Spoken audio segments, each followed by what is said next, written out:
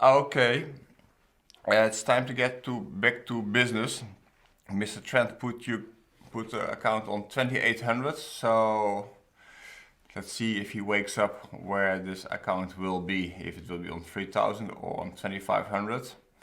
So anyway, it's well, let's get started as soon as possible because, well, no time to lose, and well, we are all very eager to get some asses kicked. Anyway, so let's take some challenges and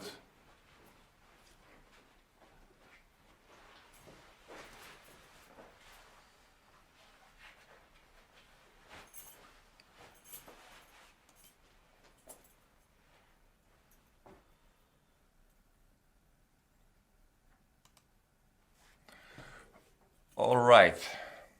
Actually, we're supposed to play only premium members. I'm not sure this is a premium member. Well, you can abort it. Yeah, so I abort this one. Just accept, yeah. Yeah, so only premium members because that's why we are here. All right. Maybe a few guys. All right. Okay, Good luck. Lawrence. Thanks. Take Thanks. care. All right. Mr. AP Nikion. Maybe I played him already myself on my account. So I don't know if there's still some hard feelings left. But anyway, playing a Queen's Gambit. I don't know if you guys, if you're still awake or or you just woke up. Anyway, I had a little sleep, but anyway, I feel like quite fresh, ready to take on you guys. So this, what my opponent, bishop takes c3, bc3, it's a bit premature because, well, now you never have this, well, you want to have this possibility of playing knight e4 and knight takes c3 and then bishop takes c3 and then the rook will fall on c. So it's normally not a good idea to take just on c3 if you're not really being forced to do so. This is for downstairs, just in case you need to leave the building. Okay. I have one card. Oh, you have a card? Yeah. I'll just leave it anyway. Yeah, sure. Okay. Okay.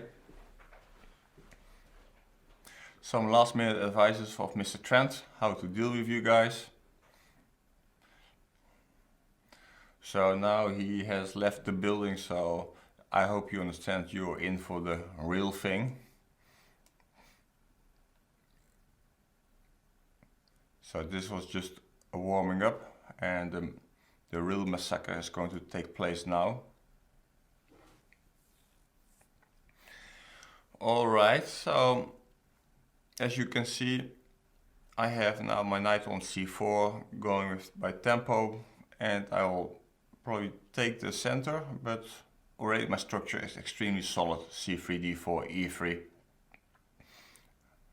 So my opponent he likes to stop me from playing g3 or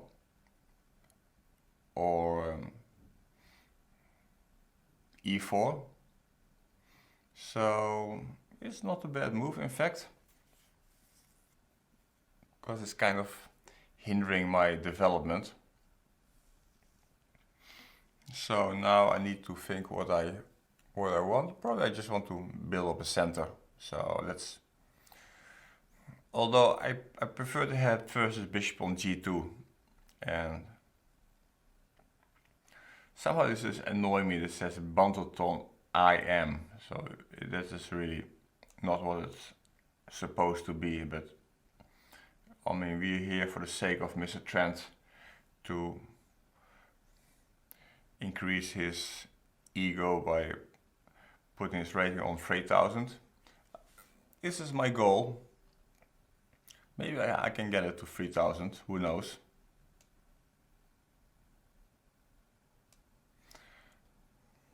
So this queen could be a bit out of place here, because it's really, well, at some point I will play this move e5, and then this queen is cut off from the play here in the center. Yeah, c5, that's fine. Takes, but well, if he could play now a move like rook c8, he would be doing fine. However, okay, soon my knight will land on d6 and I'll be controlling the c8 square. So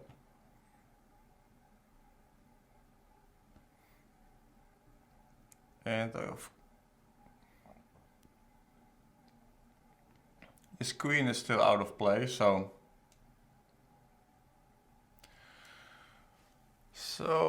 let me just, should I put the knight here, or maybe I will try to check him first if he's going to defend the b7 pawn. Because knight d6, maybe we can still play bishop to c6 and then defend his stuff. I think after rook c8 I can just take on b7. Don't see any problems with that. Yeah, so now basically, since he played b6, so really he doesn't have any more options how to stop me from playing knight d6 and controlling the c file. Maybe he can still, well, he should try to challenge this knight on d6. This knight on d6 is simply too strong.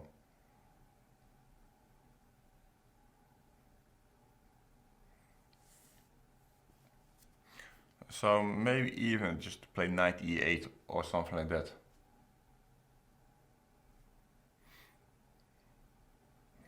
So,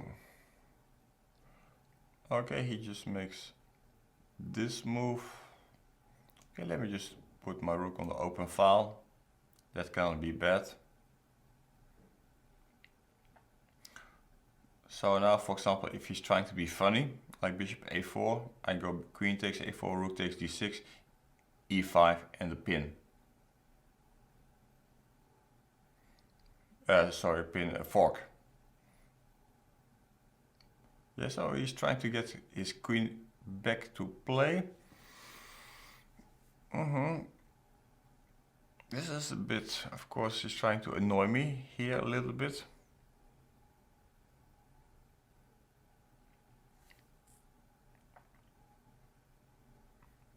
And it's not that simple, I have to admit. So let me just move my king out of the check on e3. Still, I feel like it's not so going so well. My position is not that solid. Yeah, so now he's going fishing. Very fine, but okay, I will just put my bishop on f1. He was going to play knight f4 anyway, so I make this prophylactic move. So, yeah.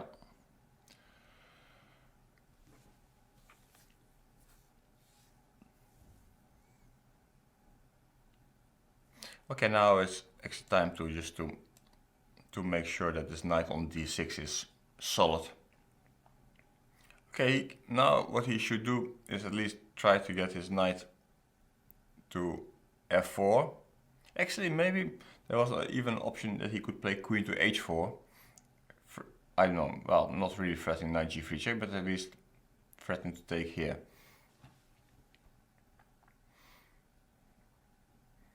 But now let's say, okay, I centralize my stuff. He's going there. And let me just threaten mate. And he's playing f5. This is, of course, a little bit. Well, do I have to take? If knight takes, you can take with the queens. Okay, I take with the pawn. So knight takes and queen to e5.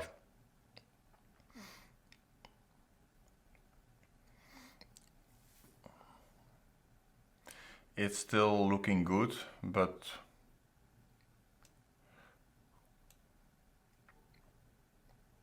my opponent has little time as well, so it's. But of course, we like to win on the board because actually, I'm like to be remembered as a chess player, not as a guy who's just flagging people. So rook b8. Don't know yet what to do. Let me just attack his queen to see where he's going. And now I'll take here, and I have knight f7, queen d5, knight takes d8, defending the queen. All right.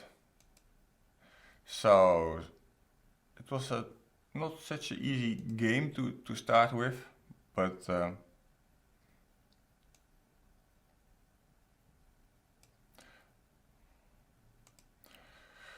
all right, we're playing Mr. Darkbone. Let's go. Of course, back in the days that when I was playing the Melody Amber tournaments in Monaco, we used to play online with a group of GMs. Basically, at that time it was really very dangerous just to play online because, I mean, we were sitting there, me, Kramnik, Shirov, Topolov, all hang out together, and so when we're beating up some guys on some secret accounts, we had some fun. So yeah, so basically this game, basically white allowed black to have the most aggressive setup, allowed me to put this bishop on b7, and himself, although very solid, like he has the pawns on g2, f3, e4, I mean, but basically white would actually prefer to have pawn on f4, bishop on f3, more aggressive approach. But he played a bit too solid in the opening, so now it's black is without any problems.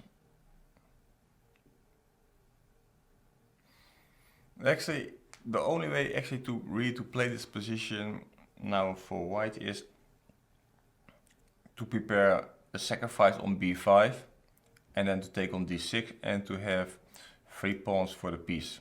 It's actually kind of interesting way to play. But this is only possible if you're possible to take on d6 with check, which after castling is not going to happen.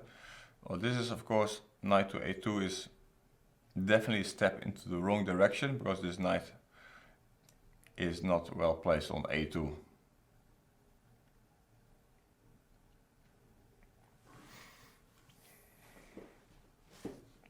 Especially also it opens for me the possibility at some point to play a move like which I'm going to play now, d5, because since the knight left the building, he allows me just to attack his center, and okay, now I have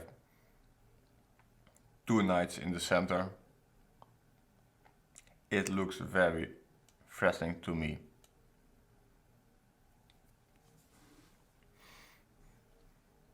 And look at this poor knight on a2, completely out of place.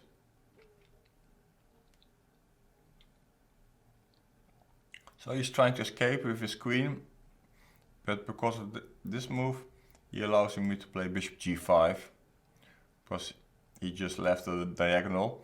So I'm attacking the rook, and you see, I'm kind of entering the house.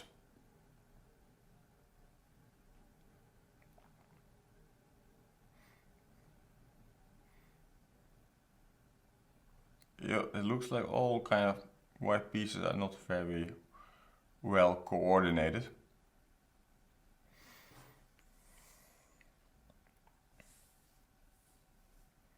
Yeah, so, but okay, now he's giving up exchange, which, well, actually I have this knight on e3, which I could, well, it's just such a strong knight, I don't want to take this invisible rook, but okay, let's do it anyway, because now the next knight is coming in.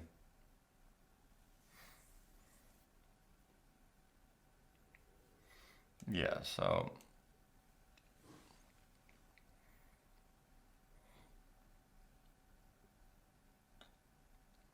we are just being a change up, which, well, at some point I want to play e5 to open up the rook, to change the rooks, and then the next rook is coming in.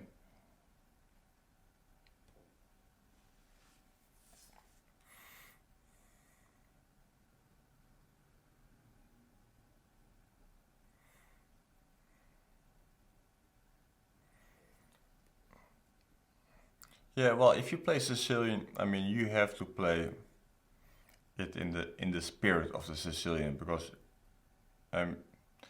basically the only real way to punish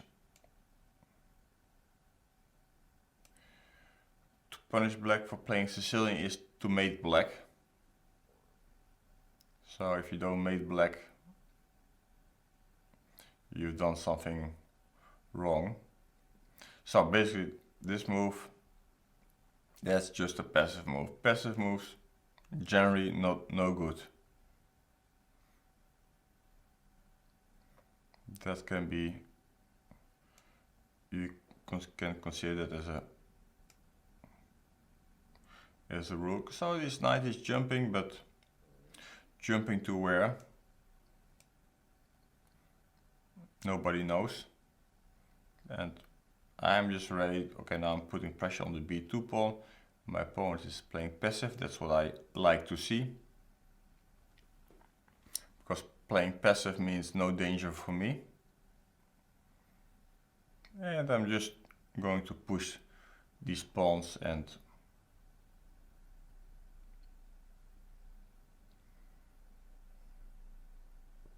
at some point the guy will crack. Okay, attacking the queen, so pay attention.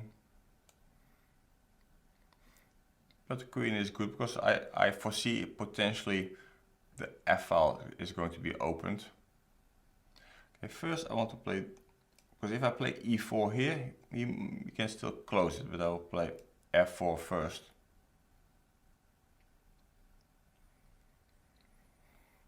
If knight g4, h5, winning a piece. So now really this bishop on b7 is becoming a monster.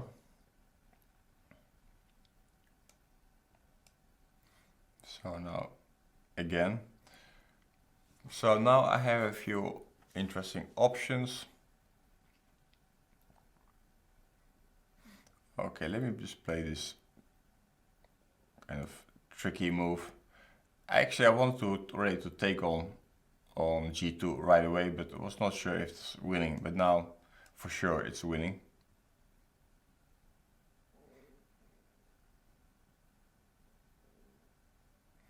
Okay, but look at this pin over the e-file.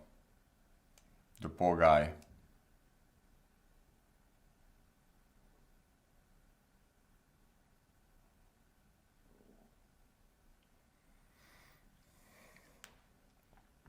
So Mr. Trent was very happy to have that he managed to get his rating to 2800, but I am putting the goal on 3000. So hope you guys are ready for that. 8 hours of banter session with me. Alright, thank you guy.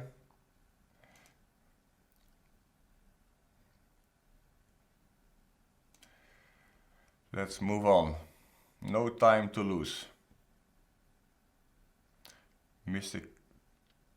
Penguin Do. Whatever. You're playing the dangerous international master Banterthon.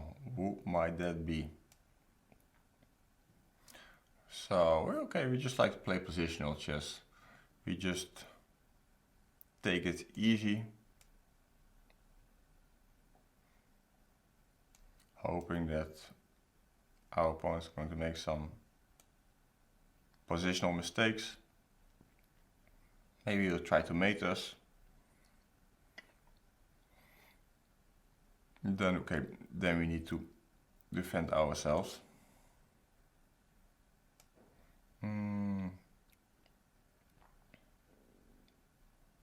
Okay, of course, this is kind of a solid line.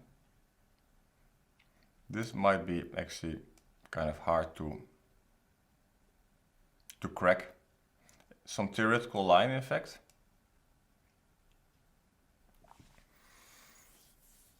Yes, and I think I had a game in the Dutch Championships in this line where I played this move Queen C8. It's not my invention, by the way, but I think it was from Mr. Georg Meyer. But my opponent seems to play everything very fast, which, well, kind of worries me a bit.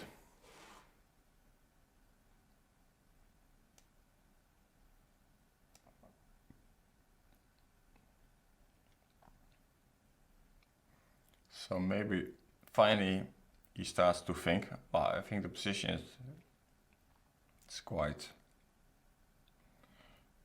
equal.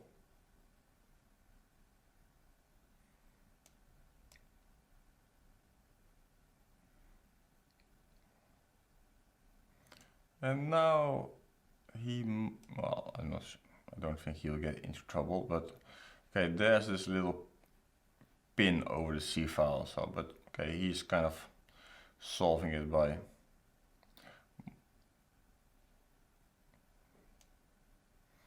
it's going to be extremely hard still to win this, but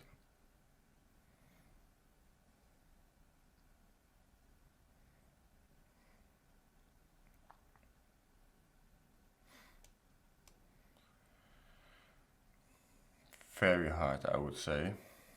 If not, I would try to be tricky.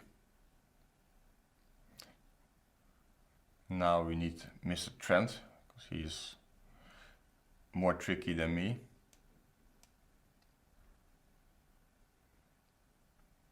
But this position looks really very equal to me. Yeah, so, okay, let's at least try to make some troubles for the guy. Because now let's say I have this long diagonal pressure. It shouldn't be much. But okay, so far the guy didn't do anything wrong with such a rating. I don't really expect him to play that well. So I have to get to this to control the C file. So I just want to stop Queen C7 because I have Rook C8. But then again, okay, the pawn structure is extremely symmetrical. So I don't see any way how to win this, but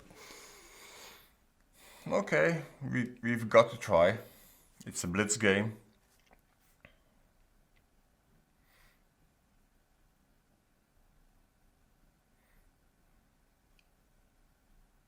At least now I'm controlling the open C file.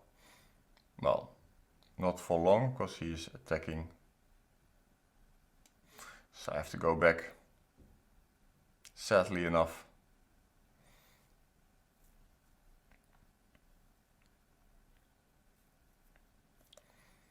Okay, I have a little bit more time, but well, I mean, pawn structure is completely symmetrical, so I don't see any real chances for me.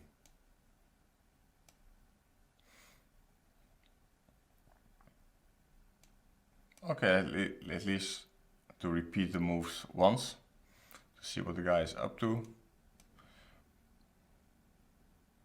Of course I'm going to play for a win, but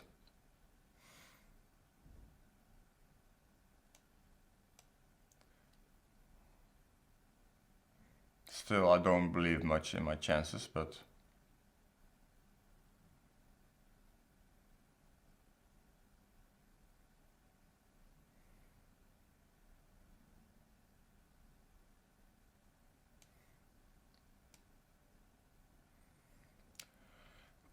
so this bishop on c4, I don't know if it's so well placed, but well, it looks active at least.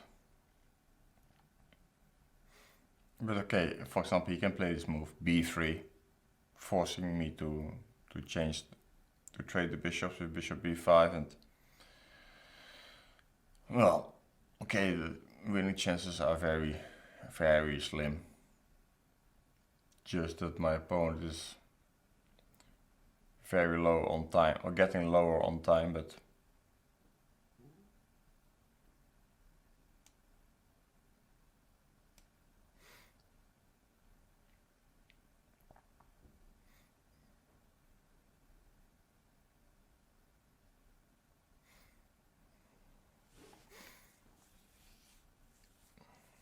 I should be careful, of course, because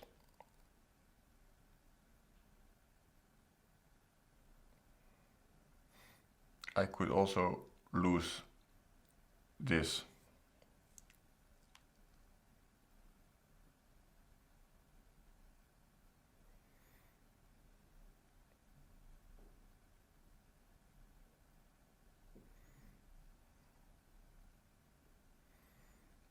Yeah, I have to be very careful here.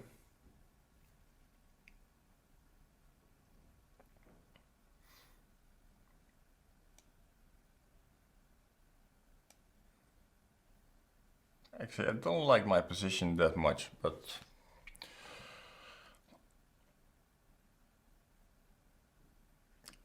cannot do much about it. So at least my idea is if he plays queen e7, I'm playing rook to c8, kind of controlling the back rank still. Okay.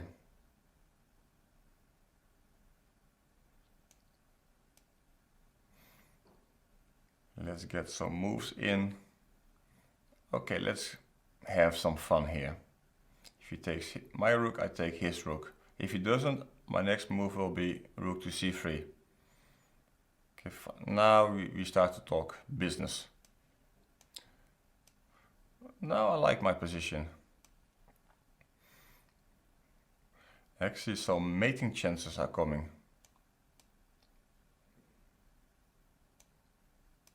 And I'm collecting the rook.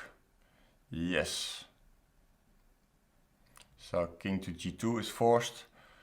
And I have king to g3 is forced. I play rook g2, check, king h3, and rook to e2. Ah, even rook g1 mate, even better. Yeah, it was a tough game, but when the guy was getting short of time.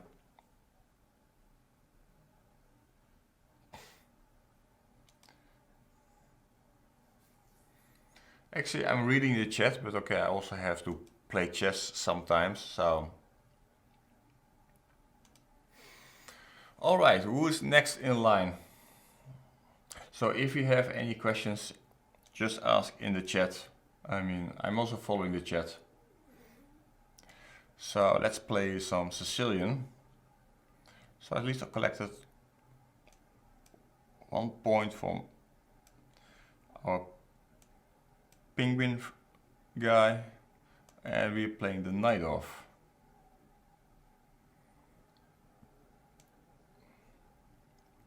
Yeah, this is...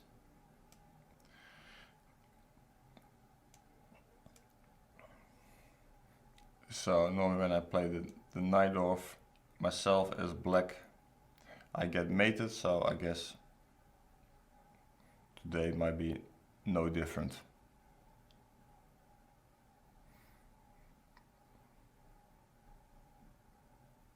Actually now, I think you have this move knight takes e4, to be honest. bishop takes e7, knight takes c3, bishop takes d8, knight takes e2, and then you're forced to go knight takes e2, king takes d8, rook takes d6, and it's just the equal position. This, however, well, let me try this, and e5. Maybe this gives me a little bit of play. Simply because my pawn structure is so you want to know, so let me just first beat this guy.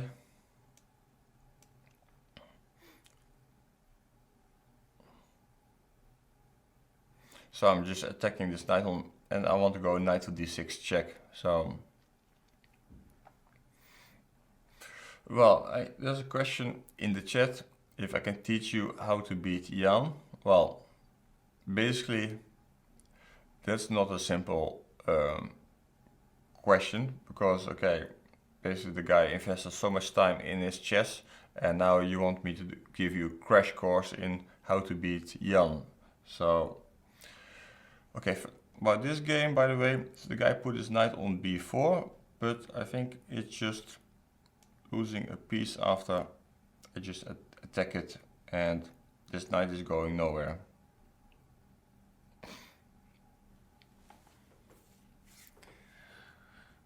Yeah, beating, let's say 2600 GM, I mean, you have to be tricky. I mean, you should play fearless. Most of the games you'll lose anyway, but okay.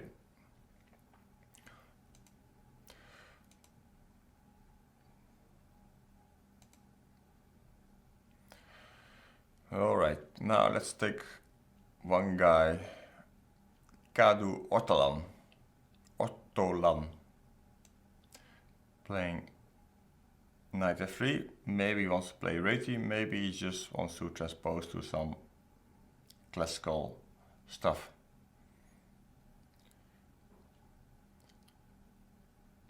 You're welcome, Groos Minou. Always a pleasure. So probably he is going to play sort of double fianchetto, probably.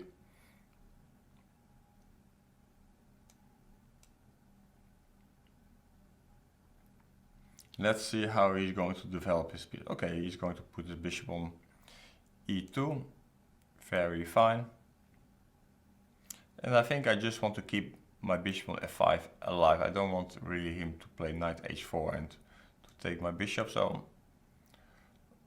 that's why this move h6. And I think here I'm going to play this prophylactic bishop to h7. One of the reasons is I like maybe to put my bishop on d6, but then he has maybe sometimes this move e4. And after takes, the queen is attacking the bishop on d6.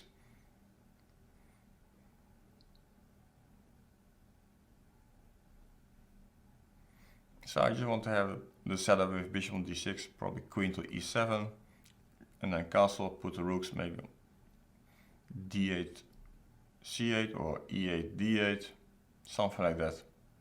And then I want to build up the center by playing e5. Yeah, so I can take either way, but I like now to take with the e-pawn because I'm playing against this knight on a3. Because if I go cd, and he has his b5 square, so I go ed.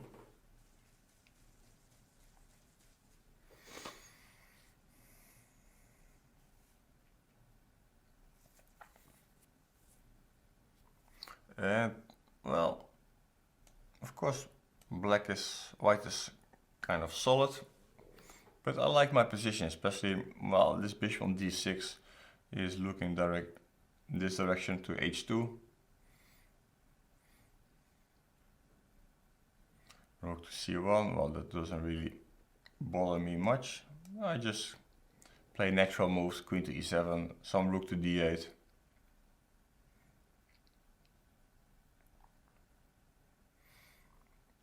Okay, let me play a6 because I just want to have this c5 ID.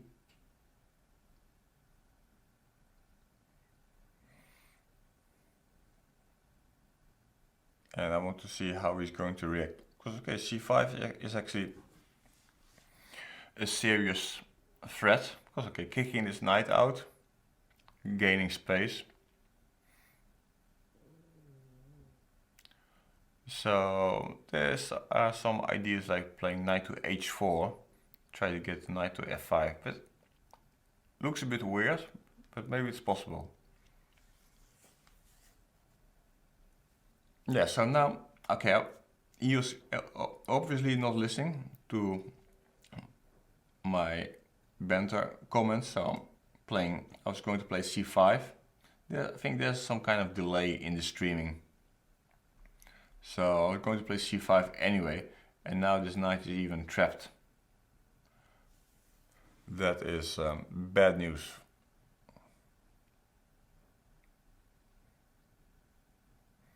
Good news for Mr. Trent, because his rating is getting higher and higher.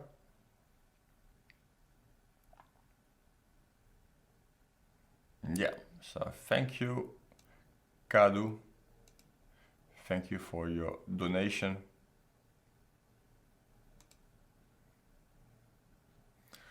All right, playing Mr. FC Bayern. To be honest, well, actually, I have money on Bayern winning the Champions League. But I also have money on Dortmund winning the Champions League. Actually, Dortmund is my dark horse. So, where is Mr. FC Bayern?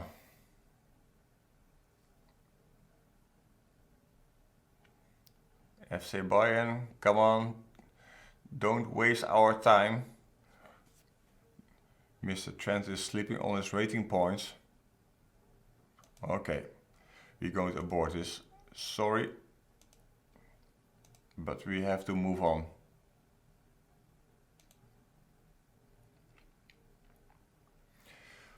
Klama 74. Let's see. Okay, let's play maybe some Grunfeld. More dynamic opening.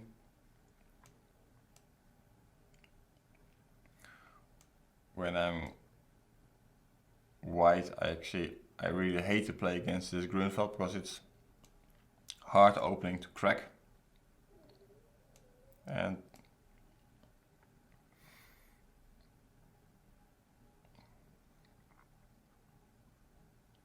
very theoretical, so you have to really work hard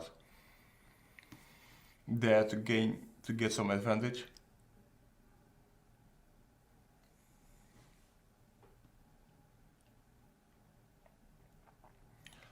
H3, yeah. Yeah, I can't really say that I remember much of the theory here, but okay, let's play e5. We have to attack this center.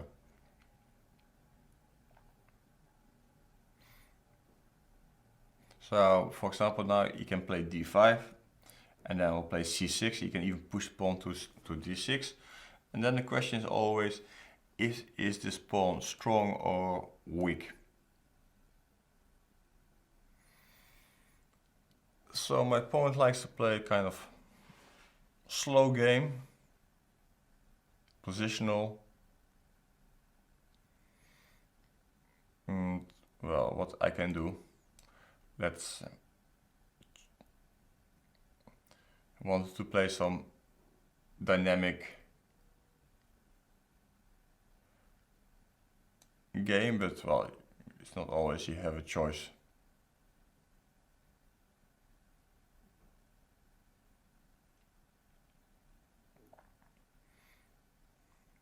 So now I offer him to change the queens, but he can also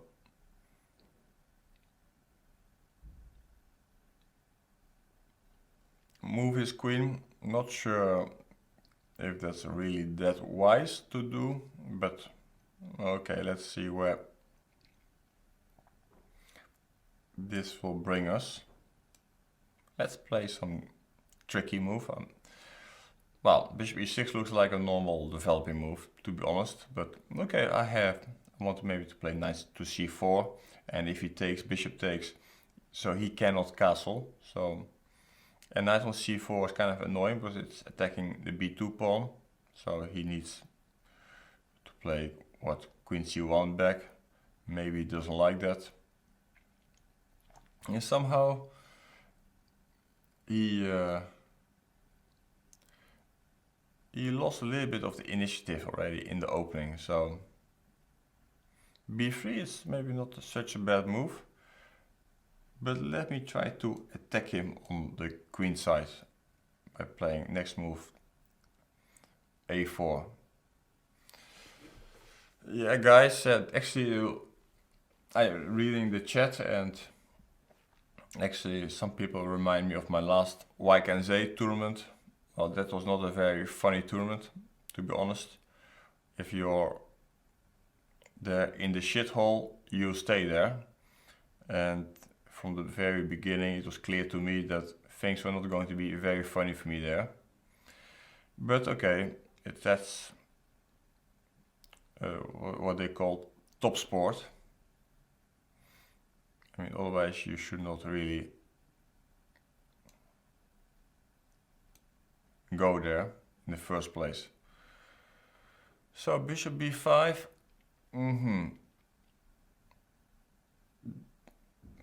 It's not a bad move, looks like. Okay, let me just move this guy, but I don't want him to take my knight to cripple my pawn structure. So of course I'm hoping for this move a3, because then I have knight c2 attacking the queen, and next I take this pawn. This knight on b4 is a little bit annoying him, I hope. Aha, so he's trying to mate me.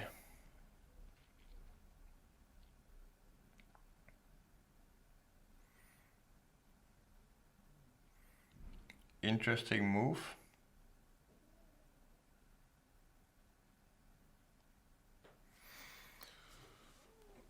Yeah, I don't want to play queen f8 to kick him out, but maybe I have to.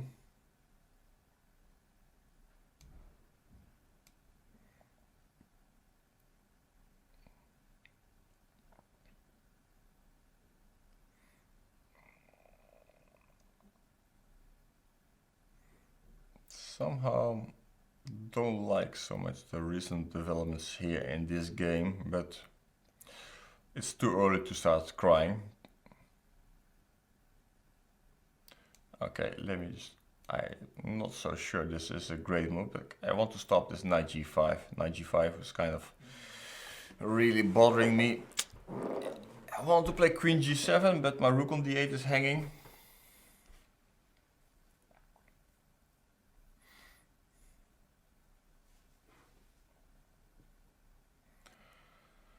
So, not easy game.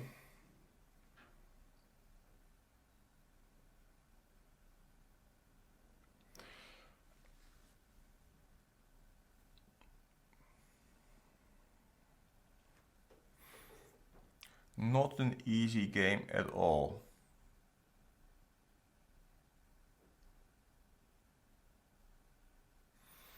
Okay, this is, I was thinking maybe to play rook takes d4, rook takes d4, queen to c5, but it seems like he has rook d8 check, and then he gets away with that.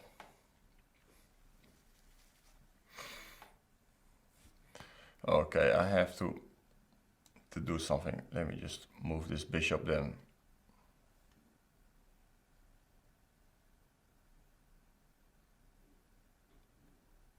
Because I really didn't want him to let him take.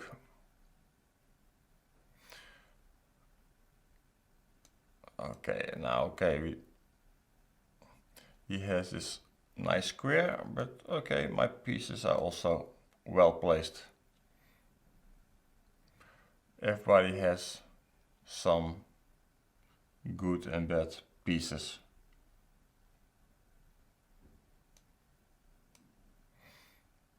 This is going to be a close game, that's for sure. But at least I have to hurry up now.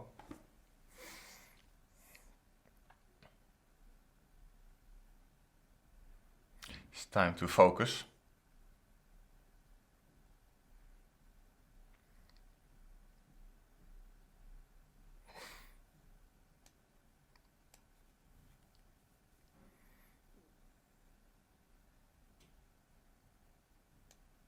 Okay, let's get off this queens because it was kind of bothering me.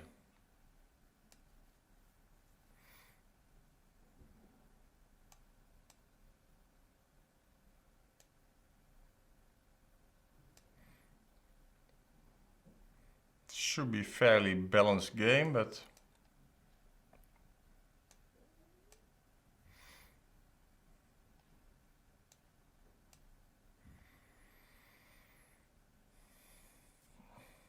yeah, now I start to like a bit more my position, but maybe that's just because I'm playing with black. And maybe because I'm just taking a pawn now.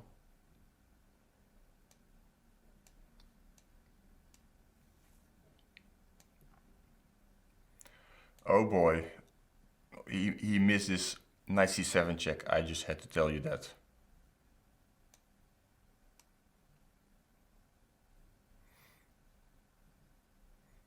That could have been extremely ugly.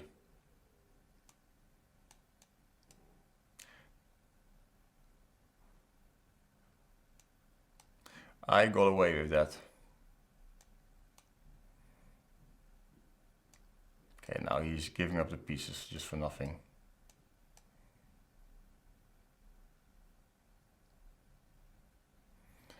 Yeah, he could have mated me. Wow, I mean, just a few moves back here. Here. And now he has his move knight c7 check, king goes, and rook takes d8, mate. So this was a lucky escape. Mr. Trent can rest. Okay, so we got away with that one. Oof, this was not good. Not good for Mr. Trent. Mr. Goran Strandberg.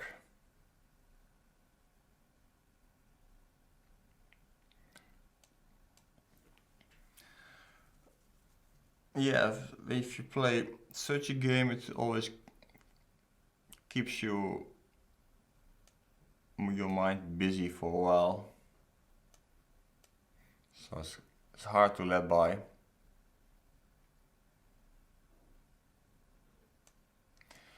Okay, this is some sort of Queen's Gambit accepted. But this is a bit passive move, c6, and now of course it allows me to advance my center, take the center, even additionally threatening to play e5. So now I'm sitting on my center, nice and easy. Yeah, so you see now this pawn structure c6, b5, it leaves one big hole on c5, and we're going to check it out, what is happening over there.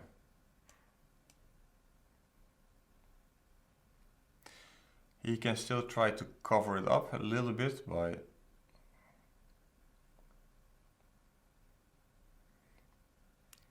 but now he's really getting into the danger zone, because I'm going to play now, especially after this move h6, queen e4 is coming, and well, you don't have this g6 move anymore because the pawn h6 will be hanging. So this guy is really looking for trouble.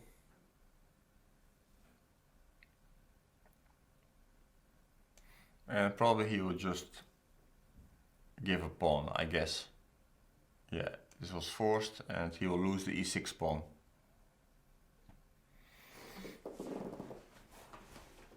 Which, okay, life goes on, but on the other hand, well, this bishop on b7 still looks not so good. Main problem is actually that my knight is jumping to e5.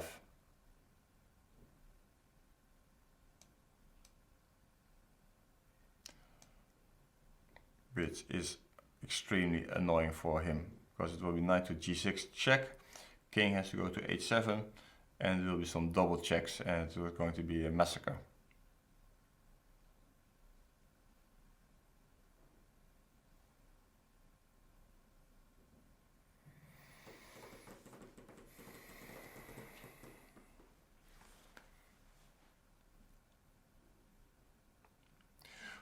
So far we still have a clean sheet. There were some tough games. One game looked very drawish to me.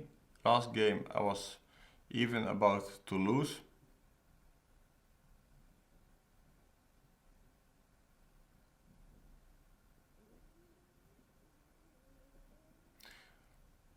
It's a hard work here to actually, well, it's crazy to play this banter marathon. I don't know who came up with this sick idea, but this is probably how hell looks like.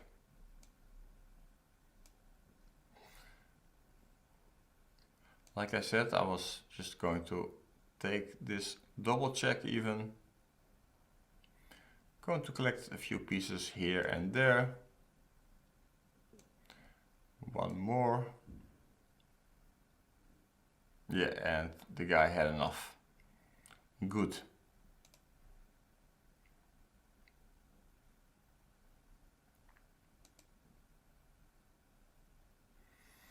All right.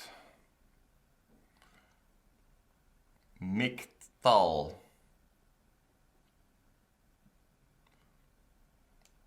Okay, we're going to play King's India now.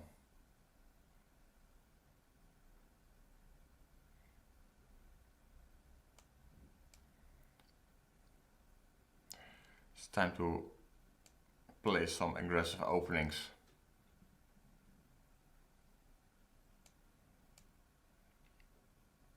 Ah, he's playing solid.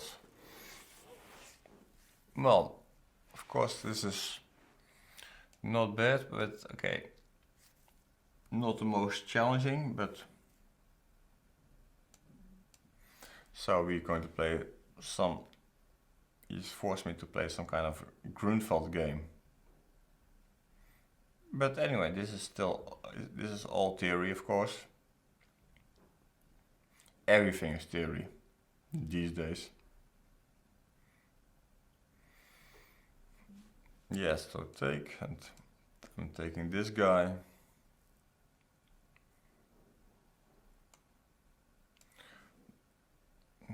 The only thing is that, you know, my bishop on g7 is active, and his bishop on c1 is sort of passive.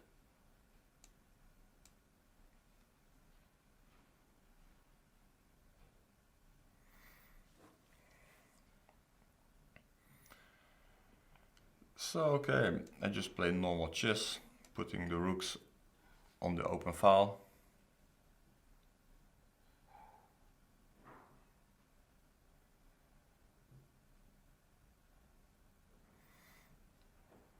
The guy is developing his queen, and let me harass his queen. I'm just curious what he's up to.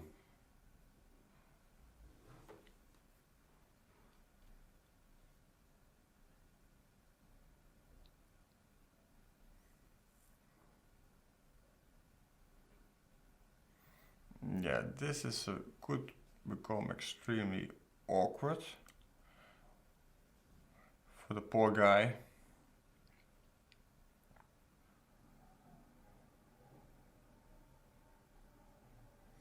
Yeah, but he missed one little detail. Of course, he's trying to escape, but this rook on a1 is hanging clearly he didn't do his tactics this morning before the banter blitz.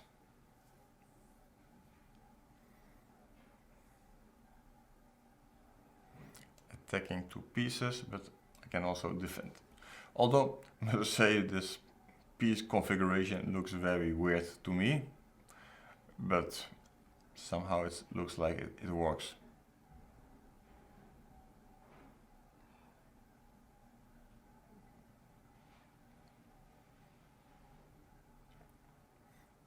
Yeah, okay,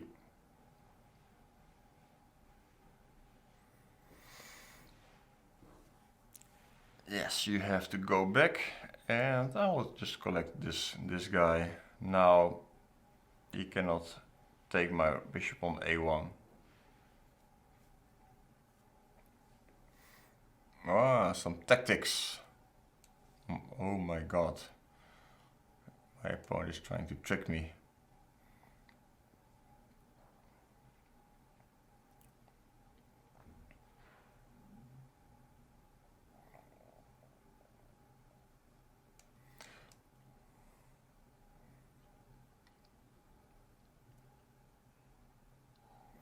Again, the guy is just a beast. Trying to kill me.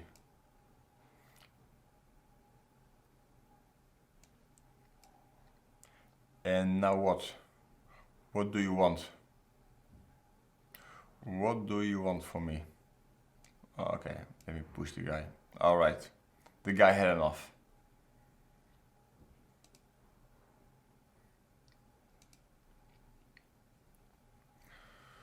Alright, who we have here? Toby04. Finally, one guy with a serious rating, in fact.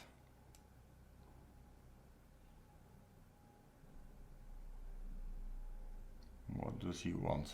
Okay, sometimes we should not think too much about what our opponent wants. Sometimes he just wants to play some chess, make some moves.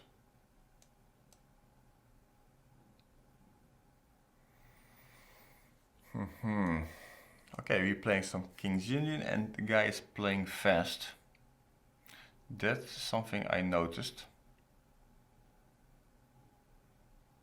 Well, there's always these tricky guys playing so fast. Let me get rid of this guy.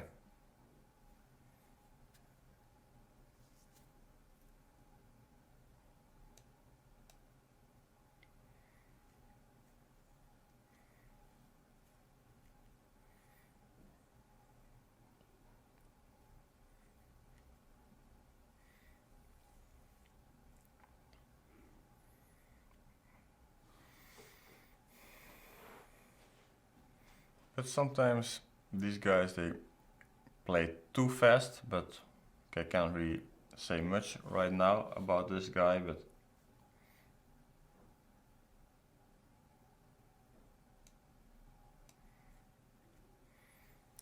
he is fast. He is fast for sure. But okay, positionally I don't like this move, bishop takes f5. So now okay, I'm going to put some pressure here on this diagonal.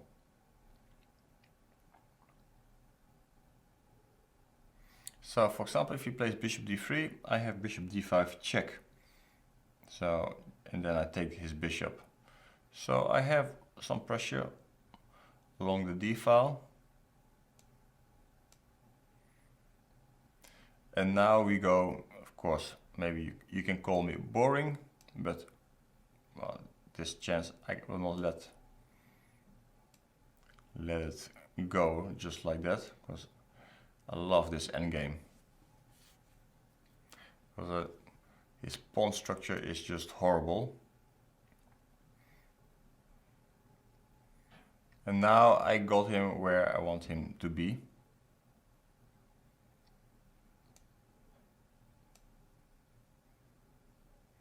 And you see, then again, another positional blunder by playing e4. Now my knight is or my king is going to e3. And he has a lot of time on the clock, but his position is not so great, to say the least.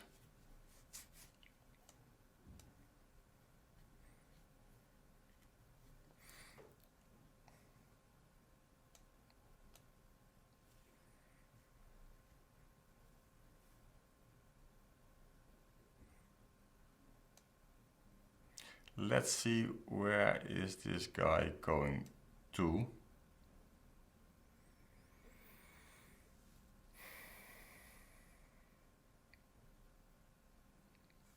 Actually, I want to play king d4, the most natural move, but then he has this move c5.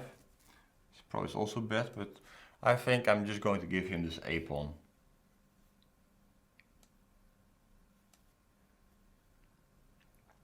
It looks a bit strange, but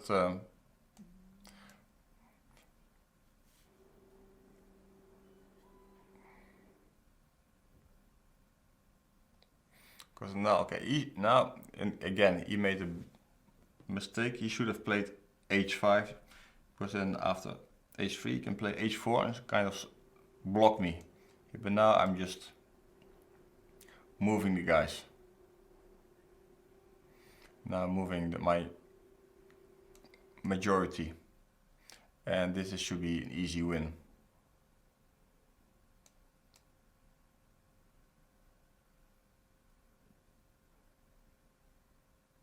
This king is completely locked up.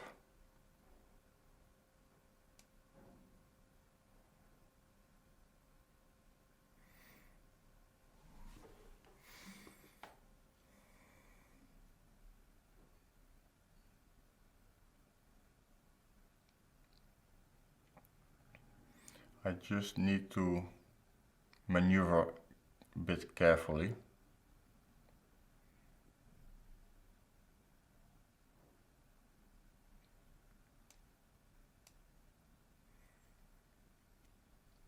But that was not a good move.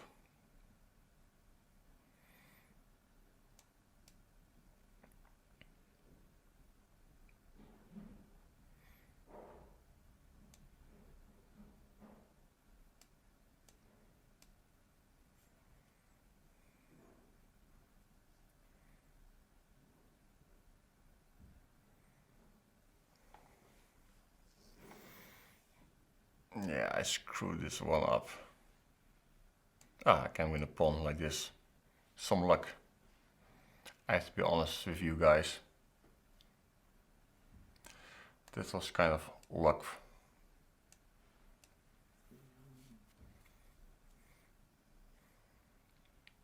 Yeah, and now it's an easy win. I can just even take this guy. Cannot take because of f7.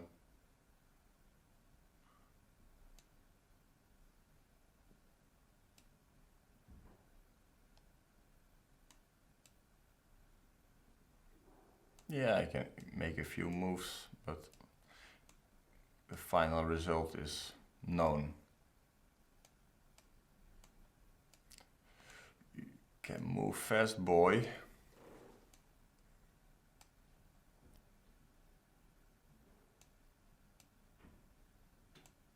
It's not going to help you. It's not going to help you. Not today. No, okay, let's take this guy.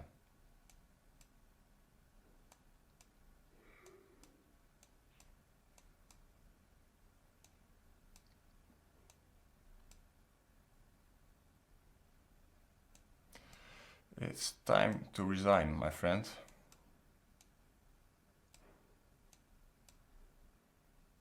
Well, he enjoys playing till the end.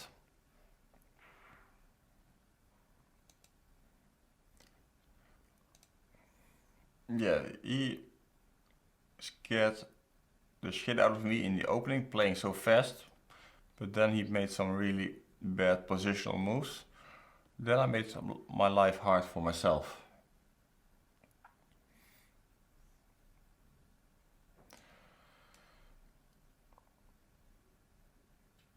So we're playing Mr. Tulial, and let's see how good is he. His rating is not very high, to say the least.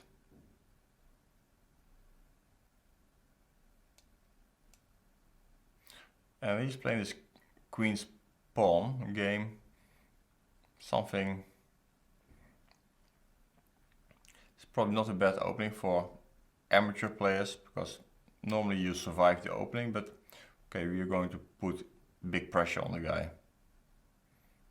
Again, so I'm playing this bishop f5. If you go queen takes f5, I have queen takes b2, and I'm winning the rook.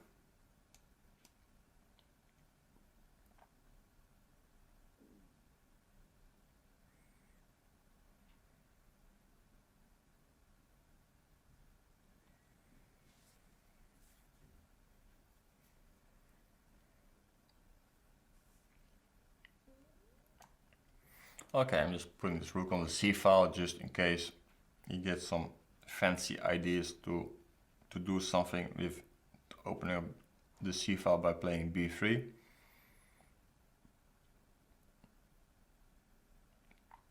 Or by playing knight to e5. Now he should take with the bishop, because pawn takes is really positionally very bad, because then this bishop on f4 is out of play. Also my knight will go to e4. So having said that, of course my opponent goes for it.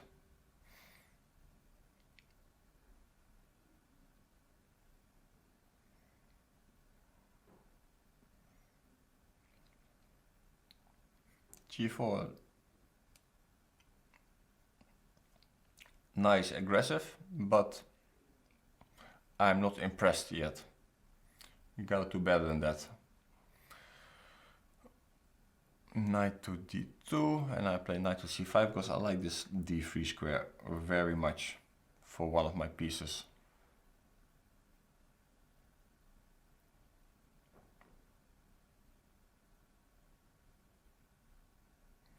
Yeah, h4, but I'm not going to let that happen. So h5, we need to put his structure under pressure. So if he takes, then his structure is bad. If he plays g5, I have this f5 square. Anyway, I don't think I need this f5 square, but I like very much this d3 square.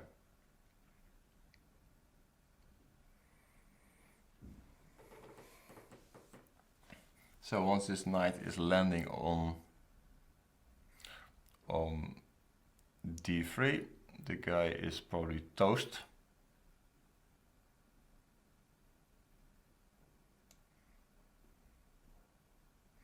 Let me play it like this. So now he cannot really play bishop e2 because the rook on h1 will be hanging.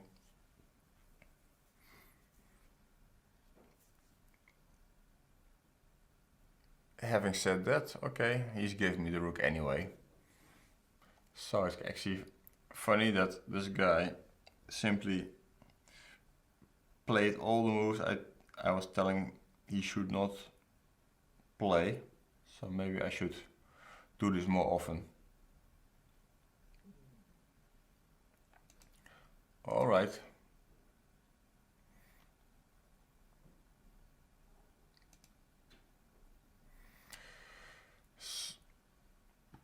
Mr.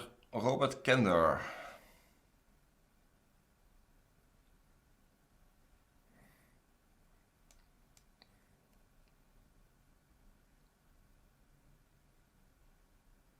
From the UK. So playing this pitch. Actually it's not a bad opening, but on high level it kind of sucks. Because they just keep the center and try to use the space advantage. But I used it a lot in my junior days, and it worked quite well. I liked it.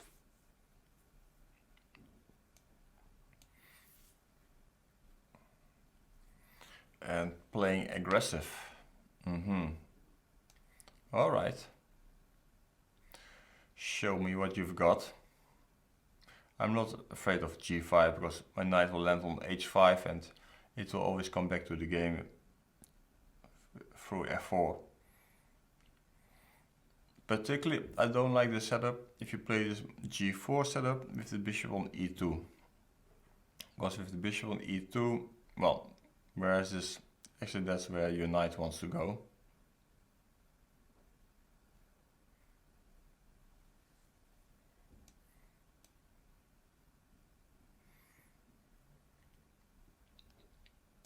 Yeah, d5, this is, but I'm going to play d5 very quickly. I mean, you can even take my knight on b6 with queen b6 and I have everything is open.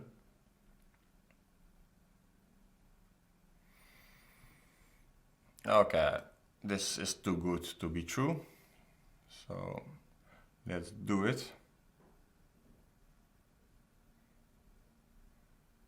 So I'm a bit tempted to take on h6, but well, I really don't need it because I don't really want to allow this queen to h6 and h4, h5.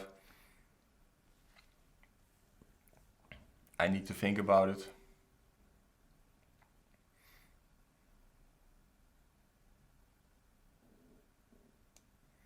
I'm just bringing in some troopers.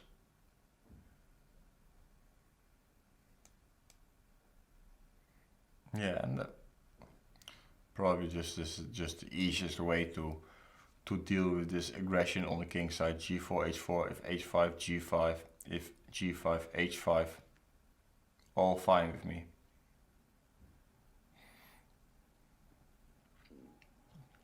If f4, I will think about it. Maybe I just play knight to a4.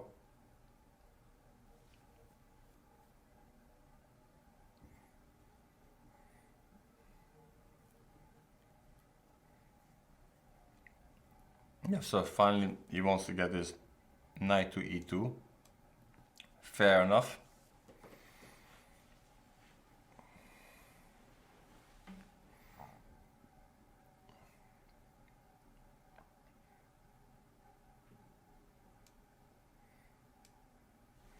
And he can still hang on there.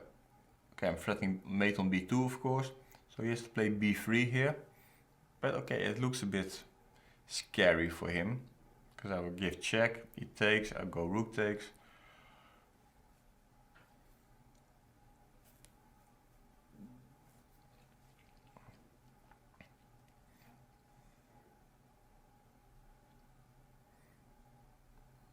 Yeah, queen to c1.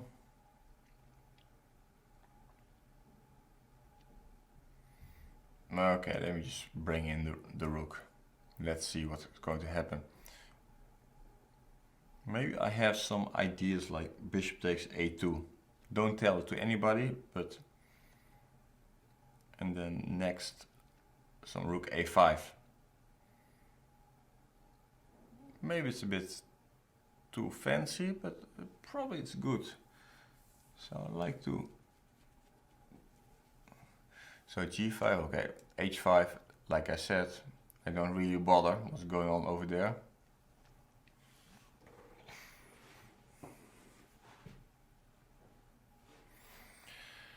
King to a1,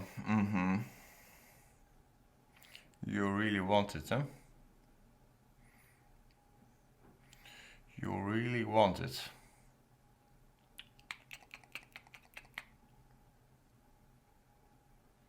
Okay, I just play rook c8.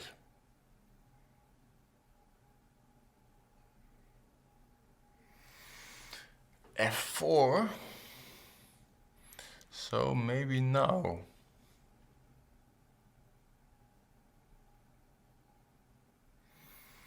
So tempting, eh? So tempting to punish this guy.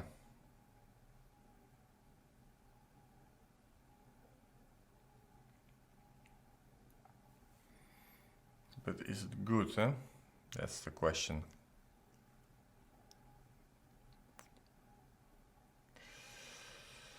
Ay, ay, ay.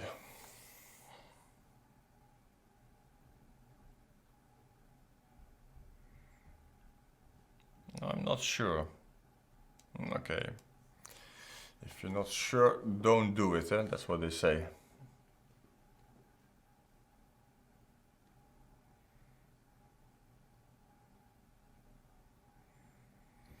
So, okay, now really I'm threatening to take on a2. So the guy really has to do something about it.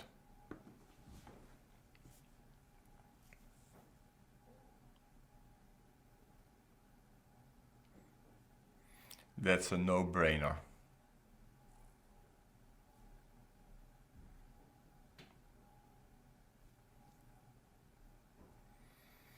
Yeah, these guys, they tend not to listen to me.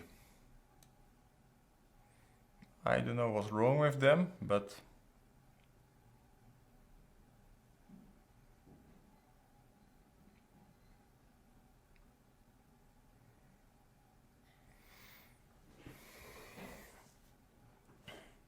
So, now what? Mister...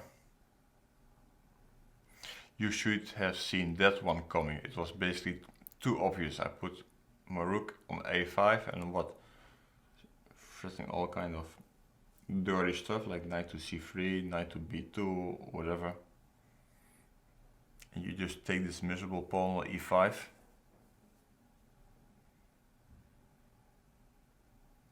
So, king takes knight a3 mate.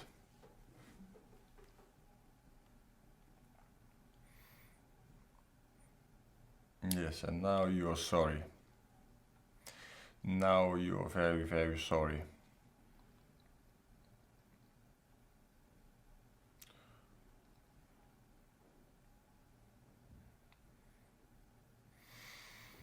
Yeah, well.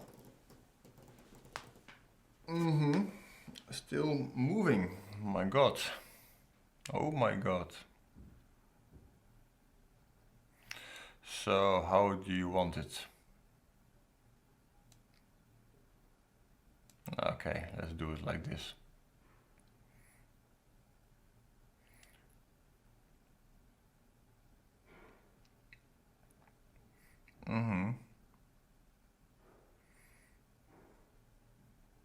Yeah, well, basically it's mate. Yeah. Any move was winning, but okay.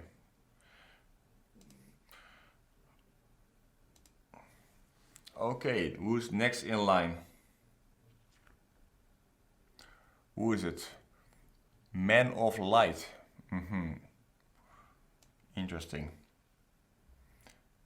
Man of Light from Bulgaria. I hope your name is not Boris Ivanov playing from prison. Ah, this is interesting, some sharp line. Actually, I didn't want to really play like this, but okay. This is possible as well, it's just more positional. Normally I'm playing d5 instead of bishop takes c3, but okay. This is fine too. So basically I'm going to focus on this pawn on c4.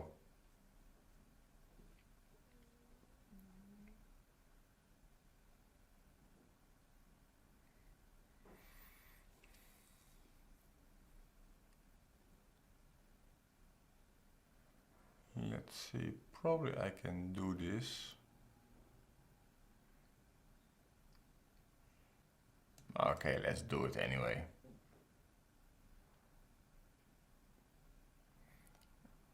But I was thinking I just have to calculate if he can take this pawn twice, and well, it looks scary for him, so yeah, as expected, he didn't really want to go for it.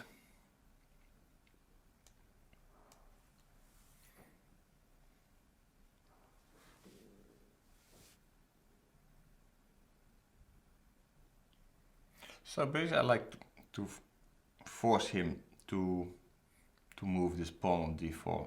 So hopefully he can help me a little bit. And he can. What such a nice guy. So if he doesn't do anything now quick, he's positionally lost because of this pawn on c4. And it looks like he doesn't really get the urgency of this position. So he thinks he can just play normal chess. Love these kind of guys.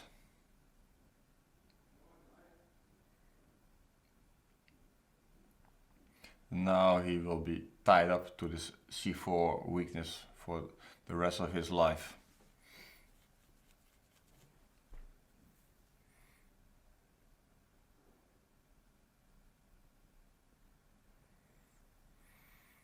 Yeah, and this bishop on a3 is also not the most shining bishop.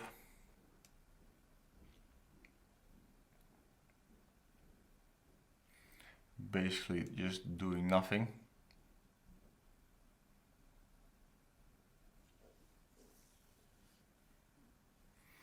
Not sure I should have allowed this, but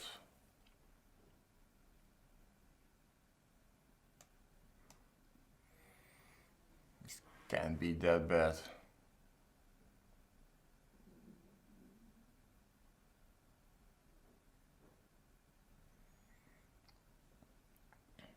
Well, actually, I shouldn't have allowed it, but because I always want to meet a4 with a5, but well.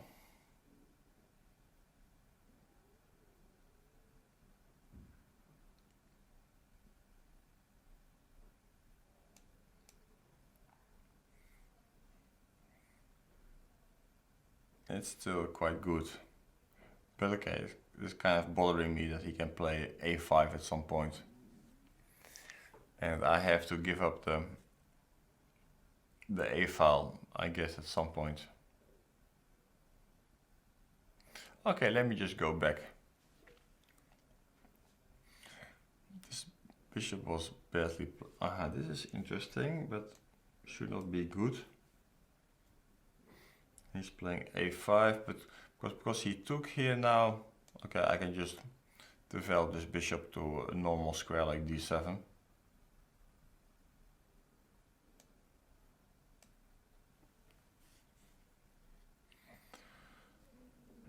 His bishop is bad. My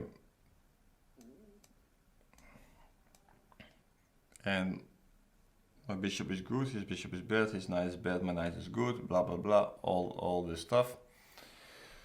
But still, it's a long way, because he has only one weakness, so of course I don't want to change the knights, so we keep the knights.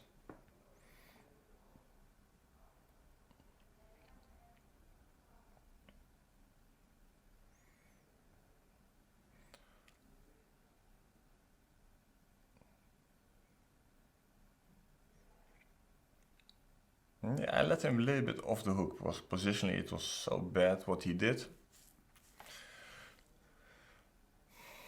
So it seems like I have to play also on the king side now.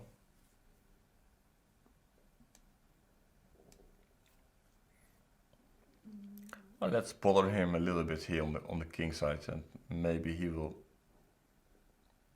panic or whatever. Well, for sure I provoked him to put his knight on f3, which means that at some point I can move my knight back to c5.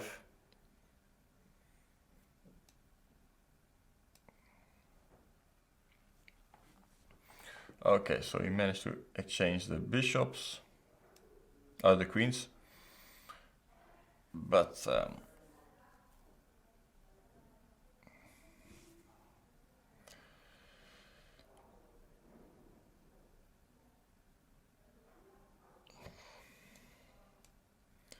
yeah, it's...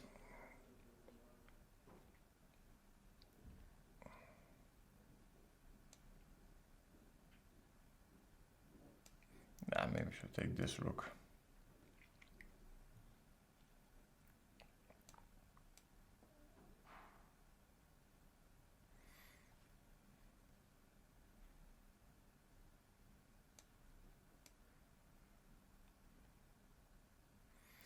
Doesn't look like an easy game still.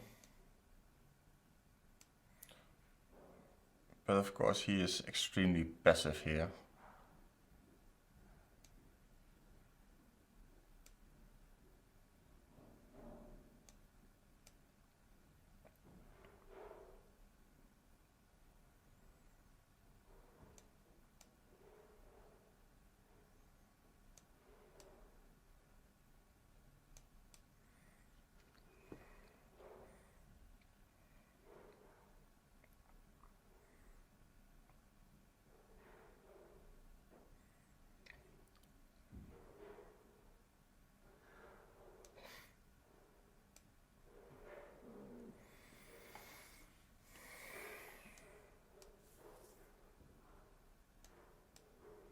Yeah, just avoid some trades.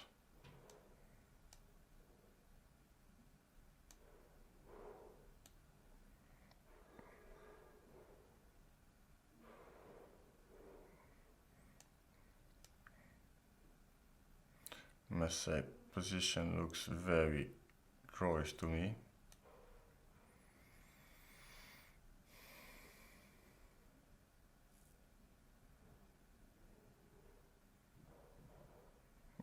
He's even going to take my pawn. Interesting.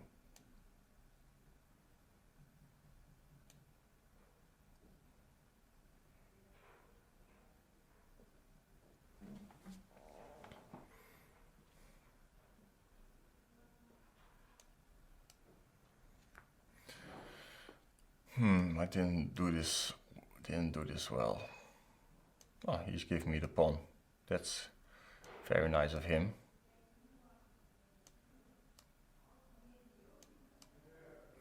Very nice of this guy.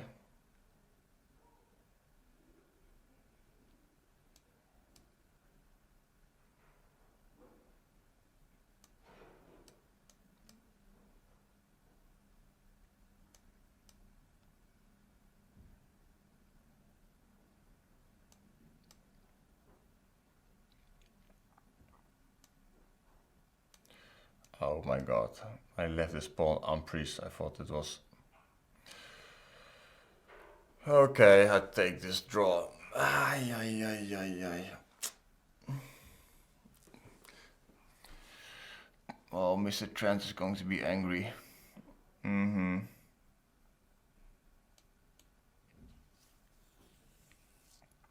Yeah.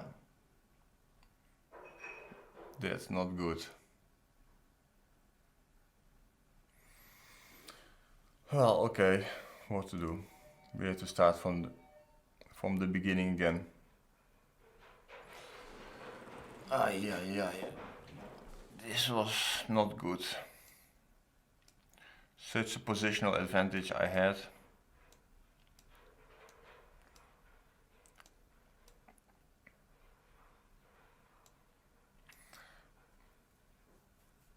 Yeah, it's just I got a bit,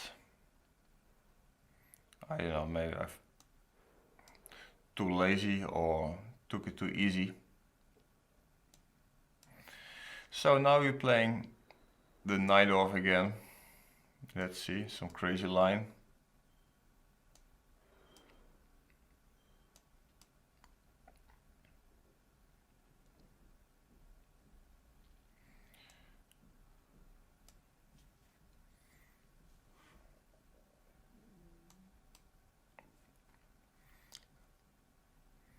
This is some crazy line, which I believe it's probably sucks for black, but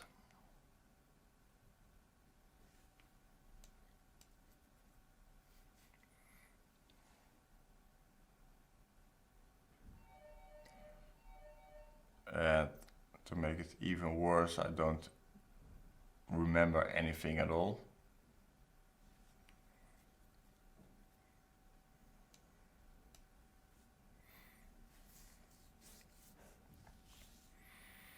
How does this go? Well,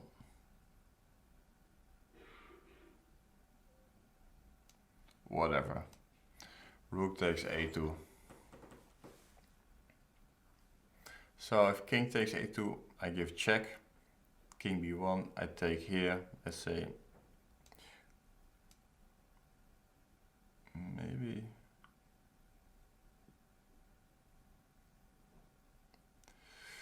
this was not possible.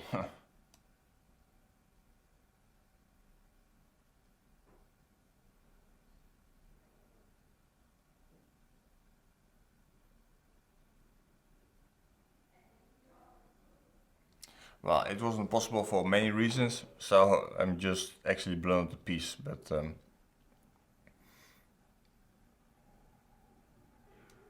well, let's play like a man at least.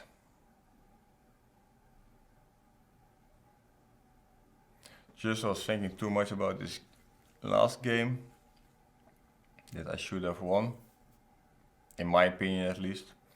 And now we get into this kind of trouble right from the start.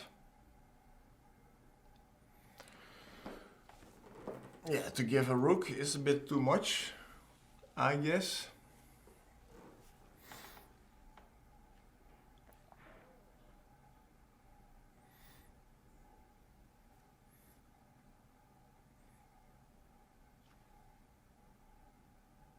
Maybe it's... This last move was maybe not so good.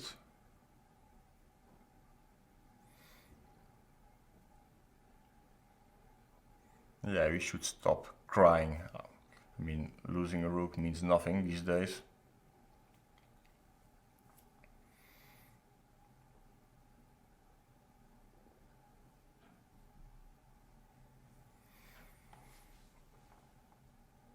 And let me take this guy. Suddenly life looks good. Amazing. Yeah, this move bishop c1 was really bad. It allowed me this nice c5 move. I think any other move and he was just a rook up. And actually the main problem is if he goes queen takes g5, I have queen e4 check. King has nowhere to go except the a-file and rook a8 mate. And this is actually something extremely serious. I don't see actually how we can stop it. Actually, it's quite shocking.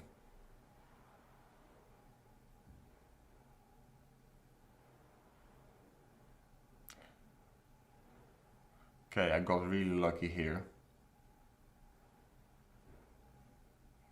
Because, okay, I was not really... There in some lines there's this rook takes a2 move is kind of standard, but here it was just blundering a rook. Since I was playing too much on autopilot.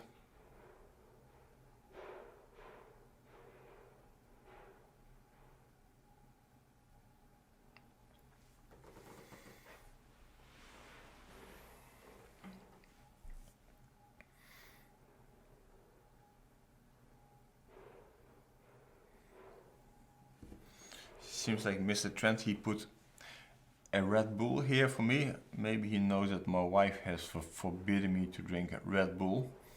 So I don't know if it's like ultimate tease or something. I don't know. It seems like, yeah, the guy has no moves. It's just amazing.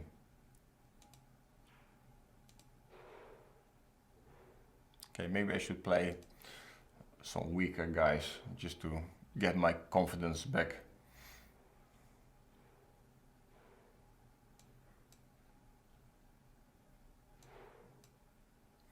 So let's play some English opening. Right, the funny thing is I just want to explain you that I want to take on c3 anyway, but he's forcing me to do so. Yeah, so now I'm going to play against this bishop on c1, so I just want to be sure that he doesn't trade his bishop off through g5.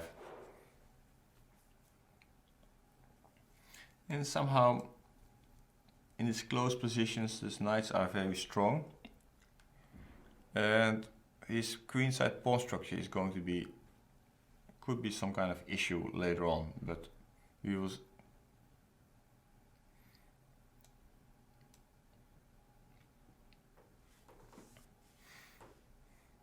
I just want to see how he's going to, what kind of pawn formation he's going to make. Yeah, so this is b4. Now he's really burning the bridges. Because this pawn c4 is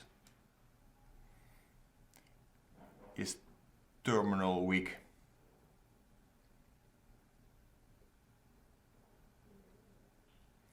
So now I want to see how is he going to react to this move bishop e6.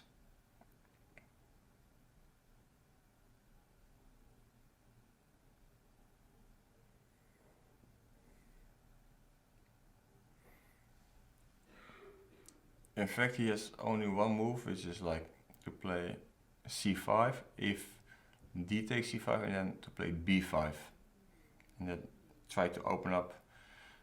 But this is, again, it's simply too passive. You cannot really do that. So I just develop my stuff.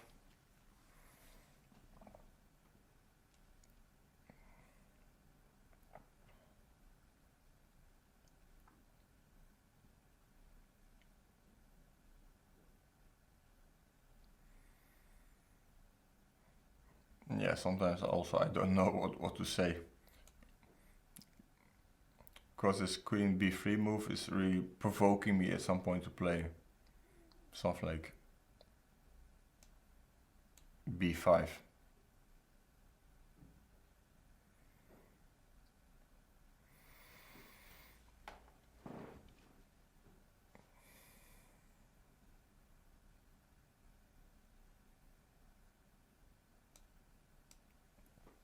So maybe I'm going to prepare b5. I'm not sure actually what I want. Maybe I want to play knight e7.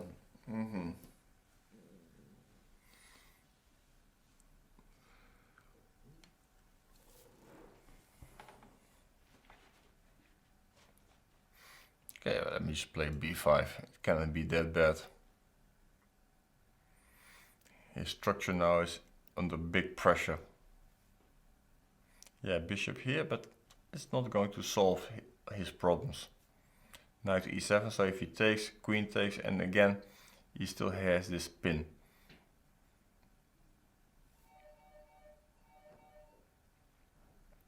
Probably he would just lose a pawn here. So now I'm kicking him out. Maybe there are other ways, but this is probably the most simple way, just to collect a pawn. And this bishop is very strong, and well, okay, he's going for this, but it really doesn't look very good for him, because my bishop now is on d5, and I'm going to play queen h3 and e4, and well,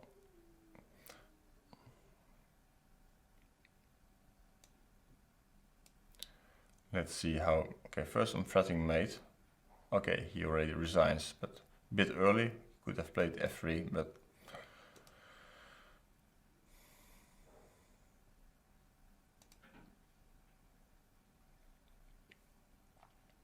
so quickly to get some more patzers, because when Trent is waking up, he wants to see a nice rating for his.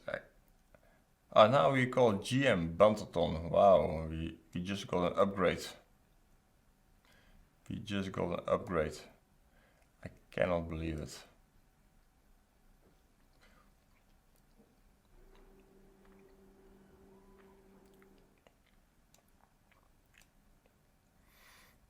Yeah, so this move bishop back to d6, this looks a bit strange, of course. Maybe it's not something which you should normally do at home.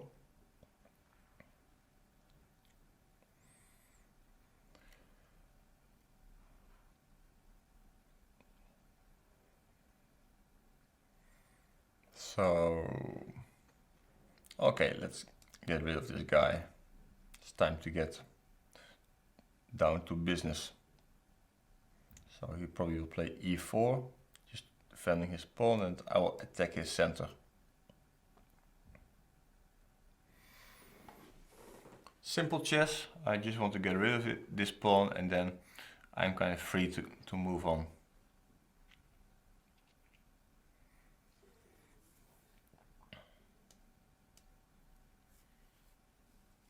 Yeah, and now I'm playing this move c5 because I simply want to have a grip on this d3 pawn. This is the weakness. So I just want to play at some point knight c6, b6, bishop a6. Slowly we will get there.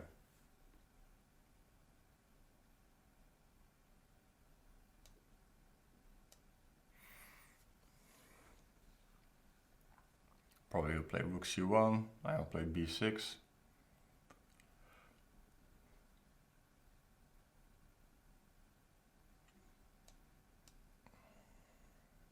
And well, I'm just playing simple chess. Okay, he wants to play b4, so okay, let's just stop that for a moment. Of course, I would like to have my bishop on a6, but for now it's okay. Queen a4, still wants to play b4.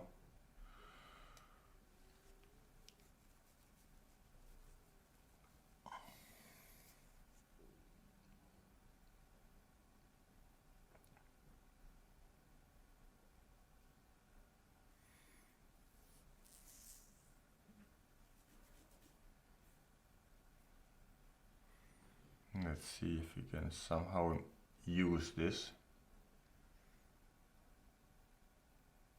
Okay, it's not so easy, but we should be better here. Let's just stop this b4 crap for a while.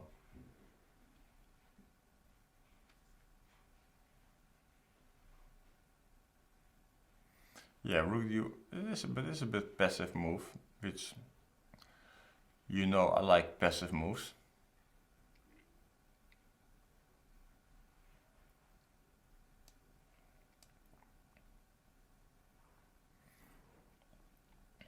So there could be some tricks on this queen versus queen. Actually, if he goes queen b5, I had this move bishop a6, queen takes b6, rook to b8, trapping the queen. So I just try to control the game a bit.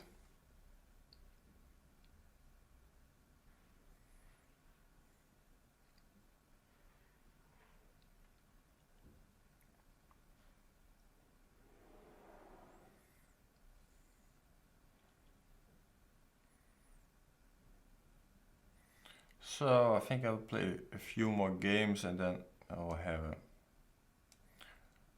a coffee or something, just a small break.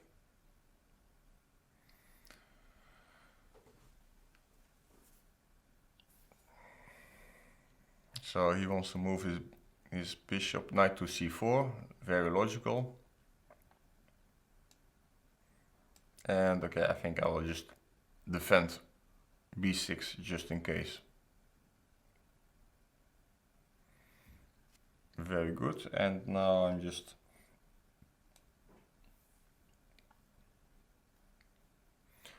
preparing a push on the queen. So I'm not sure I really want to push because it makes my c5 pawn also weak.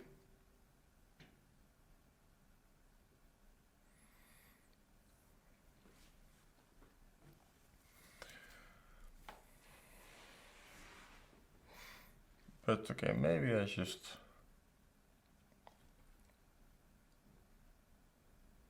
Okay, let me play this move a4. I don't know if it's good or bad, but idea is simply if he takes it, I'll play b5. Maybe it's a lousy move, because it cannot be that lousy, but...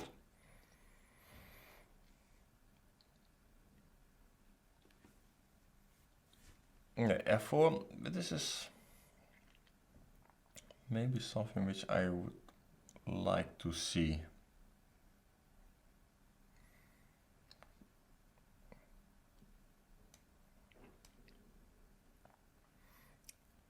He's opening up and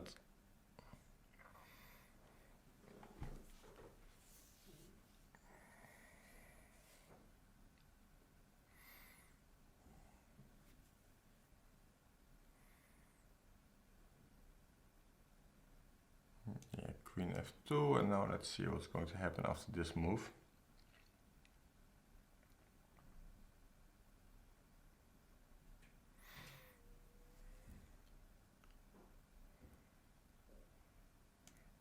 Okay, I'm not sure this is so great what I'm doing here. at least he's forced to play knight to e5, which of course it's killing his pawn structure. But you know, I'm speaking a lot about pawn structures, and I think it's actually one of the most important aspects of the chess game, your pawn structure. Another aspect is that this pawn on d4 is hanging right now.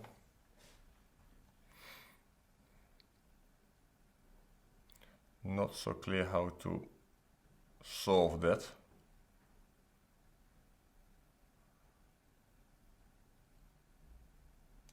Okay, we attacked this guy, but this might be a good trade for him.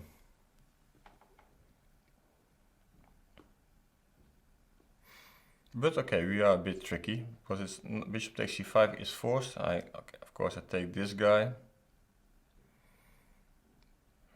And if he plays d4 now, so I'm going to take here. We are still tricky today. Here, and we take this guy. And here, and you see our tactics are still there.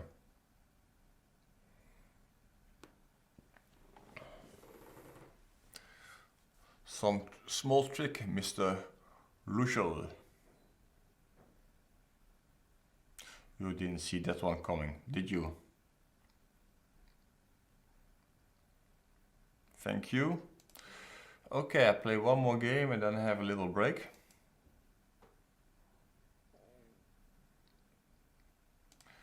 Prison Mike. Interesting nickname.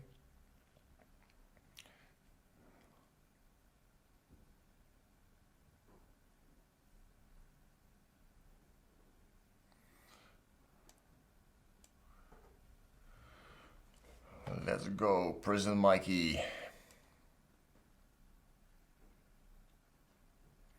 Again, some queen's pawn opening, very popular. It's easy to play.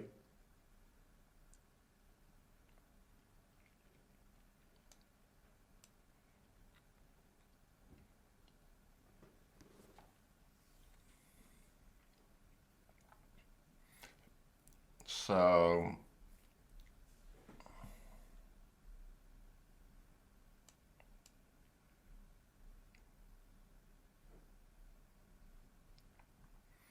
yeah, this is just standard procedure. All right, and we get this structure.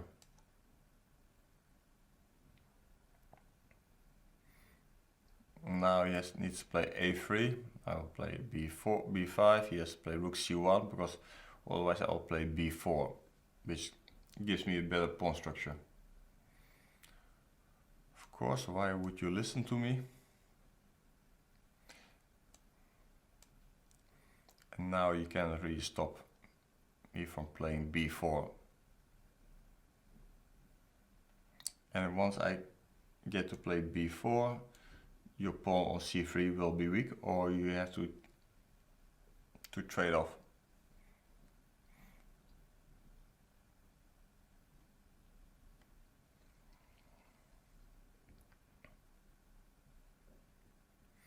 Well, okay, maybe I should stop this, but okay, I don't see really what's the big deal of this move h4, h5. So I just carry out my plan.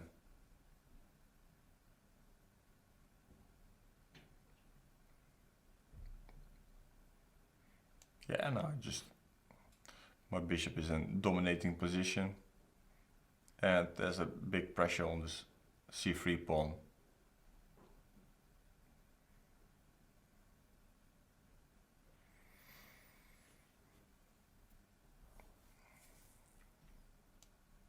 So let me take this guy.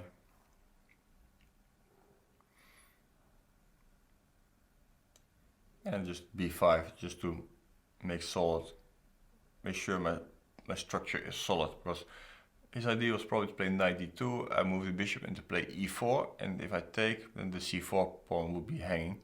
But now if the pawn would b5, I'm sure all will be fine here.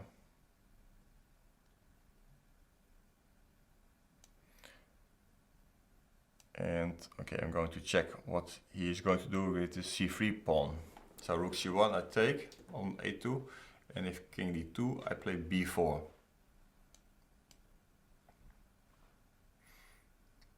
And now this bishop is flying in with tempo.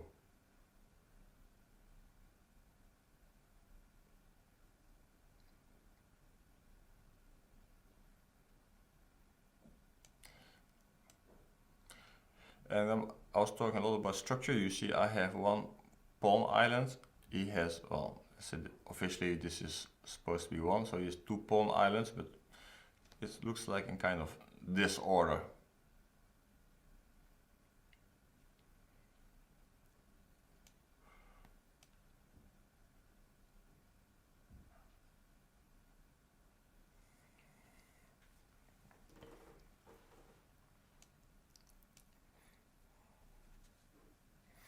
Now even this guy is weak.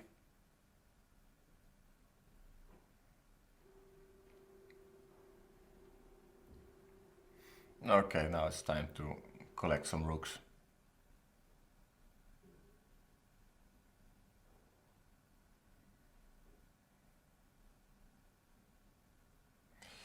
Thank you. So let's take a little break, guys. I hope you enjoyed this session for now. Hello guys, welcome back. Just had to take a little coffee and just to small recharge, just to recover from the draw I made in the first 2 hours. So it's time to get back to business, and I hope you are waiting for this. And Mr. Trent, when he wakes up, he wants to see a very nice rating. Alright, so let's see if there's any challenges coming in.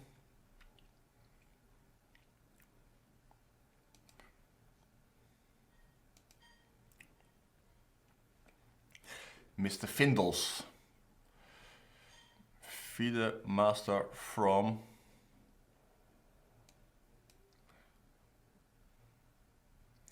Canada. What time is it now in Canada? It should be very late.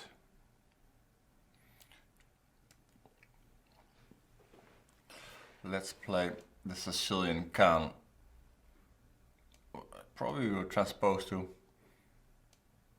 the Scheveningen as happened, so which actually I enjoy playing it. A lot of experience here.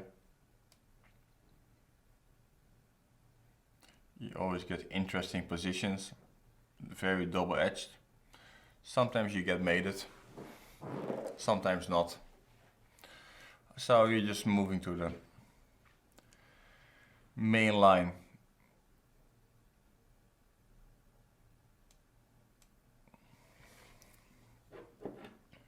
Here you have many moves, rook b8, bishop f8, and my opponent seems to go for some old, not that old, but it used to be topical, let's say, maybe 5 years ago, something like that. So I had to remove my knight first, otherwise there's this trick, knight takes c6 and e5. He's still going for it, but now it's not much harm is done here. It looks a bit threatening, but okay, my next move will be bishop b7. His king will also be slightly open.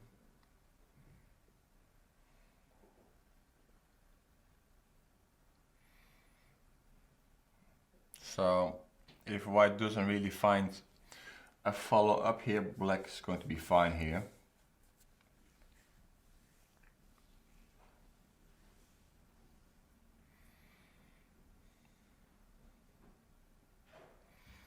Yeah, this move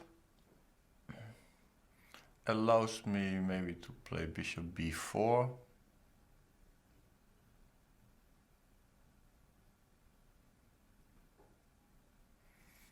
Let me think if I want that.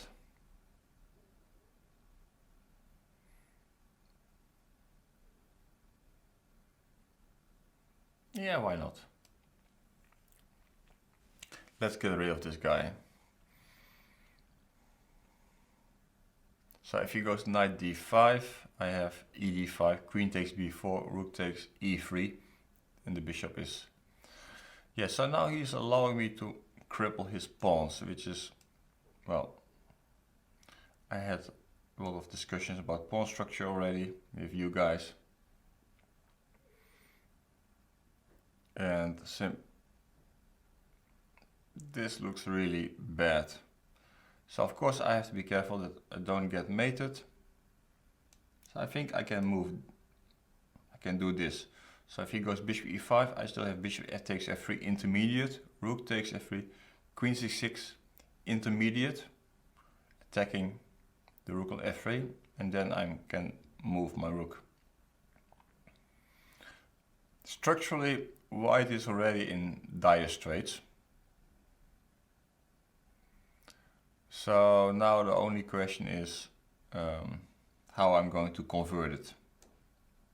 I mean, if I can kind of control his initiative, then I'm doing great.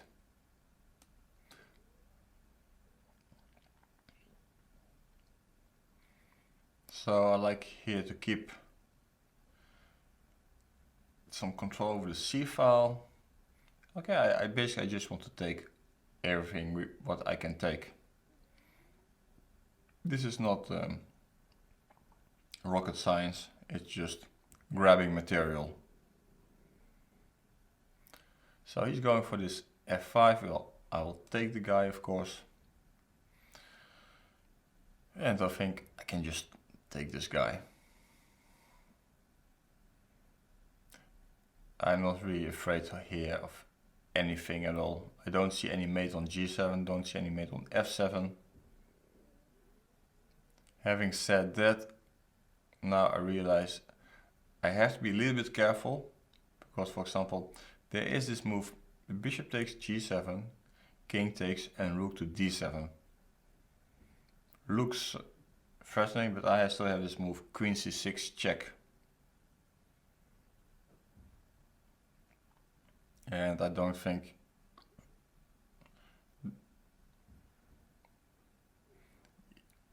he has to play king g1, and I play queen c5 check, changing the queens, and that should be enough. He has a few checks, he can take a few pawns, but okay. So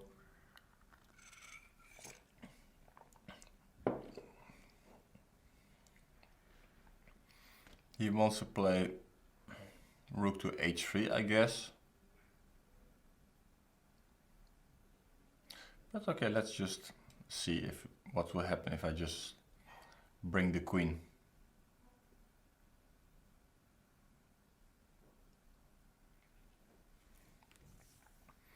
And I just put my queen on the central square.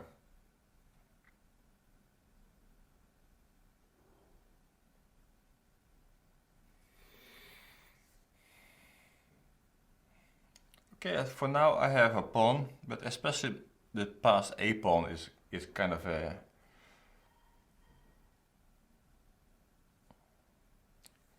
asset.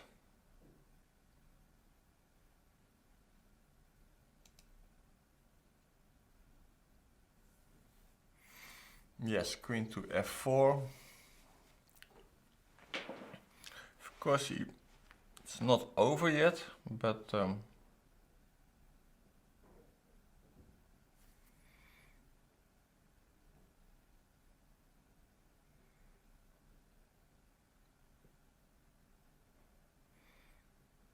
so let me just, okay, first to secure my pawns here.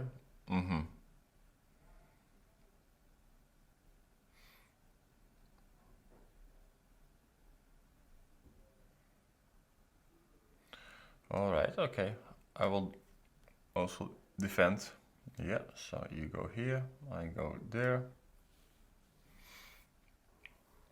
We can trade a pair of rooks if you want. If you don't want, I will double. So I'm just trying to control. Oh, I think he's just gave me a wonderful rook present.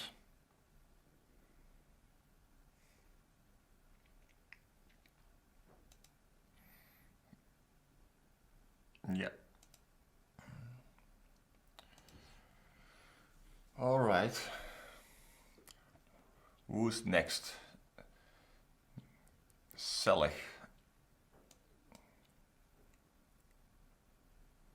from Switzerland.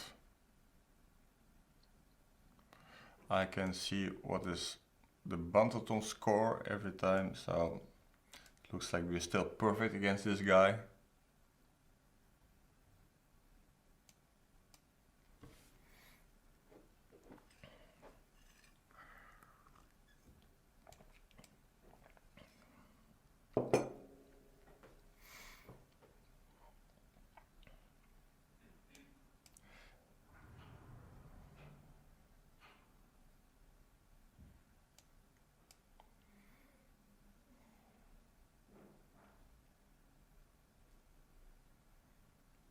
Yeah, it's a kind of normal ratey opening. Not a big deal. Not much is going on here.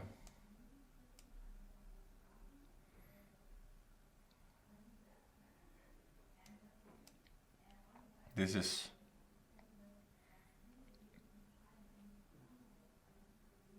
business as usual, and the queen is kind of good on b8. Just trying to avoid this, some nasty things over the c file.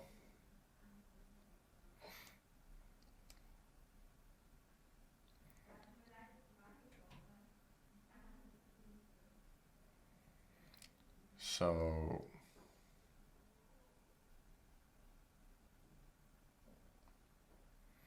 now the guy has to come up with a plan, because okay,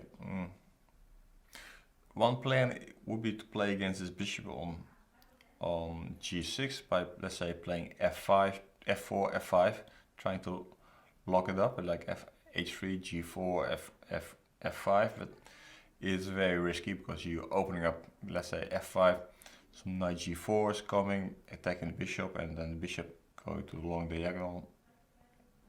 So that's probably not going to work.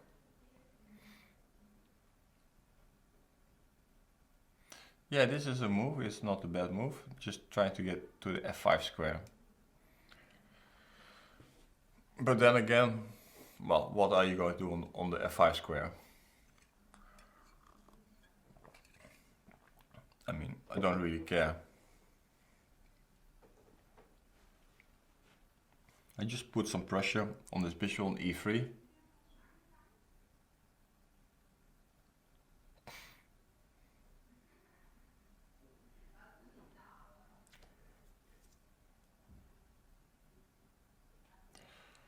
Alright, so let's see, what are we in for, some fun or not? Don't want to take too many risks, but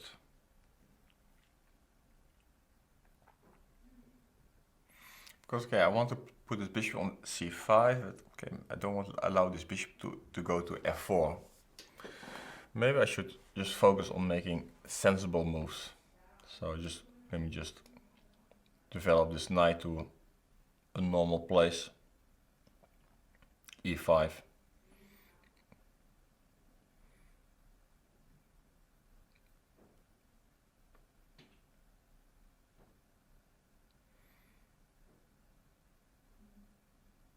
Yes, I think I have to take this guy. I could also not take it, but well.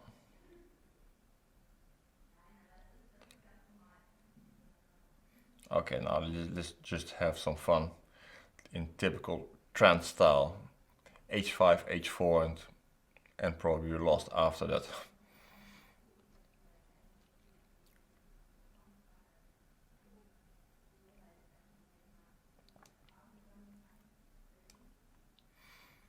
We're just fishing around.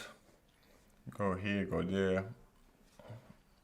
Of course he can take, but then maybe he will be sorry later. There will be a lot of light squares available for us.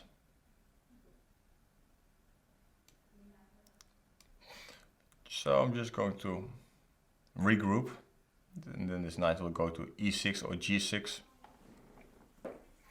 Especially G6 is E6 is a very nice square, because then I'm threatening to jump to D4 or to take this bishop.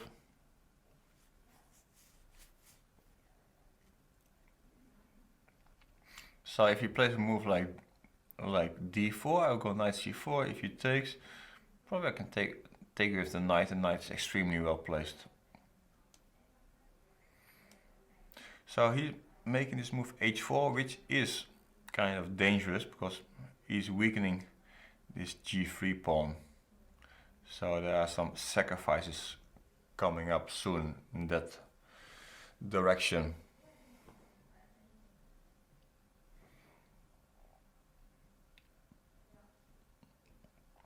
But okay, first of all, my threat is to play knight to D4, attacking the queen and winning the bishop.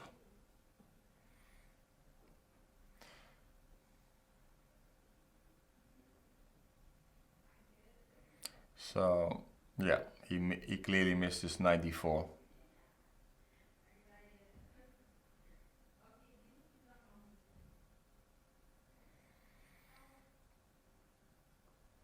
Yeah, if you miss simple tactics like this, then it's going to be hard to play blitz.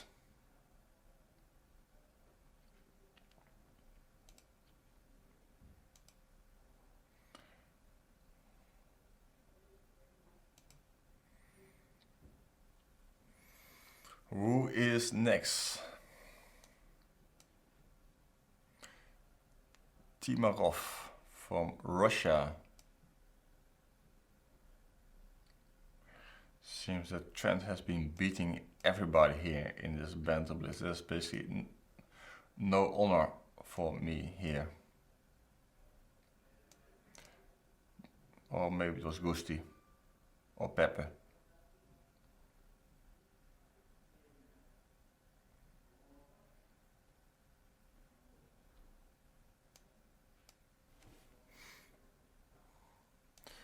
So we're not only playing King's Indy, but it's going to be some sort of Maroxy.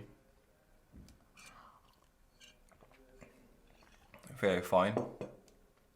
If you like to be passive, good.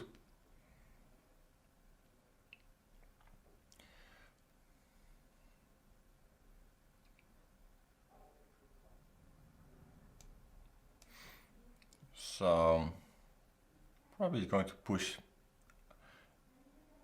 A5, A4, but the main problem is now that this square B5 is now weak for the rest of his life. So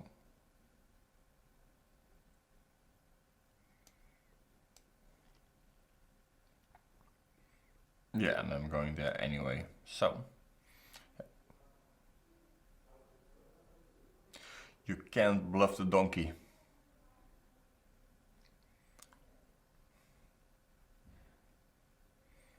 So I don't know what he wants, but well, okay, I just developed my pieces, and maybe I could even ready plays. Ooh, he is asking for trouble. Okay, he has to give the queen now, but yeah. Which maybe it's relatively not that bad. I mean, it could have been worse, but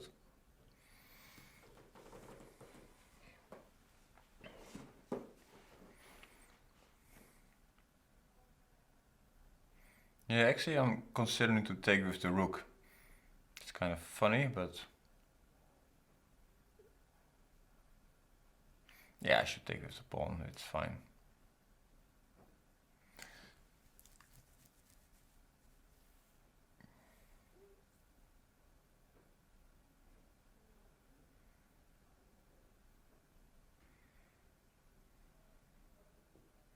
Okay, it's not over yet, because you know my pawn structure of course is not very funny, but of course it should be very good for me.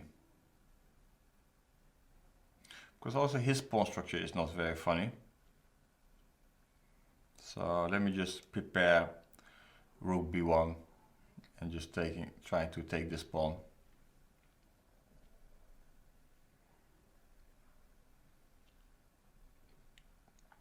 Actually, I'm watching the chat from time to time, but well, didn't see anything particularly interesting passing by.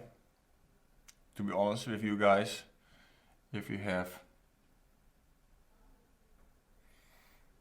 you're wondering.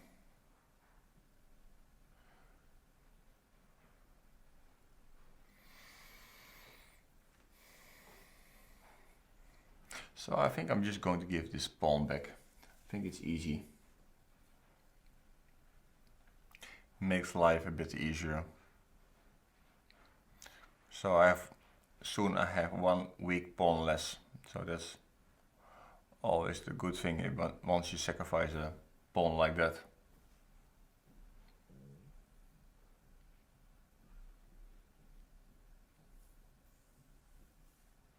So shoot in the chat if you have something, but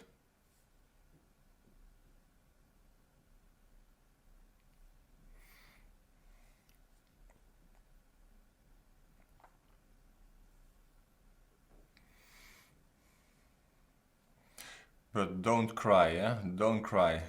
This is a man's game.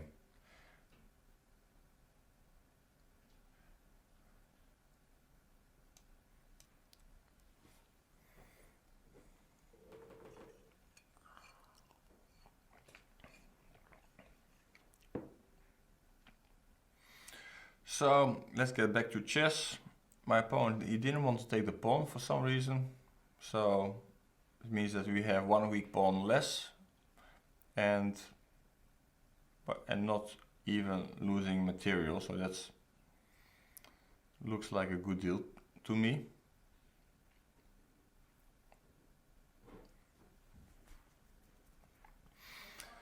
So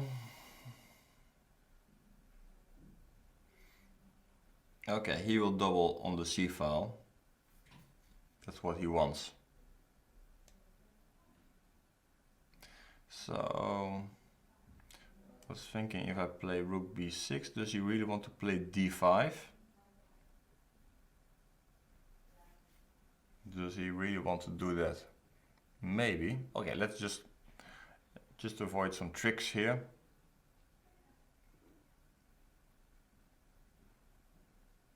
Okay, and probably I have to be a bit faster now. A little bit faster. We don't want to get flagged. I don't like to flag myself, but also don't like to be flagged.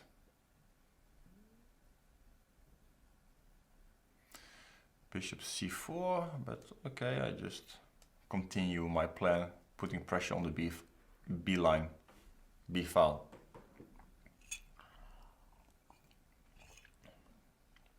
Okay, this shouldn't be good.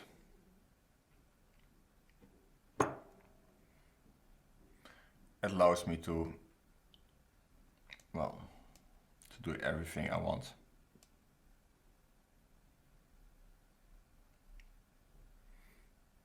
So now I'm threatening queen takes d6.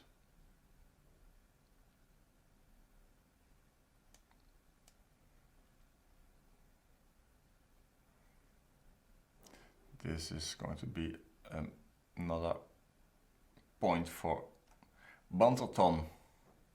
The good days that you could play with Mr. Trent are over. Now it's for playing in the danger zone. Let's get rid of this guy. Let's get it over.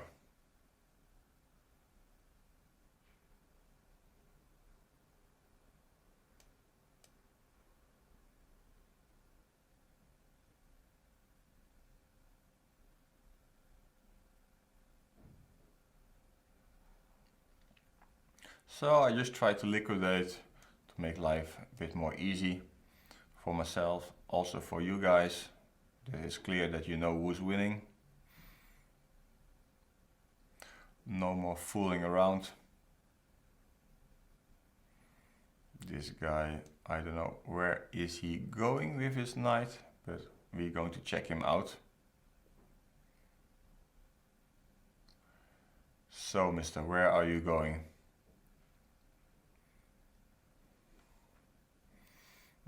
You're going over there. Okay, and now? And now what?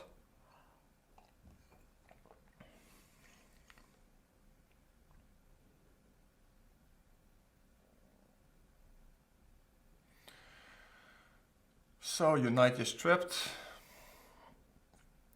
Time to resign. Yes, thank you, sir.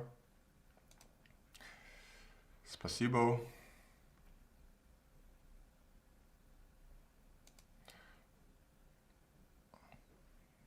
So let's play another fish. Actually, it doesn't really matter. I mean, let's play Scandinavian for not like the Trendmaster by sacrificing more pawns, but we just take it easy. We play just some classical Scandinavian. D3 is a bit too solid, my friend. I mean, this is not a real challenge to crush. In general, if you're playing, let's say top guy, let's be a bit arrogant and consider myself to be a top guy. You should not try to outplay me positionally, but try to kill me. That's normally the road to success. So now he's going back for some reason, I don't know why.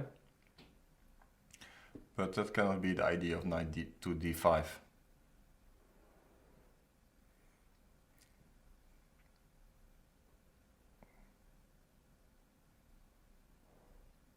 So, okay, I have to, but still, it's not so simple yet.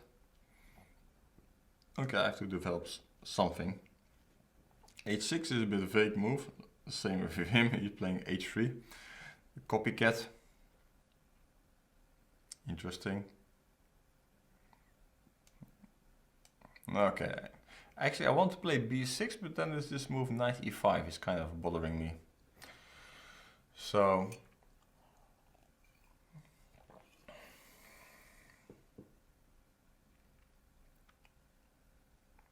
still some problems with completing my development, especially where to put his bishop on c8. Rook to b1. Mysterious move to me. Okay, now let's take the center. Maybe I should have done it before. Now I realize that was probably the way to play it.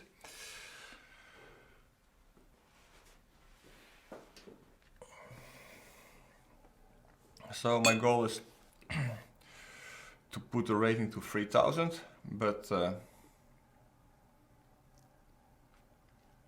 it's going to be hard.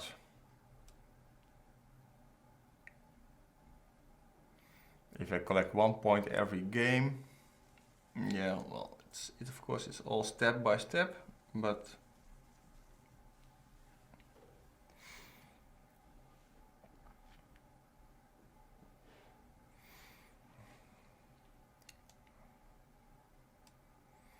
so let's kick this rook out, because you know this rook might end up on h4. You know, this is My opponent is taking some kind of a risk by putting his rook on e2. Because I'm thinking about to take on f3, bishop takes and knight to d4, but he still has rook to e3 in the worst case. So okay, but maybe he has something on his mind. For example, a move like queen e1, then I take and knight e5, then he's going to lose material.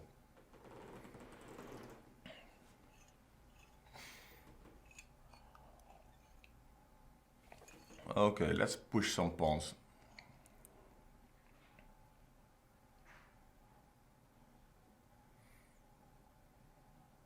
Because I just want to play rook d8 and maybe e4 and to break through.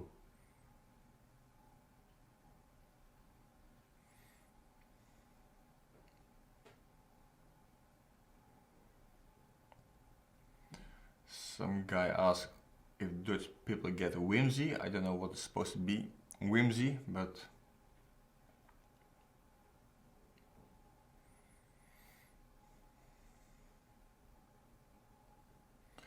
queen to c1 now.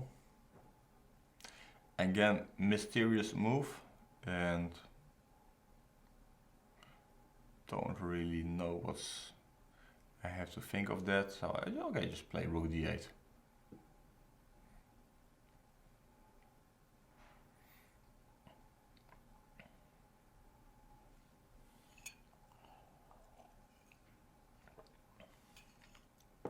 Maybe I could have already tried for bishop takes f3 and knight d4, but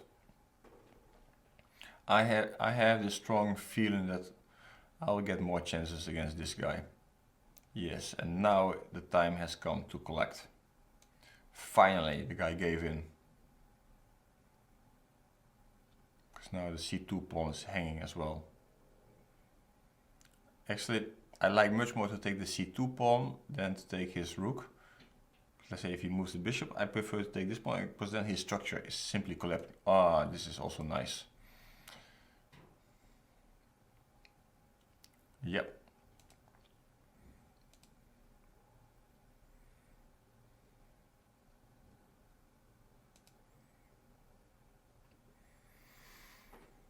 Alright, who we have now?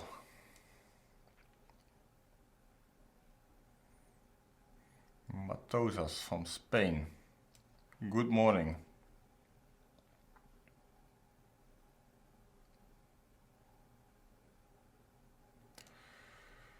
So, let's see.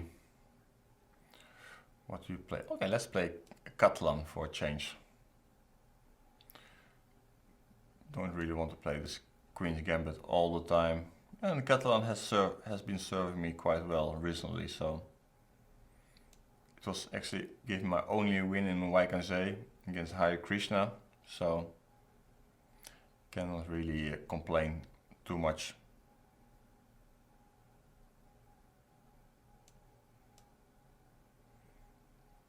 Having said that, well, I'm not like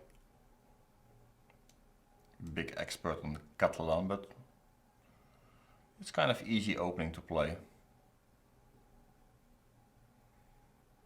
Sometimes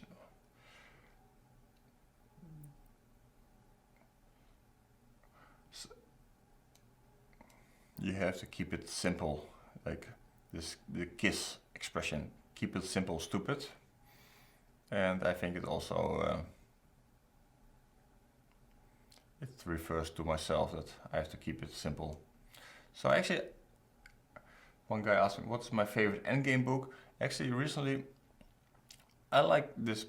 I have this book of practical endgames of Paul Keres. Also a nice book. Very simple but straightforward.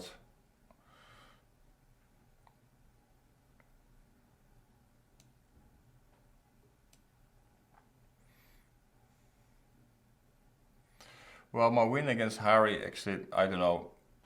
I think he just messed up himself in the opening, and it was a very strange game that some 27-60 guy could actually play like that.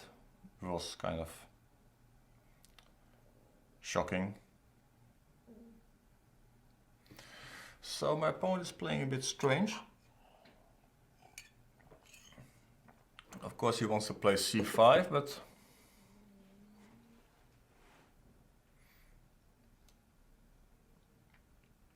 this rook on a7 is strangely placed here. For study books, there are many nice study books. You know, and in general, it's great to do studies. So,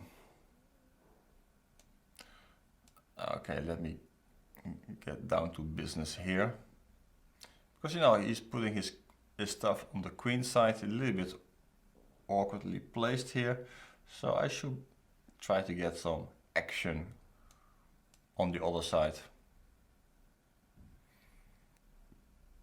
And he cannot really play c5 because I'm playing always d5. And this bishop on e5 is very well placed. Also I'm threatening maybe to play c5, then really this rook on a7 looks really stupid. Studies are very nice. It also keeps you the appetite for chess. I mean, I like this domination endgame studies. I think it was it from Kasparyan? Great stuff.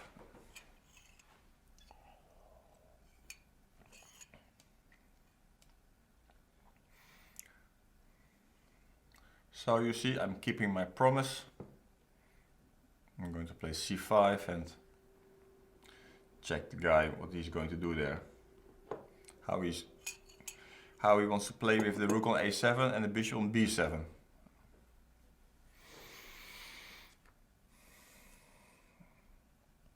So positionally, I did my job. Now I need to actually find the second pass on the other side. a5, wow. I could have played a4 myself. That's something that's true. I don't know if I should have, but I could have. But okay, look at my pieces. They're just going straight to his king.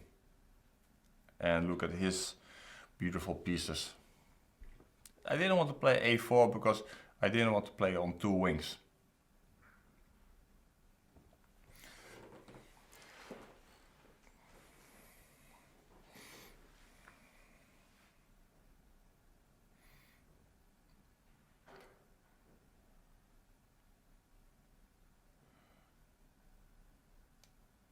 So, okay, let me just tie this guy down to b7. Well, my favorite car. I'm now a family man, so I'm looking for SUV these days. So I'm already considering Porsche, of course. Audi looks also very nice to me. And you know, a lot of nice Mercedes as well. So my opponent is clearly, he skipped some chapters in some positional books, you know.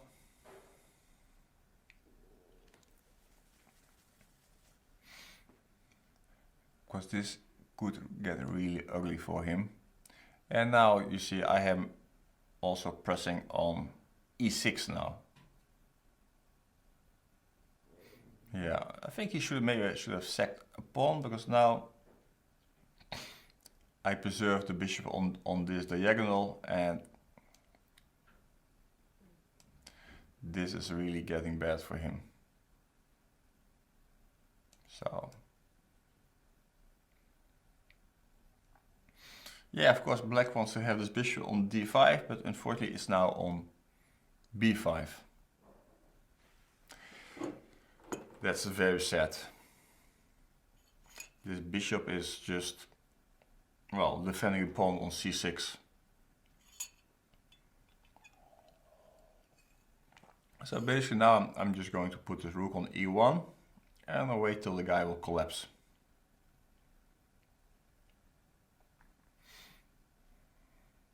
Well, I both want this sporty car and the practical, but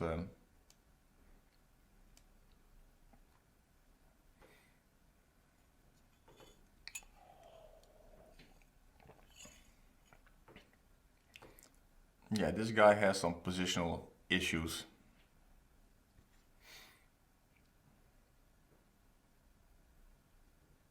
Okay, let me just first defend this guy before we go to play bishop d6.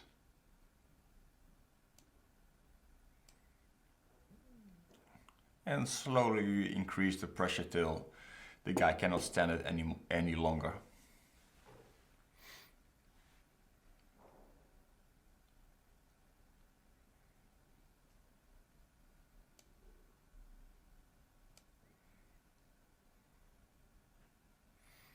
Okay, just let me kill the guy.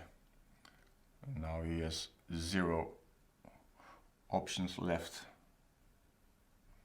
Maybe I should not have allowed that, but okay. I should not have allowed that to happen.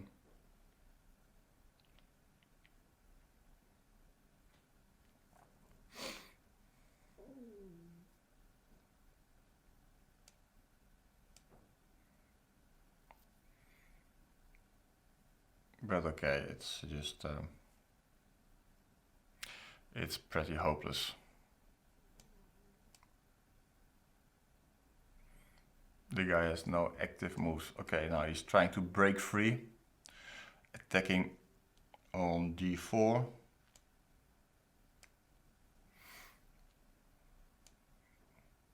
He's doing his best, but it's not enough.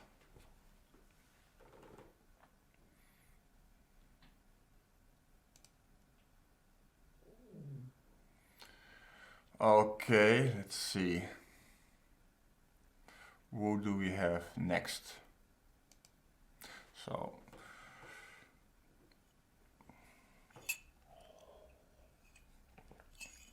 MC237. So let's see if something interesting has been said in the chat.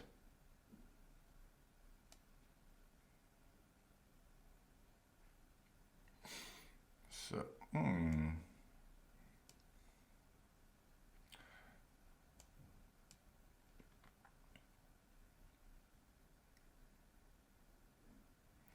okay, just let's play aggressive because we like to put pressure on the patzers. So we just, maybe it was a mistake. Who knows? We're getting into some kind of sharp theory in the Algeheim defense.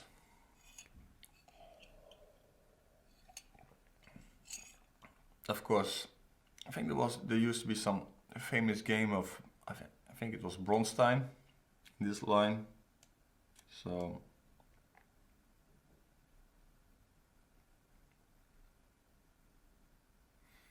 I'm not sure I should get into this kind of stuff, but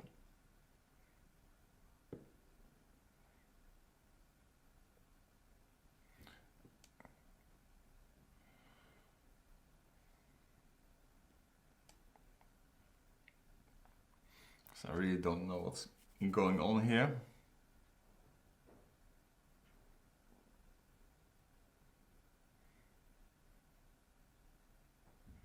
Yeah, okay, let me play like this. Because okay, now he can take on f3 and I'm forced to take with the pawn, which of course is kind of inconvenient, but he should have, because takes, bishop h4 check. And okay, I play king f1 and look at this, it's still a game. But now, okay, look at my center, look at your knights.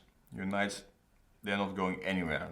One knight is putting pressure on c4, other one a bit on d4, but that's something which I can handle easily. So, but you have no space.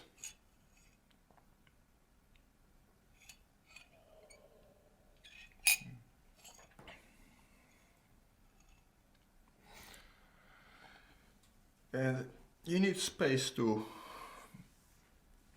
to develop your pieces. So now he finally takes, but okay, I can just very conveniently take with the rook. My favorite world champion is, of course, some guy who is not very good in politics, if I may say so.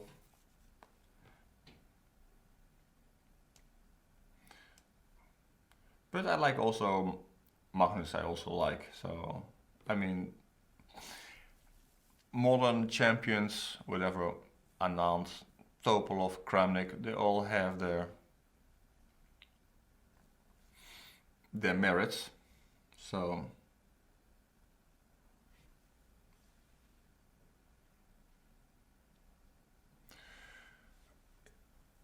of course, I'm older than Jan, but Jan has the older playing style, if I may say so. But okay, let's mate this guy. This guy wants to be mated, so let's give it to him. I just wanted to play Queen C2, playing positional, but I said, okay, what is this? Can just play Rook G3 and just go after him. So I just want to go Queen H5 and burn him.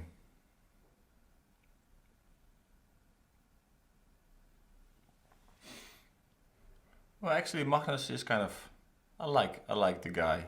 I mean, he's very good for chess, in my opinion. He's been criticized a lot, you know, when how he's reacting after a loss or something like that. But in general, the guy is doing a great job for chess in general. I mean, he's going everywhere, making great publicity for chess. So the only thing is that these days he has to adapt to the new situation that guys are not collapsing anymore. So he has his playing style. He's trying to outplay his opponents with after the opening, but the guys are simply putting up some resistance, and somehow his old strategy somehow doesn't work so well anymore. So he's not winning all the tournaments anymore. So yeah, life has changed for him. So, and he has to cope with that and maybe to adjust his strategy. But I think he's still the best player, and I think he has still some advantages, let's say, compared to Wesley So. Actually, I like Fabi a lot. He's kind of a nice guy. Maybe a bit too nice to become world champion, but I like him. So, okay, this guy just wants to resign, so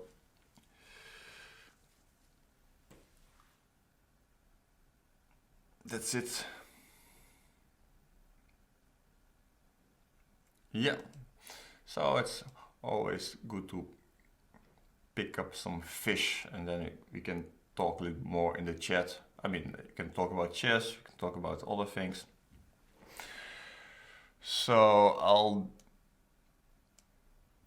this do difficult name to pronounce. Let me try this Tromposky.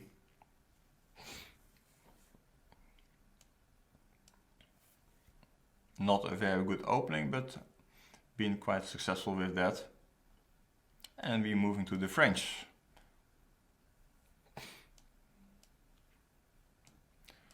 Very good.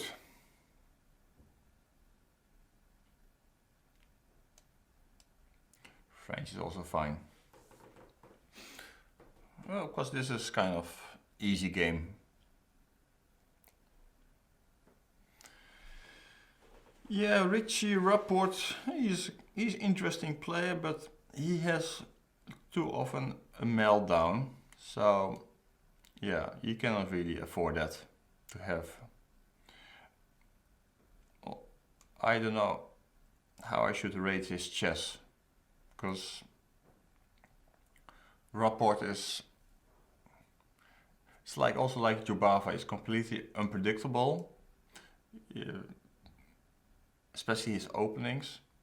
But in the long run, I mean, as a tournament organizer, I would love to have these kind of guys because they're very imaginative. But I don't see how they can actually go to play for the world title.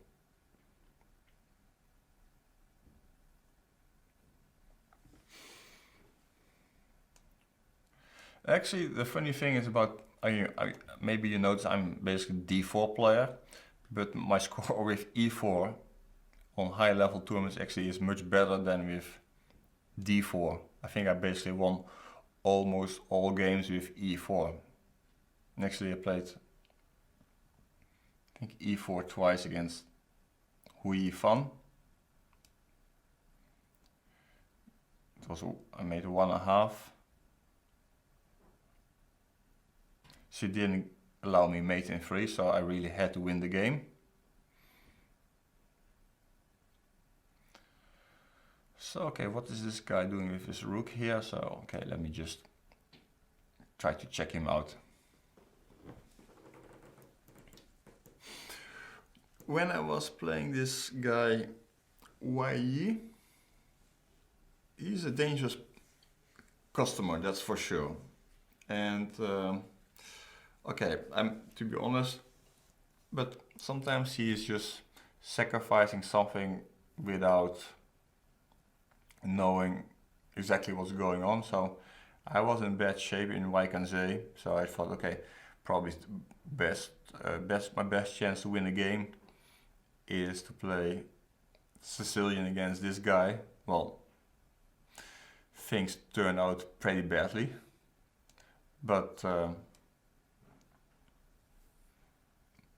yeah, he's very dangerous, that's for sure. But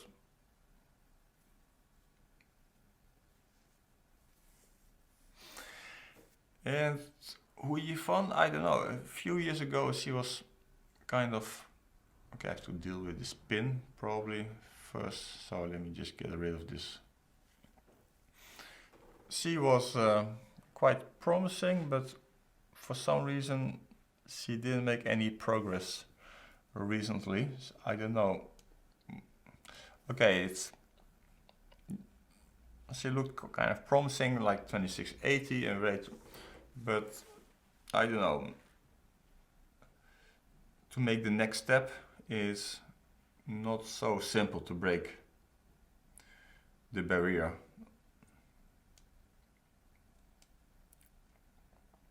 So some shuffling around here. I just want to eliminate this bishop on c6. And you know, this rook on h5 is kind of, I don't know, it's, yeah, so he wants to mate me. Yeah, so sorry my friend, but that one I noticed.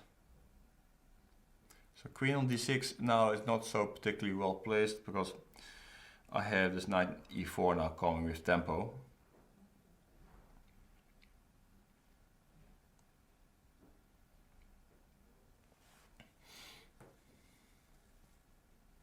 Yeah, this guy Wesley So, he's kind of interesting, but to be honest, I believe that he is, a lot of strength comes from his belief that he's supported by God.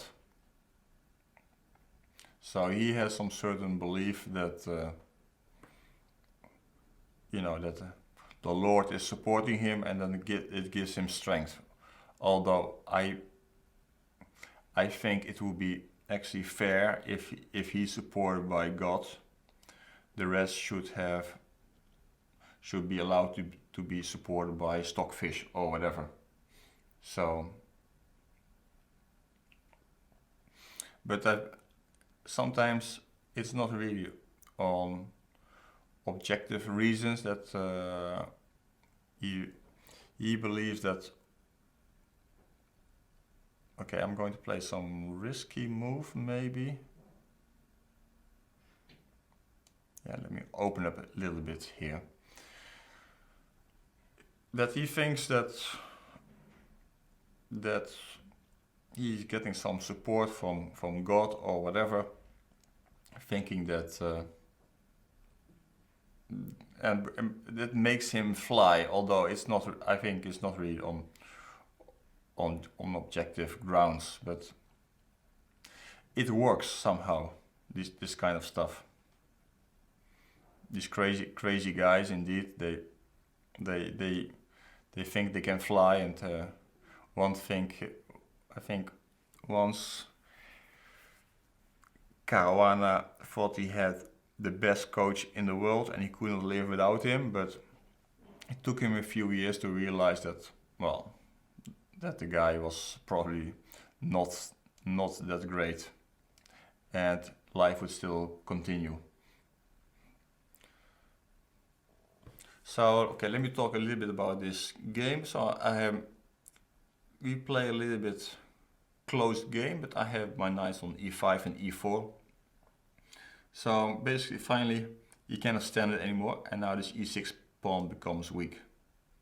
So that's good. So now we're going to focus on this e6 pawn, which actually will collapse sooner than later.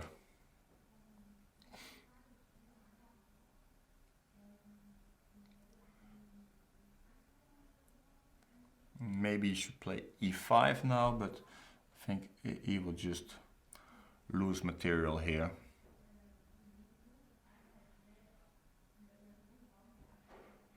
Okay, let me first take this guy. It's for free.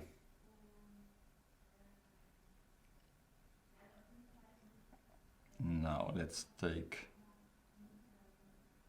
this guy. Now this guy on d5 is hanging. Yeah, and the guy is collapsing.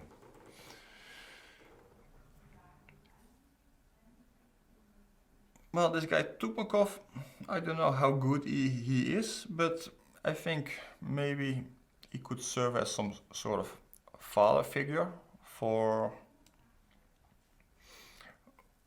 Wesley. So maybe in this sense. Suk, my friend. So, of course, these kind of crazy guys, they need to have some kind of guidance. So,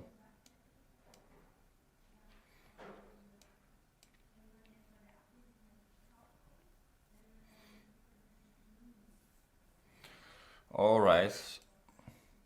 Next.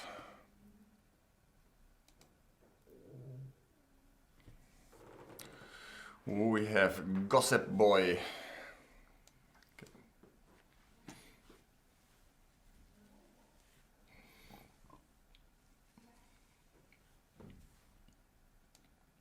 So let's play some French. Yeah, Anish, you know, I think it's some kind of, he has some kind of problem. He's getting very good positions. Of course, he has also great preparation, but somehow he's not finishing off his opponents. You know, where these other guys like So or Carlsen, I mean, they're kind of ruthless when they have a winning position, and that's where it's really the difference between where he is now 2770. Otherwise, he will be 2800 easily. Of course, I mean, you cannot really blame him for all the draws that he's making, because he's mainly trying quite hard, but you can blame him for not finishing off his opponents. He's lacking some kind of toughness, or also these guys like Nakamura, he has it. And Anish, yeah, I don't know what's wrong with the guy, but he should be. I mean, if you look at his positions, he has good chess understanding, so good preparation.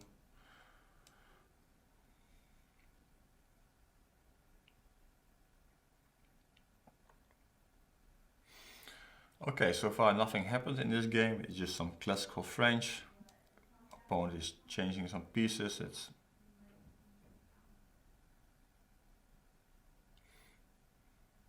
He's welcome to do so.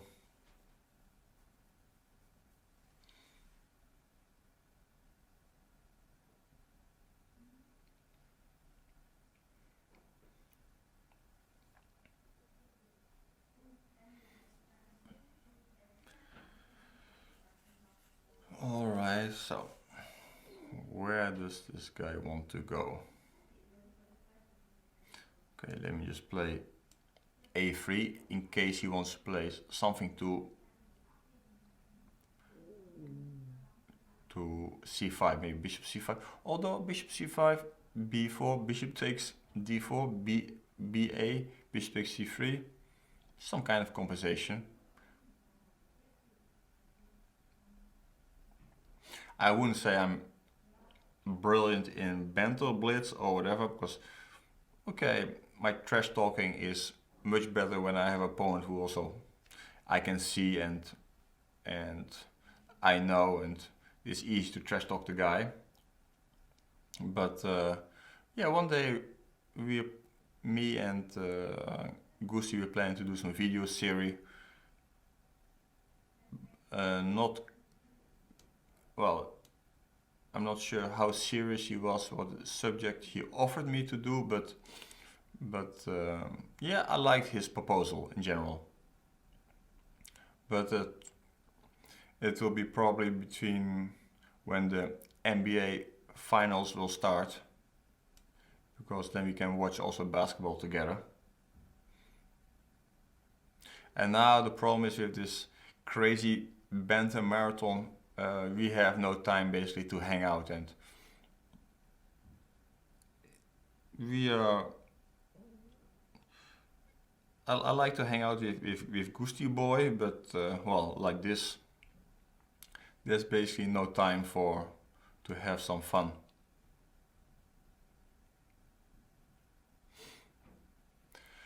So let's go back to Gossip Boy playing the French, and well, he wants to open up the position, which I would love because his king side is extremely vulnerable here.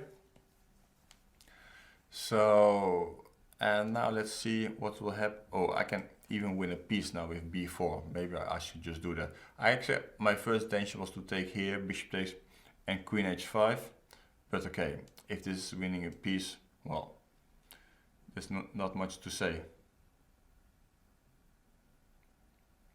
Thank you.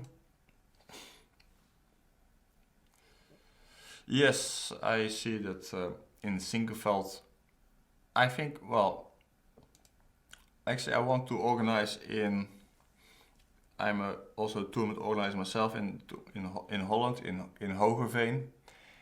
And I want to organize a match between Jasser Seijerwan and Jan Timman, where they can trash talk each other. So that would be kind of fun, of course, like a side event.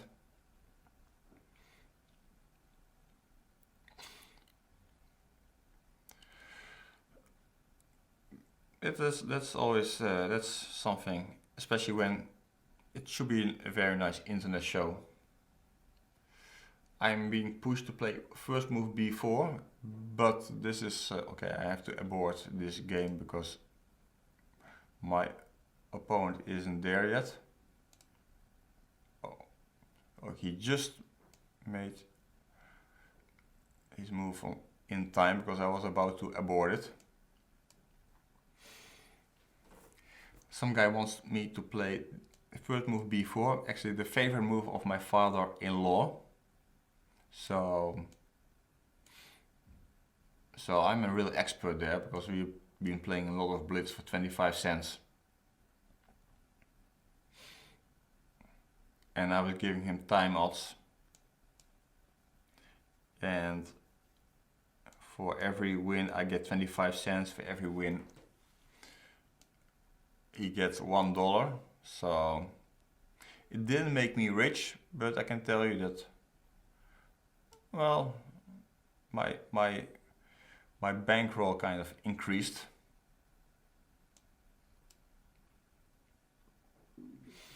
So what is this? This looks like, okay, we have to play King's Indian semish, and we have to focus a little bit. So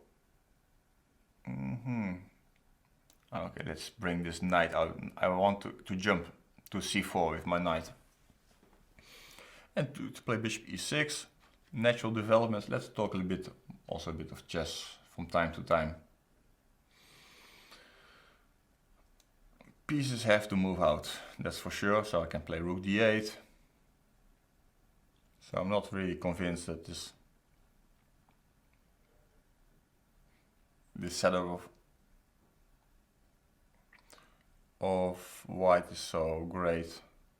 Yeah, now he's trying to backpedal a bit. Yeah, and okay, let's go get this bishop. Yeah, so I have at least the bishops. Not so much is going on here. Maybe I just want to push this pawn a5, a4, just in case in the end game that he doesn't get some kind of hold on my position here on this. Don't want this a6 pawn to become weak.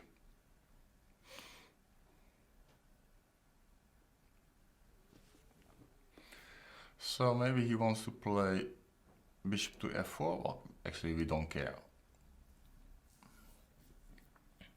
We don't care.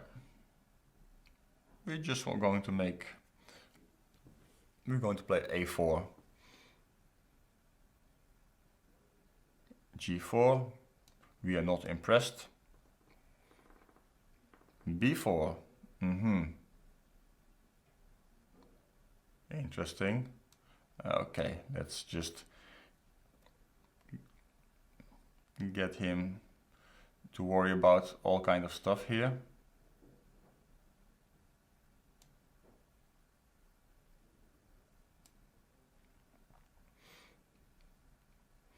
Knight to e5.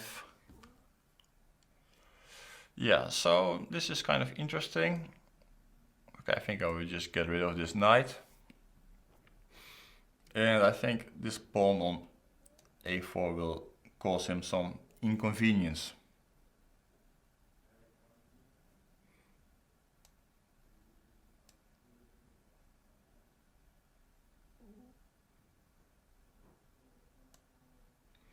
Especially, you know, he has to watch some back rank mates and stuff like that. Well, this looks nice, but okay, of course, it's not going anywhere. This guy is going nowhere. I mean, you can put pawn on c6 and then what?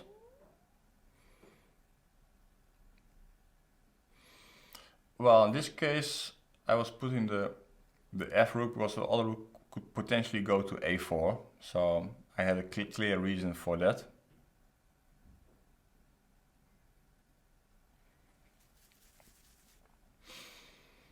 Okay, so now I have to think how to break this guy.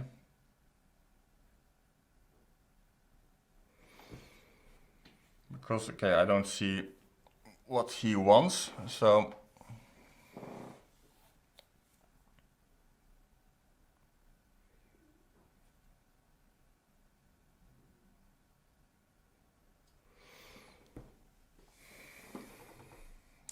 right now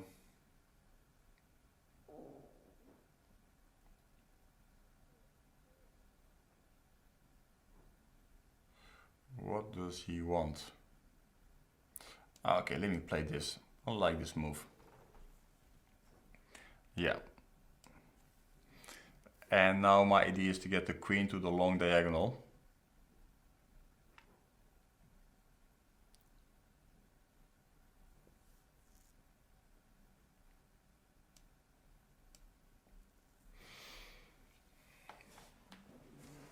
I have to be careful a little bit. I don't really want to make this move, but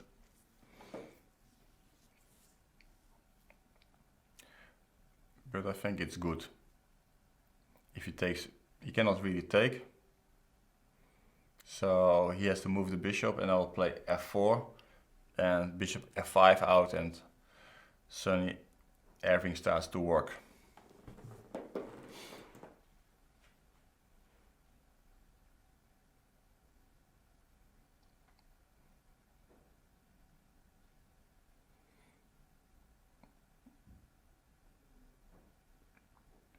Yeah, this is extremely strong move, e5. Because this bishop is going to be a monster bishop on c8.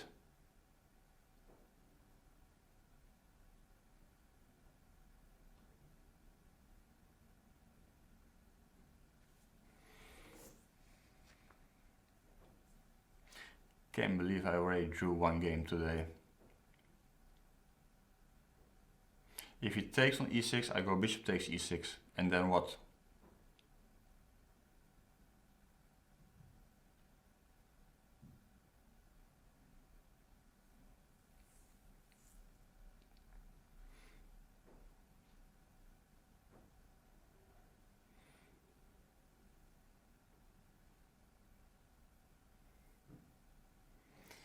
My opponent is still thinking.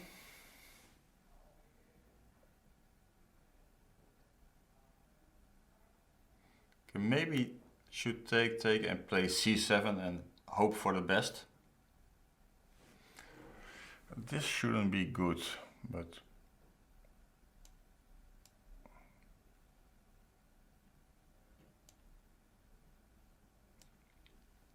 because I think I can just defend easily like this. I don't see what he can do here.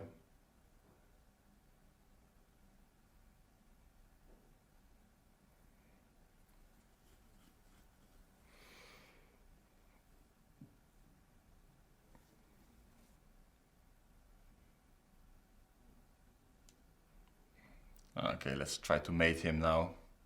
I don't even want him to change queens.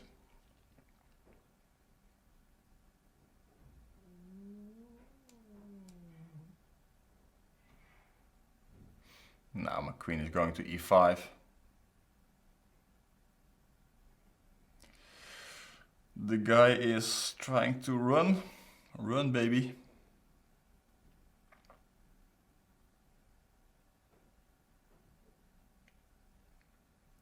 Not so easy still.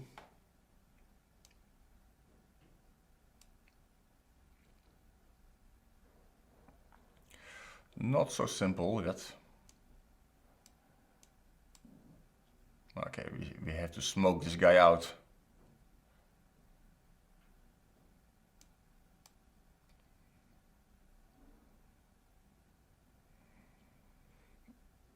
Yeah, this cannot go right. This shouldn't be good. Shouldn't be good. Come on. Yeah.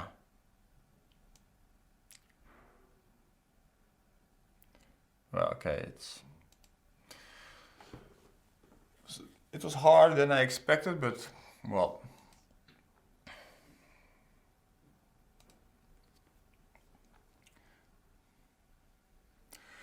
All right, who's next?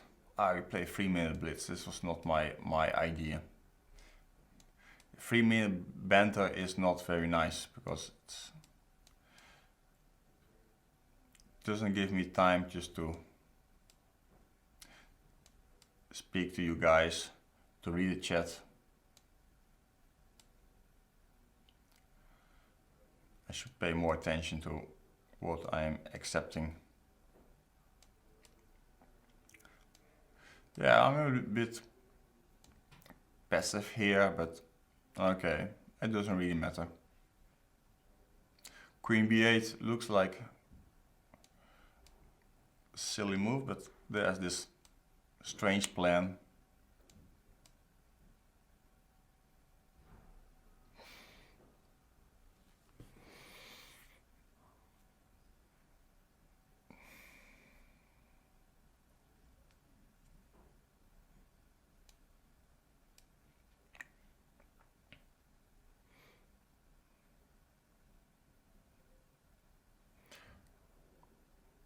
Somehow this bishop on c7 is actually not so badly placed, but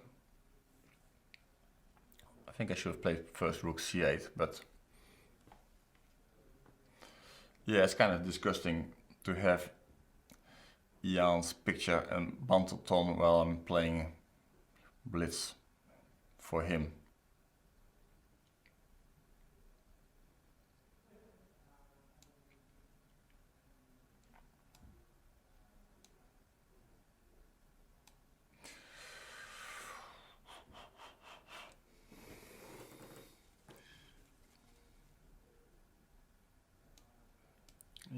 get this bishop out of the way. It's always these kind of tough games in this structure. I don't really like the structure for black. It's actually kind of passive.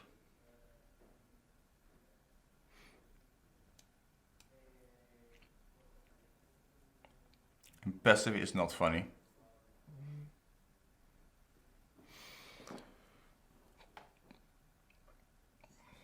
Maybe I can provoke the guy a little bit.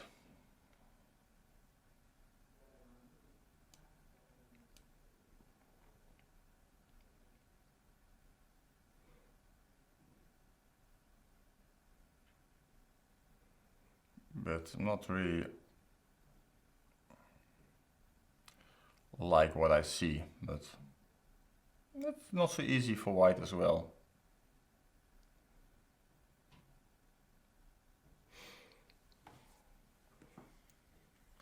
So he really wants to take that guy or what? Okay, okay, I will defend it. I defend it.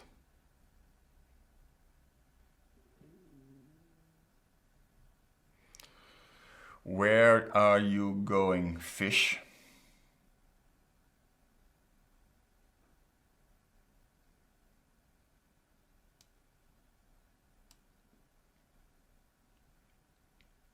Let me put you to the test. Maybe I should not have.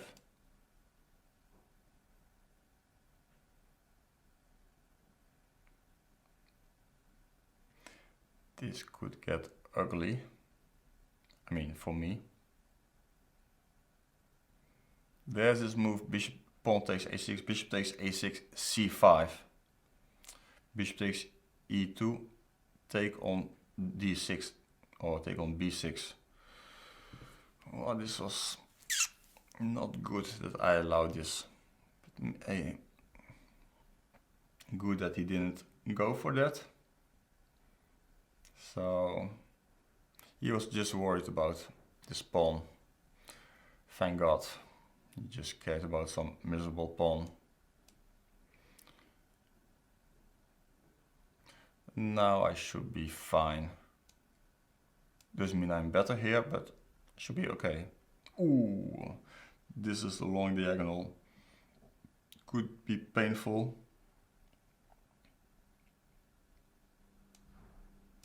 Let me first try to get to d4.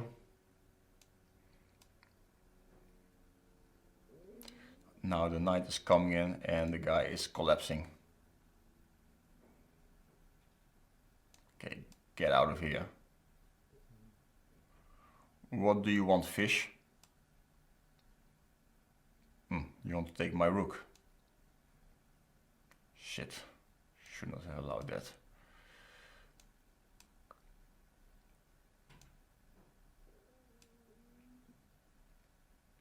I shouldn't have allowed that. I could take the queen. Well, oh boy.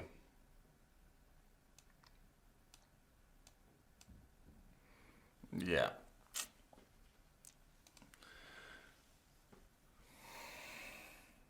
That was not a good game, but okay, play 5 minutes is not good. I mean, not in banter blitz. Alberto. Vamos. Vamos, Alberto.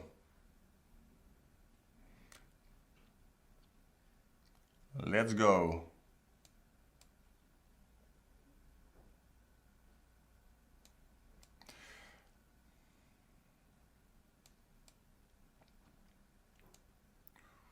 Well, this could be tricky. This setup with bishop g5 and f4. Yeah, it's kind of, can't really say that. And this could become tricky. Okay, let's pray. The guy simply wants to kill me. Oh my God. The guy is going after me. Is he really going to mate me?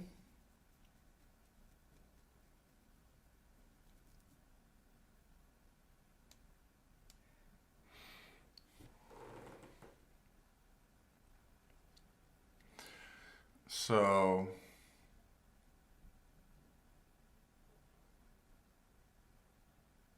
okay, I'm the only thing I'm worried about is this d5 move, yeah. Okay, so this is probably going to be a pawn sacrifice. So I'm telling you in advance. So if he goes knight e2, I'll play knight d5, then he can take on d6, and I'll play f6. Probably.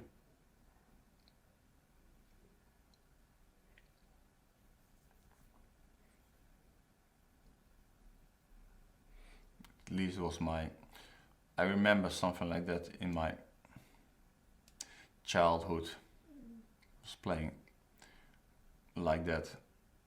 So basically, if he doesn't take my knight, I have this knight on d5, which is just extremely well placed, and I just play knight b6, bishop e6, and okay, I start really attacking the guy.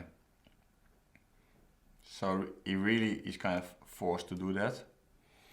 So then again, he can move the bishop, and okay, I can take back.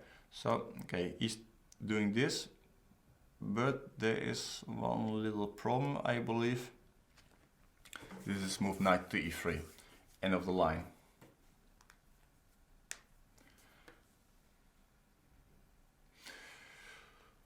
Some guy asked me how many days per week do you lift? You mean weights, or because I'm lifting my son every day. So in the end, so this little trick, finally I'm taking the bishop and the rook, so it's going to cost him some material.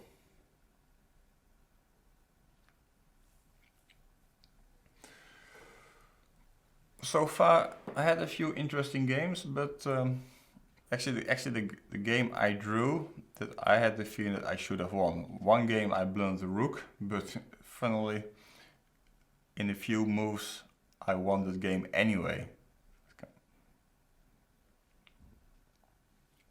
Few games have been tough, but okay, we are now already for 3.5 hours and just collecting some points here and there.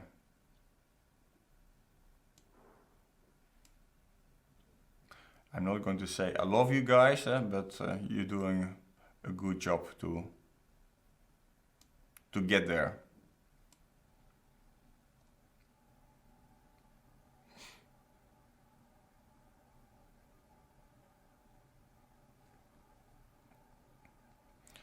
So I'm just developing my pieces. So when the next piece is going to... So now I was wondering if I should play queen f7 or not. It looks tempting.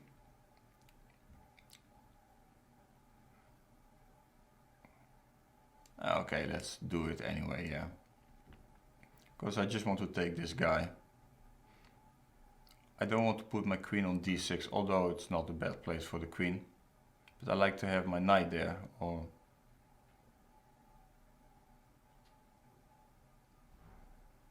Maybe I should not have... Alright, so he wants to force me to take this guy. Interesting.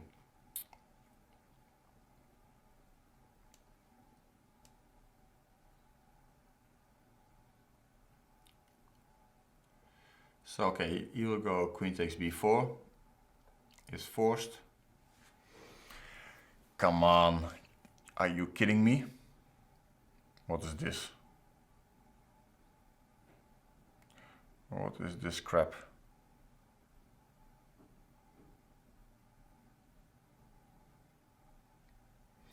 What is this crap?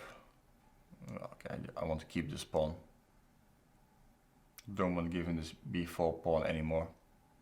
You miss your chances to take it.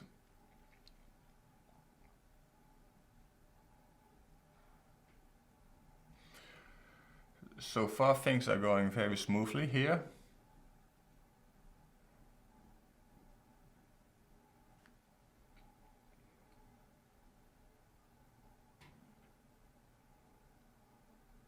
Since I'm playing now on this Chess24 computer, I don't get flagged. It's also kind of nice.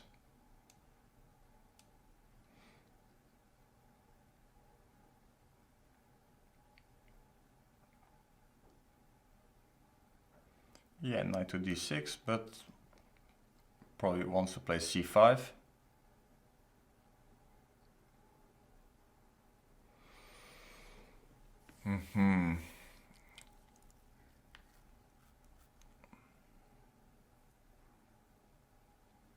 Okay, let's just finish him off. I'm going to finish you off, guy. Like this you want to play? Are you sure? Surprising moves.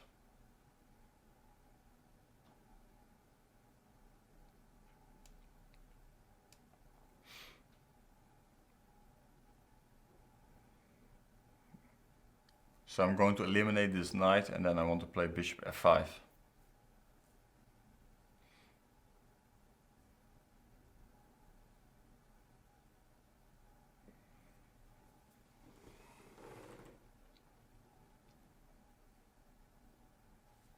Sure, you can take that one.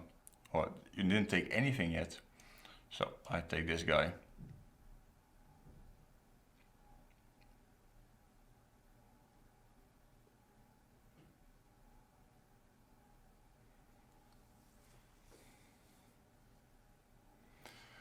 All right, so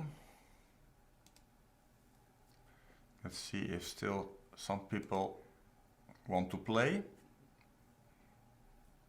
Or maybe they're already scared.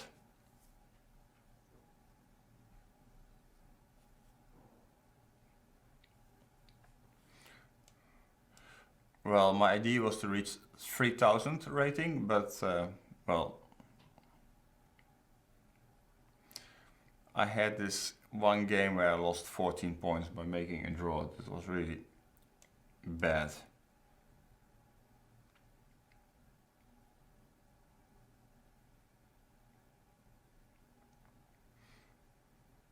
Okay. You want me to give the pair of bishops? Fine. This kind of guy. Are you this kind of guy? Okay, I don't want to take on d6. You scare me. Druga Kunga Legpa. Yeah, now I'm not scared of you anymore.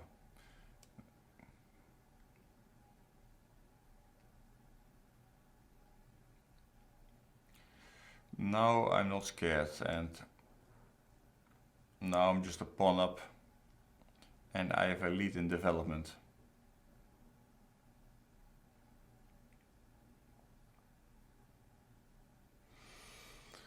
All right.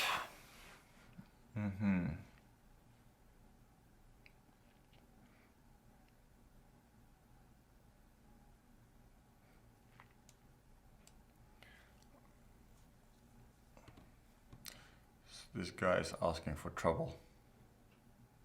Like most of you guys. But that's alright. That's part of the game.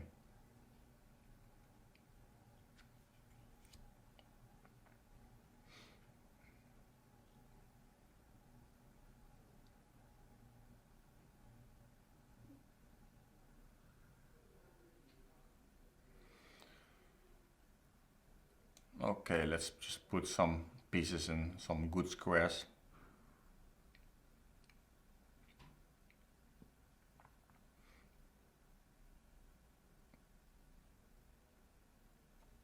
This poor guy, Gustafsson, when he wakes up and he has to play on this account with a rating of 3000, I think he will completely be stressed out. I'm not sure he can handle that. Poor Gusty boy. Poor Goosty boy.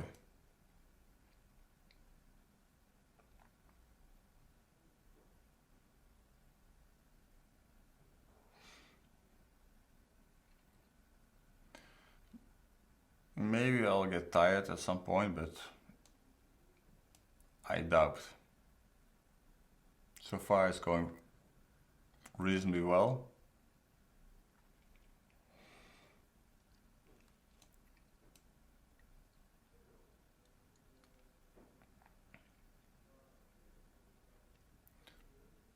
The guy is forcing me to take.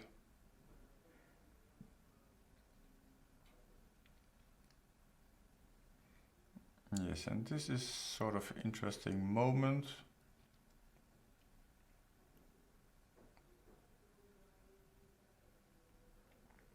Because I'm not sure if this pawn is hanging or not. Okay, I will defend it, because why to give him any pleasure by taking one of my pawns?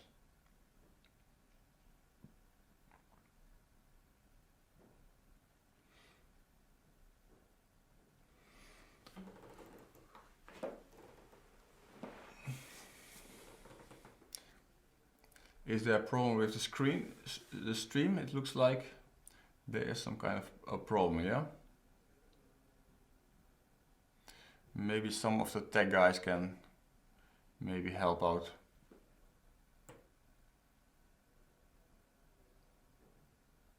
So that's not good.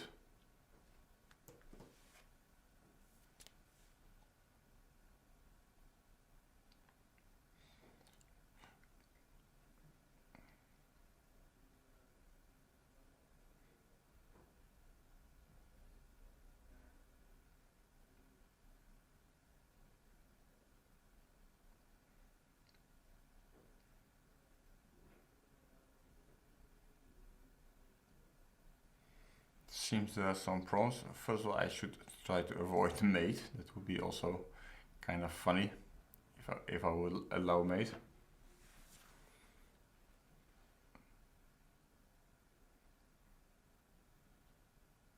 Yeah, maybe the stream is basically too crowded. Yeah, I'm too popular probably. Yeah. Only women allowed in the stream.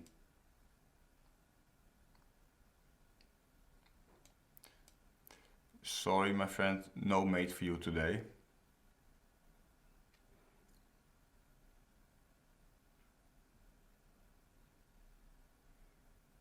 It seems reasonably back to normal again, I hope.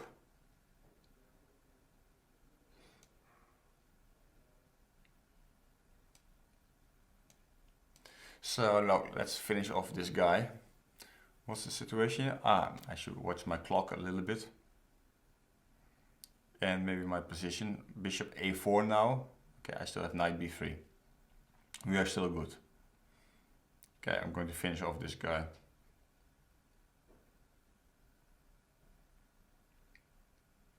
Guy, I'm going to finish you off. Next will be b5 and I'm going to rip you apart.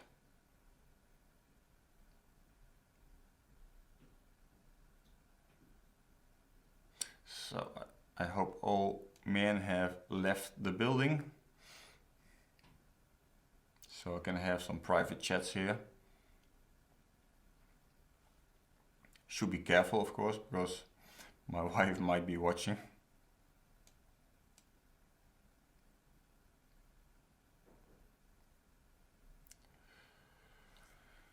All right, so. And this guy is still hanging in there.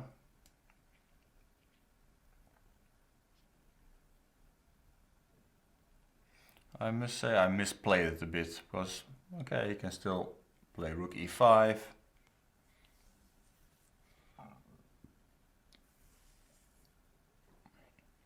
It's not very clear what I'm doing here. Pretty bad play from my side.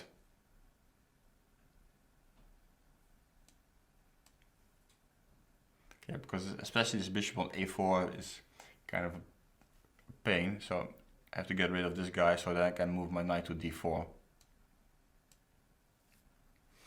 And we are back in business.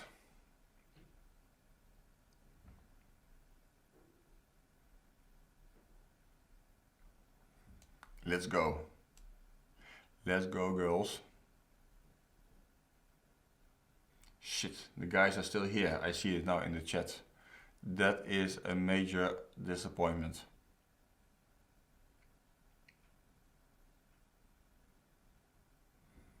Guy is trying to be tricky with me,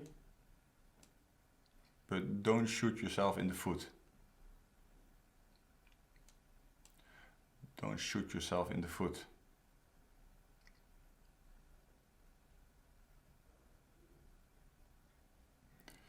Knight to b4, but well,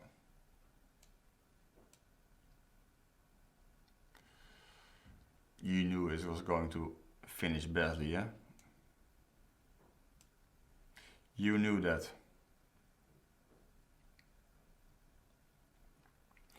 And Metinovic is coming to you. Boom. There you go. Okay, you put up a good fight after your bad opening. Alrighty. Paddy Westside.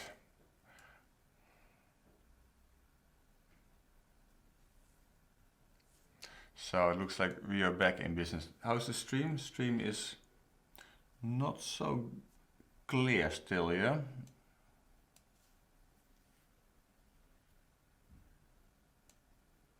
And we're playing another Queen C2 Nimzo. What time is it now in Australia? It should be a reasonable time to play. It's not like...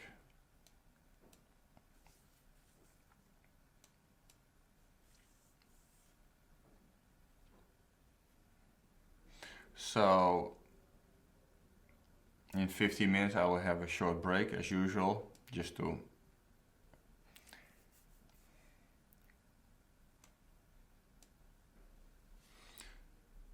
check my engines if they're still up to date.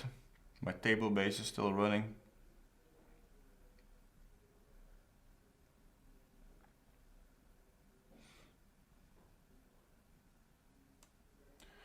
So let's see what we can do with this guy. The classical Nimzo, he has 2 bishops and not anymore. He's falling for the standard trick. So now he needs to take and I take back, and his pawn structure is compromised. This is in fact the biggest problem with most amateur players. They don't really pay much of attention to the pawn structure.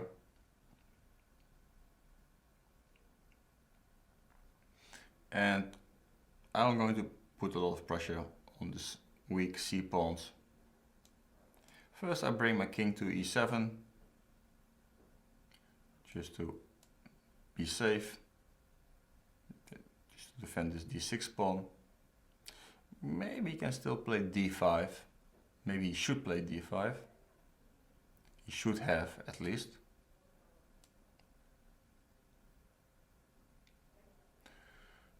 Not sure what he exactly wants to do. Yeah, playing e4, but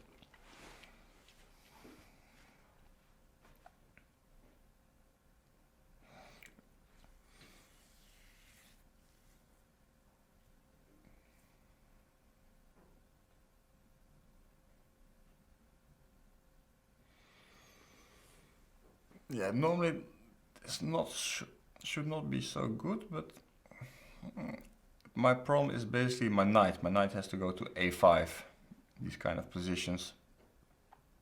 So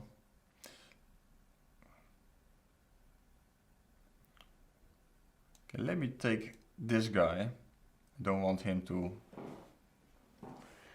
close the position, and I want to get my knight to this beautiful a5 square where I can put pressure. So if I hadn't take, of course it looks illogical to undouble his pawns.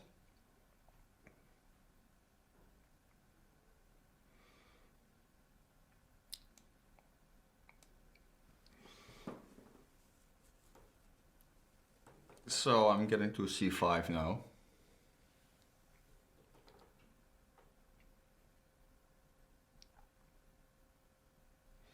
And now his main problem is this a pawn, but if he can manage to push a4, a5, then he should be good. I mean, good in a sense, not worse, but I'm not sure he can manage that. Because I have this maneuver bishop to a6, maybe sometimes knight to b7 and knight to a5. But for now the knight is good on c5.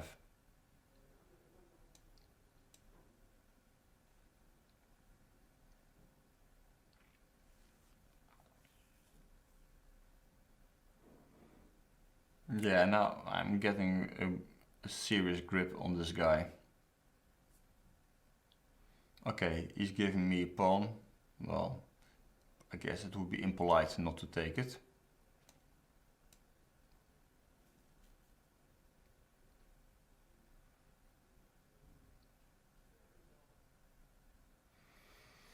Not sure it's... you should have played knight d4.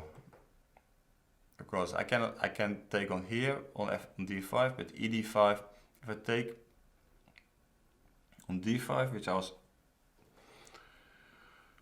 originally planning to do, there's this knight f5 check, king e6 takes on g7, king e5, f4 check, and at some point I have to let it go. But this is pretty hopeless.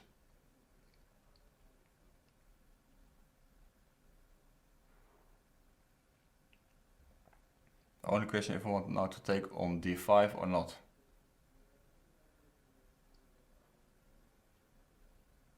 I can also close it, but okay, I like when his pawns are weak.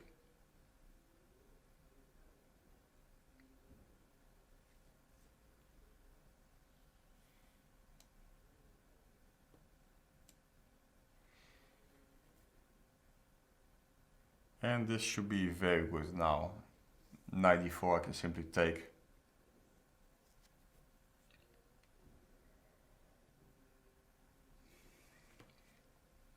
So it seems that the second session of 2 hours I'm going to have a clean sheet.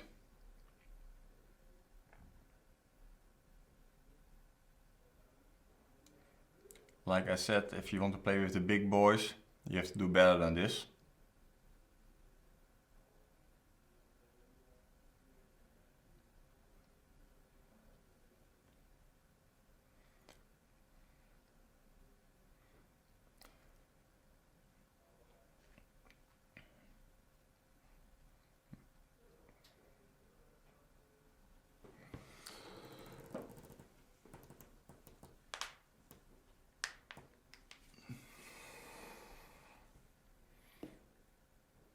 So what he wants to give some checks with the rook, but let me just check this pawn on d5.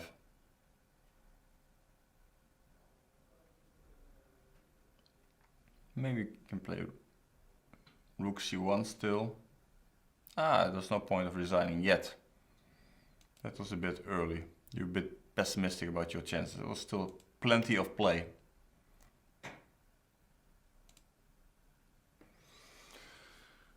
Alright. Who we have now in store? Karim Reed.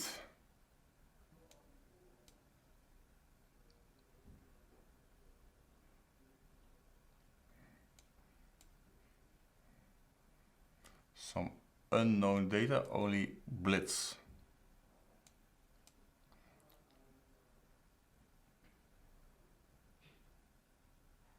Yeah, this is some kind of old tricky line. I had a very bad childhood. I think they were playing here. Bishop b5 here, if I remember correctly.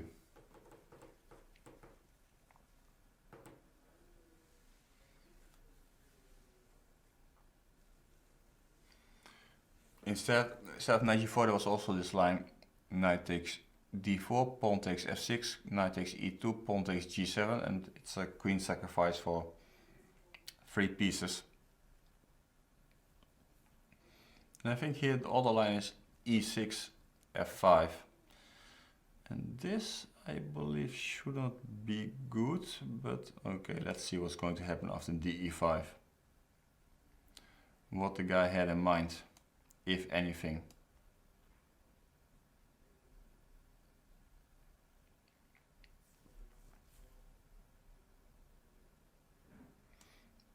And this I should just be a pawn up, at least.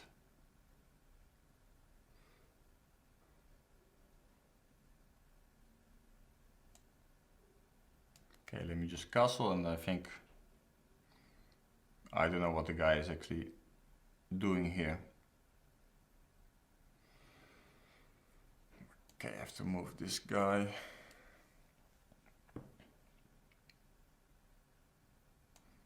Yeah, going to harass this bishop.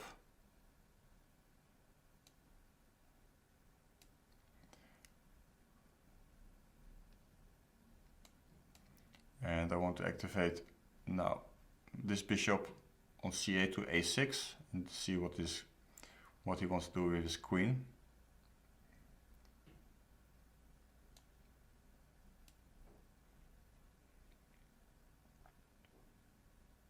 And my knight can jump to c4.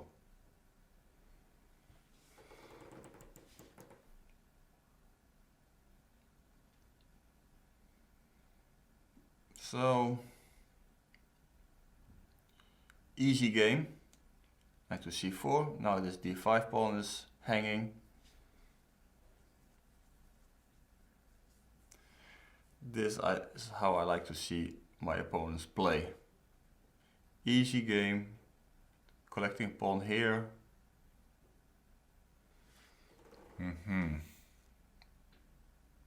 What is this? Okay, I just take the guy. Knight on d5, e4 is just...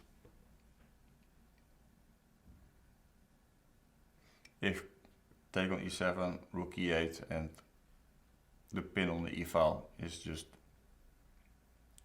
decisive.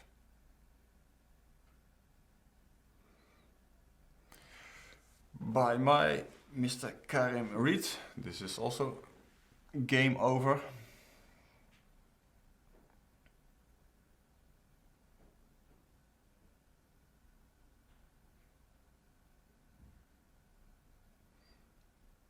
This move, huh? You think you can do this to me?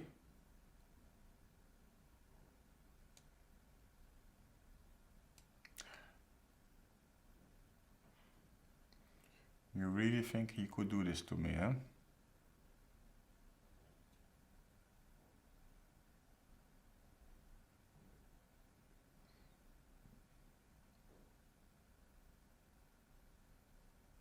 Yeah. Yeah, it's simply pawns are rolling, so...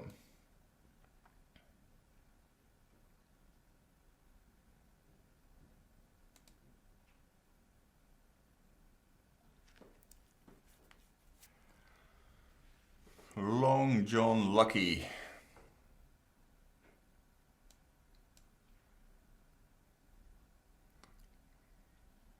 From Germany. Playing the Scotch. Scotch is an interesting opening.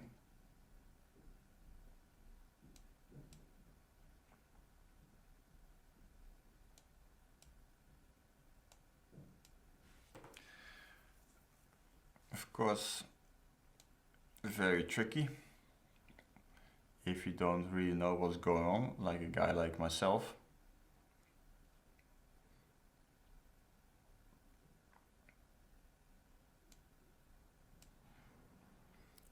Let's see how well is my opponent prepared.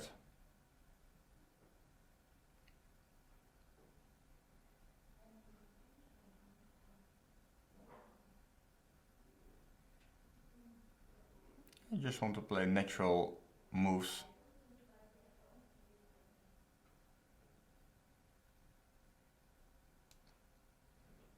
And let's go fishing. Let's start the fishing business.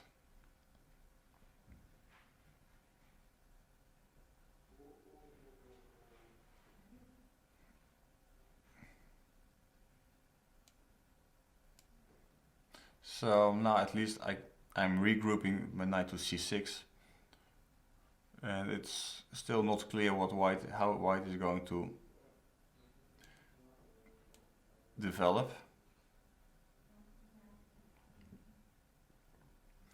That's definitely should be a point of concern for him.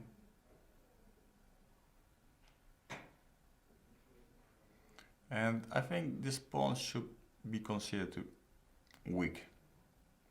Now, the only question how I'm going to collect it.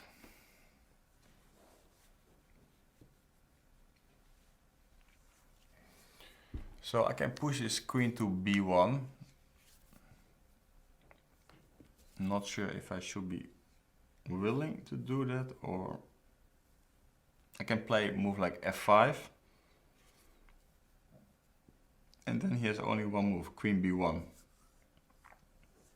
And because he cannot take up some because his queen is hanging, and he needs to keep protecting his...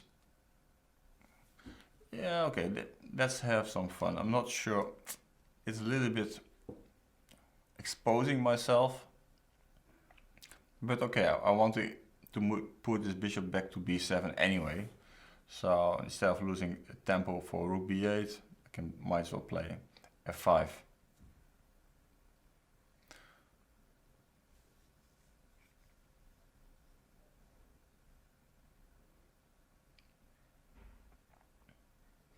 Yes, that's what I expected.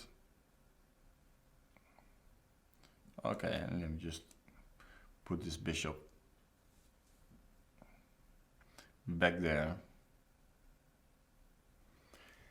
So at some point, I guess I want to take on f3 and take on e5, but not with the rook on a8 because it would be hanging.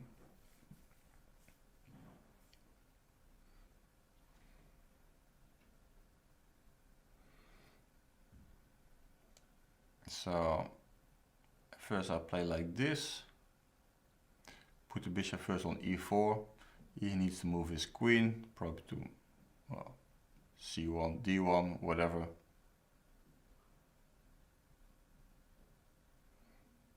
And then my next move will be knight c6. Well, if I would have played d5 instead of f5, it would be cd5.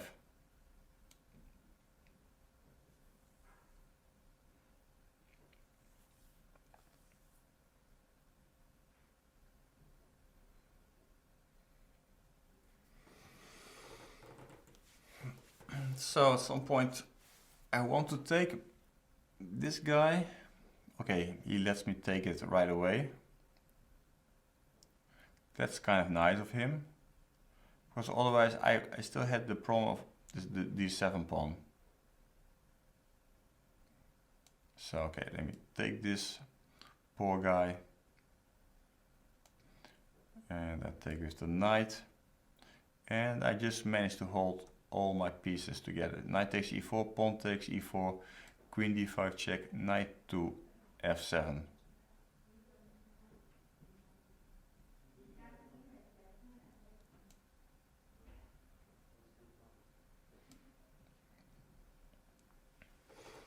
Having said that, now I realize he still has move like queen b7, and he can try to grab this pawn and hope for the best. Of course that would be extremely risky, but sometimes you have no choice in life.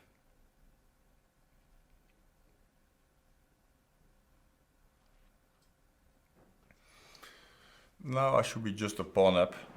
He has some pressure against this e-pawn, but shouldn't be enough.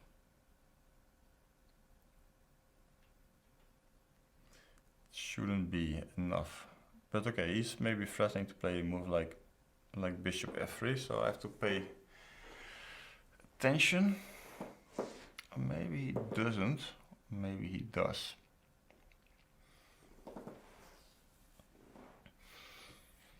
Does he threat it or not? Okay, let me just move the king out of the pin.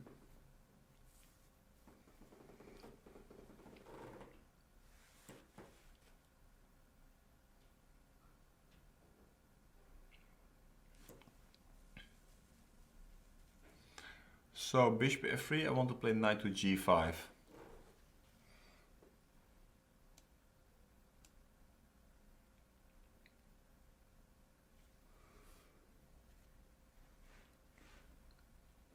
Maybe he can take on e4, knight takes e4, f3. But okay, it means really on the edge.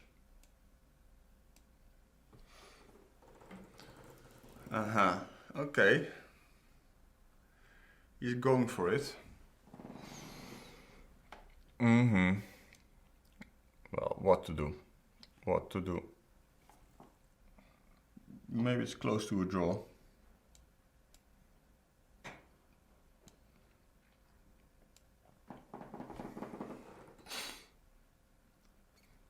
I can go to a pawn endgame, but maybe it's just a draw.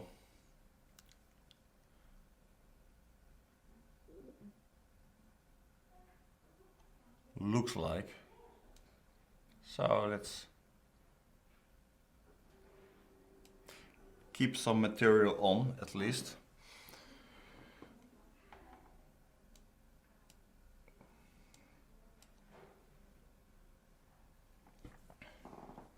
Okay, this guy's going to suffer here.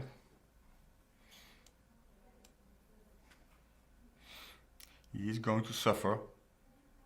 Maybe objectively speaking it's a draw, but he will suffer till the end of times.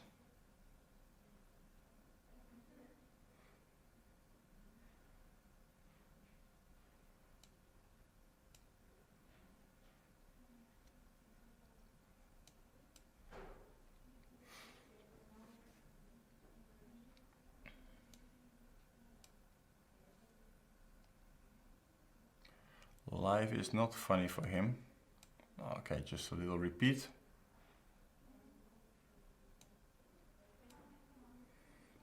This I should have done in the first place.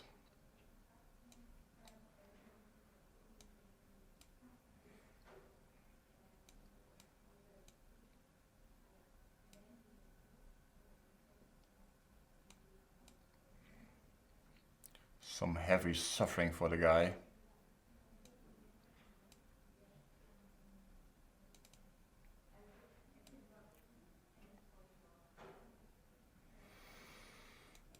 Yeah, should have been a draw if he defends well. But there would be still some suffering. Okay, one more game before I go to have a little break, one more coffee.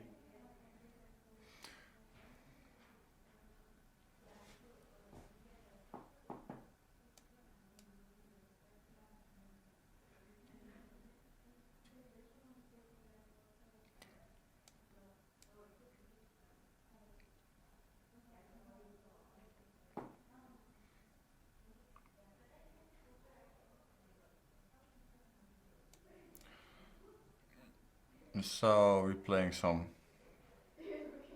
English kind of opening.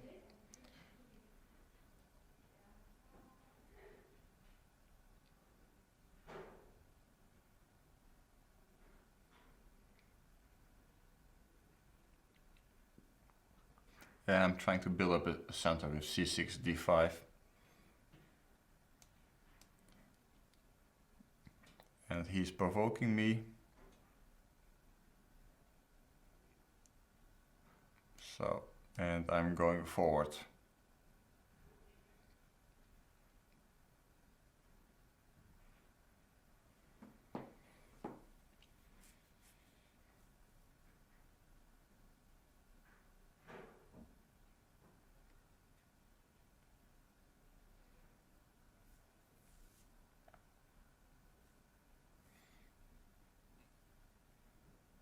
Well, I don't know what he's thinking.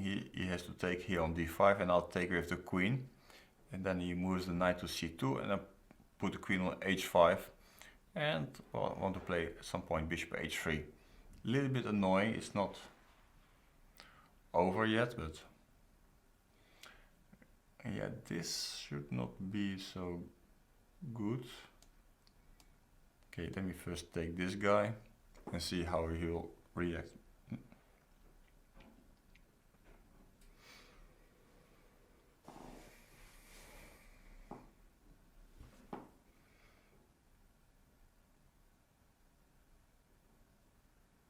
Maybe it's possible. Because okay, I want, if I give bishop b4 check, he has bishop d2. And I can win a pawn by queen takes d4, bishop takes b4, queen takes c4, but he has this queen d6. Not queen d6, but because of queen c1 check, but so maybe I just develop my pieces. See how he will solve this problem. Maybe he can play, no, maybe, I was thinking maybe he can play knight to b3, this. Yeah, it's solid, but you know, you have a lot of weak squares here on f3 and maybe at some point knight d7, knight to e5. It should worry him a bit. Not sure because if I can manage, because my pawn on e4 is also under surveillance.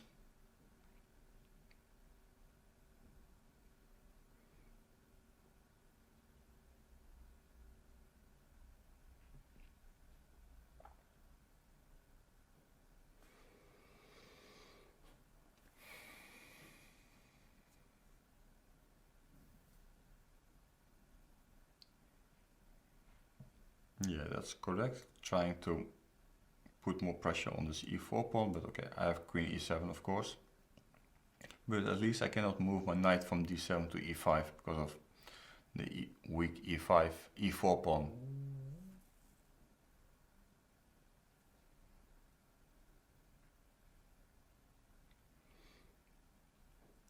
But okay, there are different ways to get there. And his main problem is still this bishop on c1, but this is really helping me because now I'm allowed to get rid of my weak, well, you can call it strong pawn, but it was a little bit weak, and now I just get very good piece play.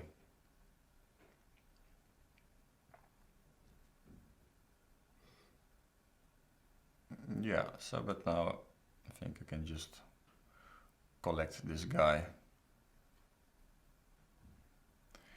And the guy is collapsing.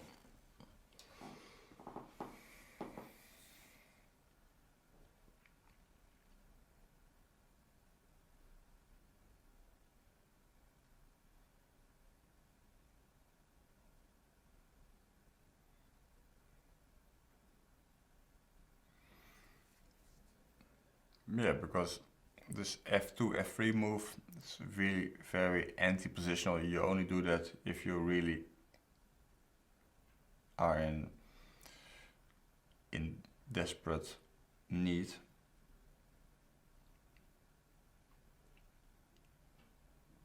Yeah, now okay, now I'm just collecting pieces all over the place.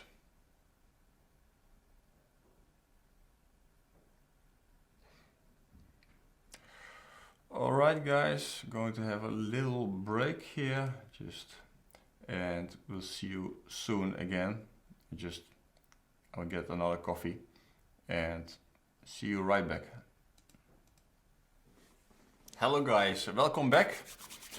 So I just got my coffee, went to the bathroom, so no more excuses for this one miserable draw I made in the last 4 hours.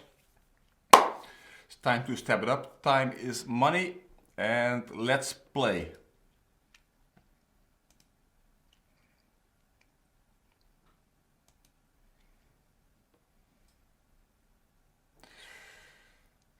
Sandra. Let's see, Sandra, how are you? All right, let's go.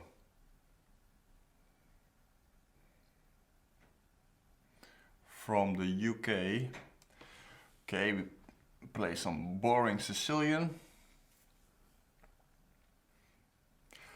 Hello, Matthew Delavedova. I'm not playing the double cup, unfortunately, because Australia is a great country and I never won the double cup, but it's such a long trip, so yeah, it's a pity, but what to do. I'm playing the Korchnoi Memorial in Zurich, so instead. So playing the b3 Sicilian, but I'm already forcing him to put his knight on d1 and queen on e2. It looks a little bit strange to me. Maybe he can still get away with it, but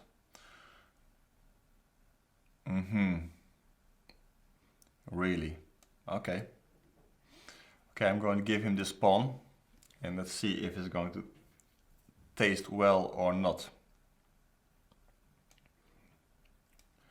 Because now I have a serious initiative. Is there any way I can trap the queen? I don't see it yet, but it looks dangerous to me. Bishop to d3. Well. What I can say? What I can say about this? Okay, let's just play aggressive chess.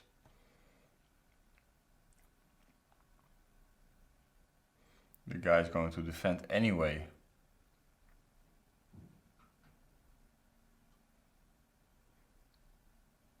Cannot believe that this is going to finish well for him. This should lose the queen, I believe. Yeah, he should have played queen a6. He got a bit too greedy. Sure. That's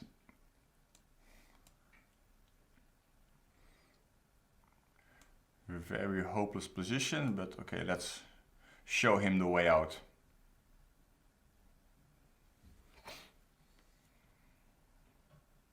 Let's show him the way out.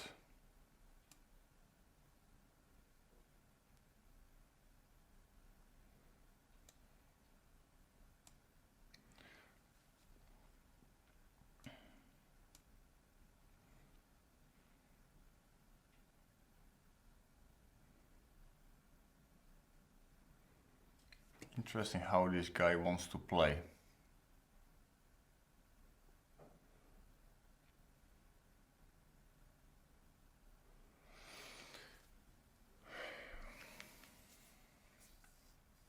Should be losing on the spot, but okay.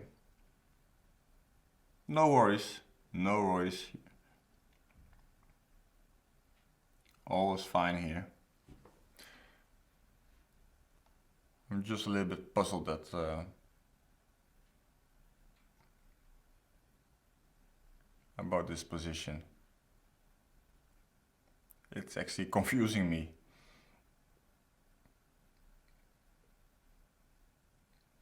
Because it should be so good for me. Okay, let me just take this guy.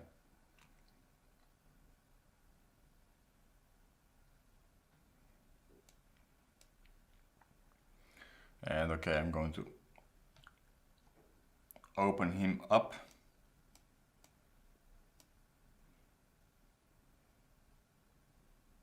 Yeah, but that's not going to stop me. Oi, oi, oi, oi, oi, oi, oi. Guy. Of course, he has a little threat here, but okay, let me just play it like this.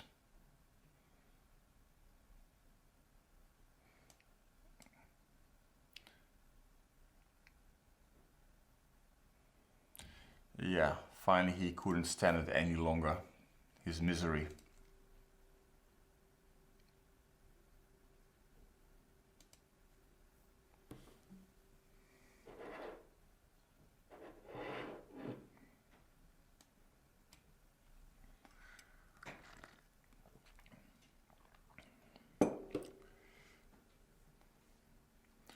Fukurokuyu. So always shouldn't try to pronounce his name during the banter blitz because it's going to cost me a lot of headaches.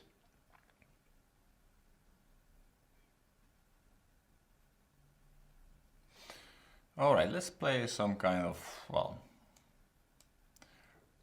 I'm going to play some G3 setups. Very solid, trying to give my opponent basically 0 chances.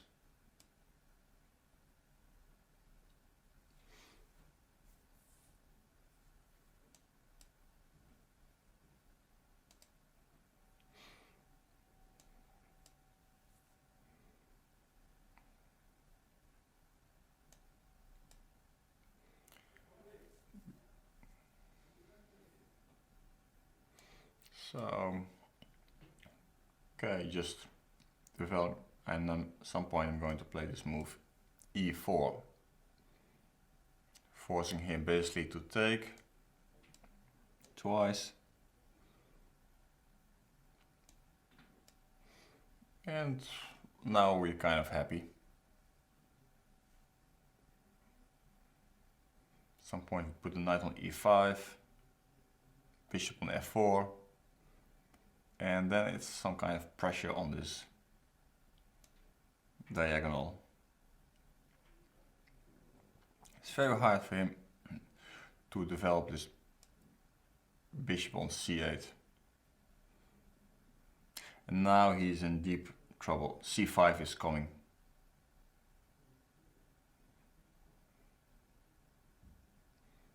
So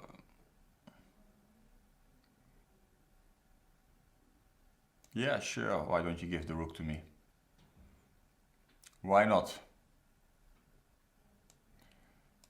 It was not doing anything on b8 anyway. Alright, next we have to hurry up, otherwise we'll never get to 3000. The pawn collector. Ukraine. Hello Ukraine, are you there? Privyet. Ukraine, hello, wake up. Wake up. Time is money. Don't have the whole day. Okay, we move on. Maybe he got cold feet. Who knows? Next in line. Nomikos Spanos.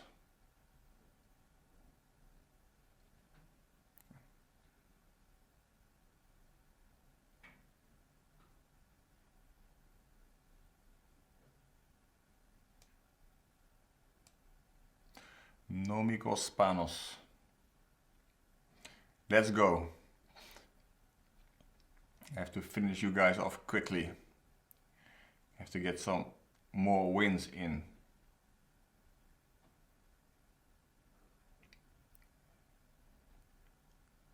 Wake up. Come on, guy. Don't be afraid. Don't be afraid.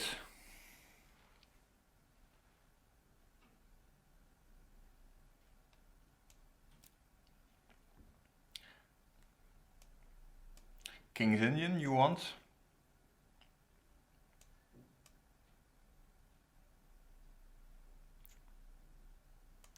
All right.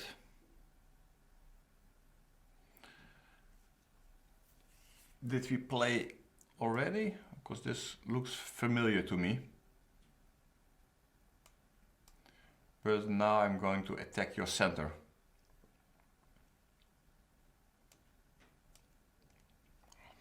Immediately putting pressure on this d4 pawn.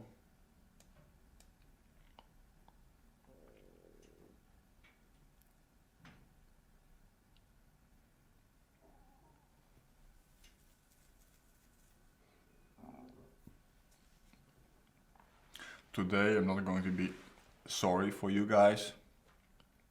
This is how life is.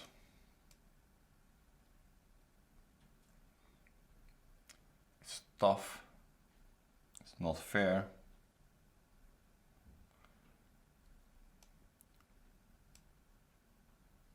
Especially not fair. Maybe I should have taken with the queen, it's even better. But okay, for bishop takes I go rook b8 and the guy will have some problem with his bishop on b2. Maybe there's still some small tactics that he can try to escape from losing a piece, but yeah, if anybody is going to watch this banter blitz 72 hours non-stop, that will be really sick, but well.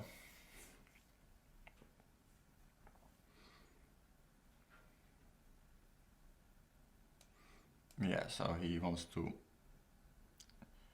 change this guy. Okay, I'll just kick this guy out. Get out of here.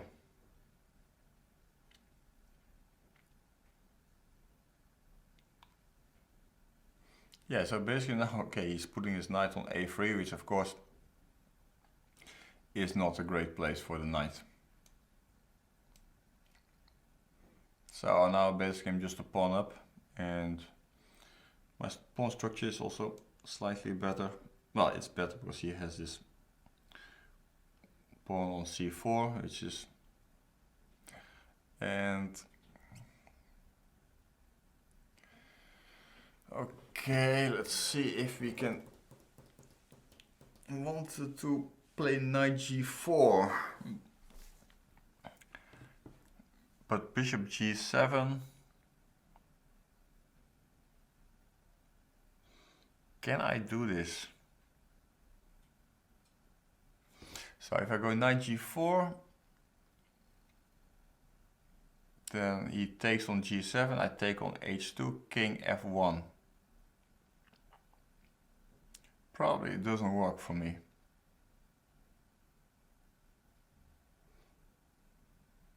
So okay, let me just at least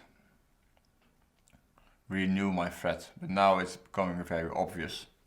But maybe he doesn't see it. I'm not saying that I'm playing for tricks, but well, a little bit.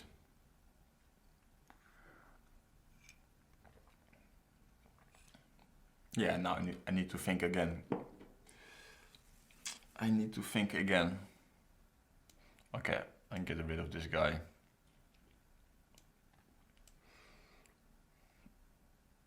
D file is not very important anyway, it's more about the C pawn, and maybe the B file is actually more important.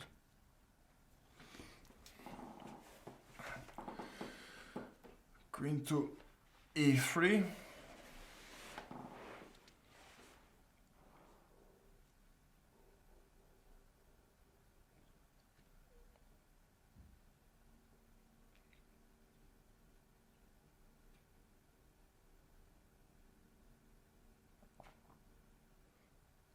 Okay, let me just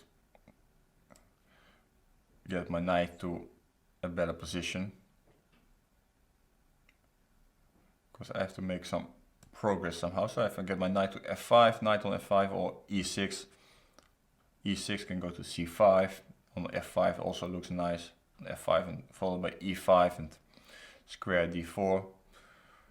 So he wants to help me a little bit, I accept that.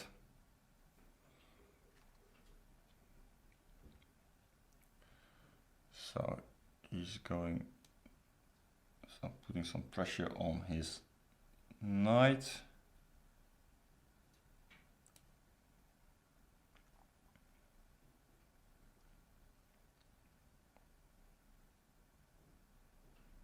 I should have played queen c5, yeah. Okay, this was not so good, but okay, we still have a much better endgame.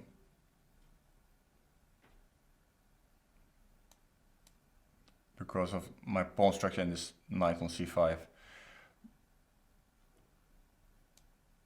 But I should not have allowed him to play like that.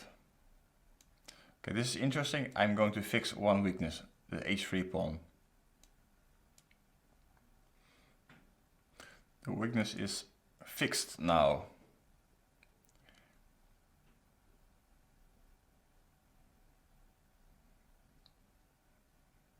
My rook is going to a3 and going to collect the first pawn already. Thank you, Pinsky.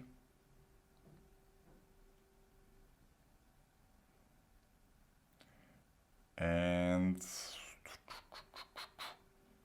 shall I push it? Okay, let's push it. Why not? Let's push the guy.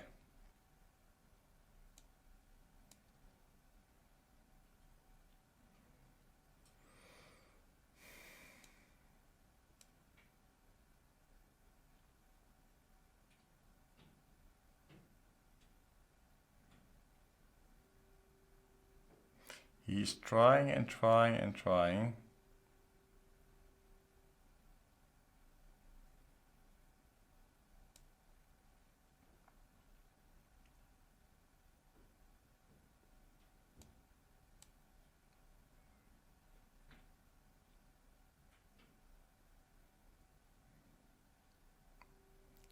Maybe I have to be a bit careful here. I should be careful here. Okay, h-pawn should be good. H-pawn should be good. Especially when you promote with check. Yeah, well, this is it. That's just a check.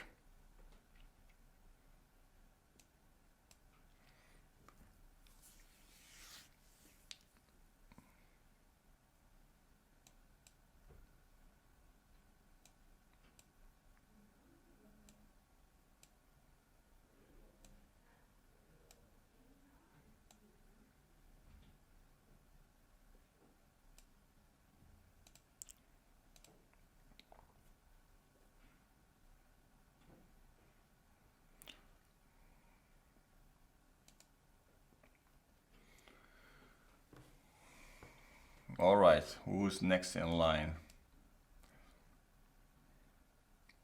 Jacek. Okay, let's play some Reti. Or let's say we play some sort of King's Indian.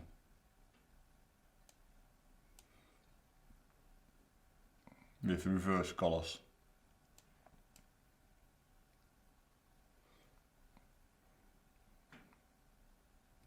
Come on, guy. You can't really allow me to give you this fork. Yes.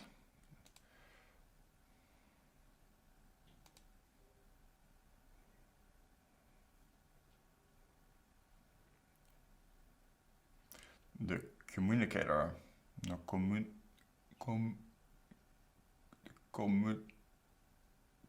well, whatever.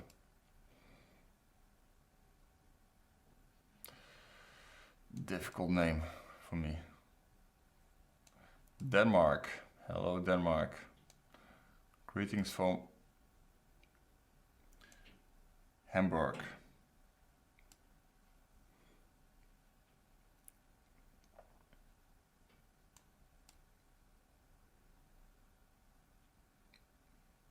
Let's step it up.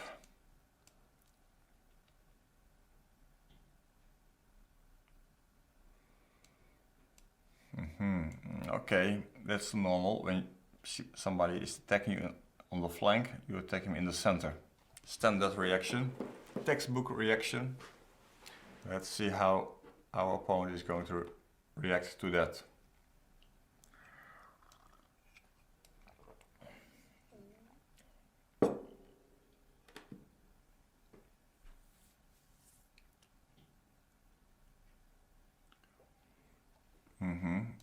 He's reacting by giving us a pawn. Fair enough.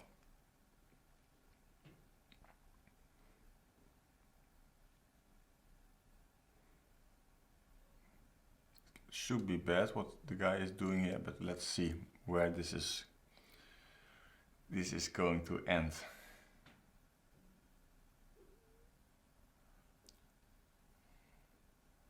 Of course I should pay some kind of attention, but I'm not afraid that I'm going to be mated. Maybe I should be, but I am not. So queen h6, I play g6.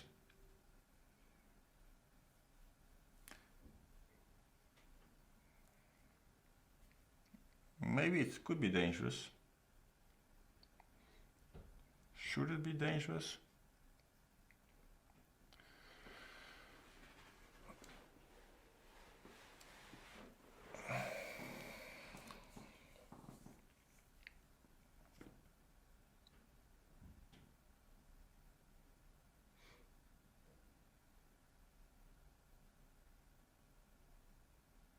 Yeah, well, this move, it's not the right move, because he should keep the attack going. I was afraid of a move like rook g3, but okay, now maybe he wants to play something like knight to g5, but this should not be the problem. Now let me sell him some trick. I like this move, knight e5.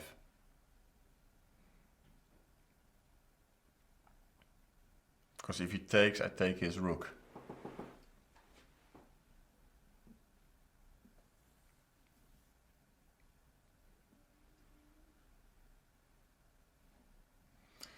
So how is it going, guys, in the chat? If it's time to answer some questions again, if you have any, or if all is clear.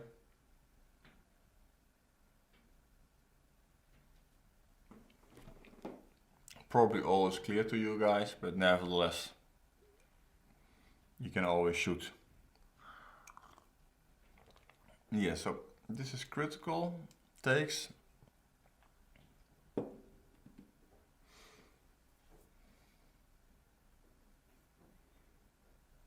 Yeah, but this is not good, it's losing a rook. I was thinking rook takes g5, then if I go knight, queen e3 check, king b1, knight f3, he has rook takes g6, winning the queen. But this is just a rookie. Say goodbye to your rook.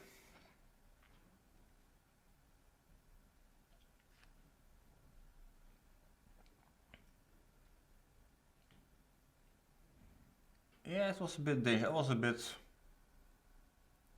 reckless in the opening.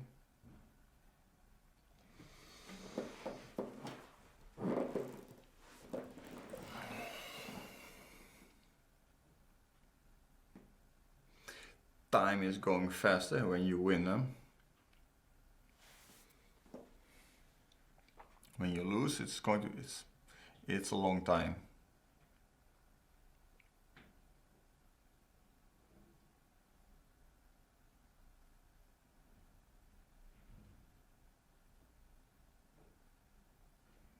Yeah, so move on. Let's move on.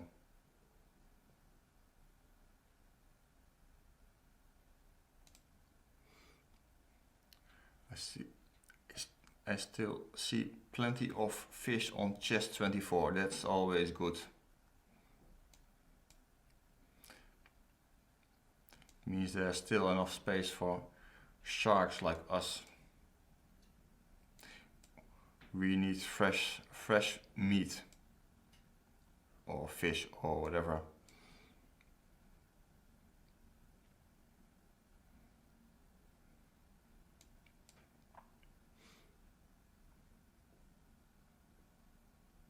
Somebody's asking about tonight's game. What is it? What is it tonight's game?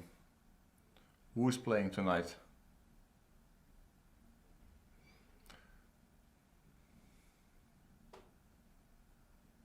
Who is playing tonight? So this is kind of positional mistake because it allows me this setup. Knight to c5. I'm sorry, attacking this e4 pawn.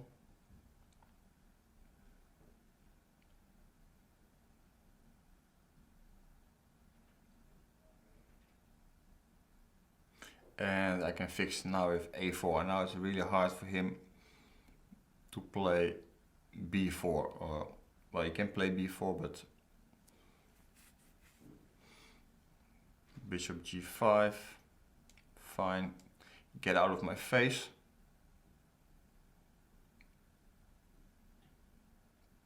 Yes, now you're going back, huh? Okay. I just the game against Italy, football. Yeah, well, I only watch it when it's at these friendly games. They don't really excite me at all. So, guy wants to give me an exchange. Thank you very much, senor.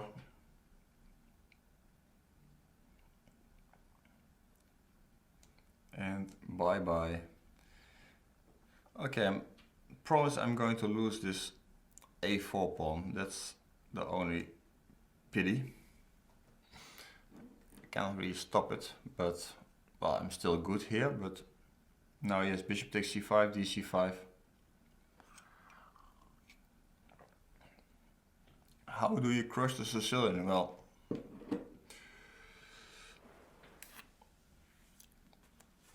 if you look at the YE games, for example, he's having a very nice record against the Sicilian. Okay, let me check. I'm just taking the challenges which I see, but I will check if I can find some higher rated guys, because it's, but I like to play everybody, so I mean, I don't really want this is also for all the players, so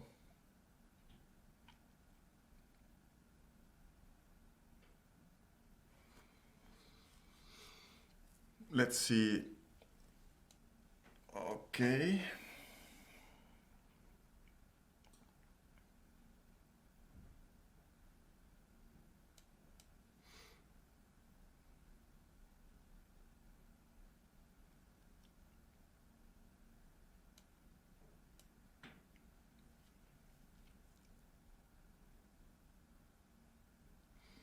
There's still some work to do here before I can collect a point, but eventually I should get there.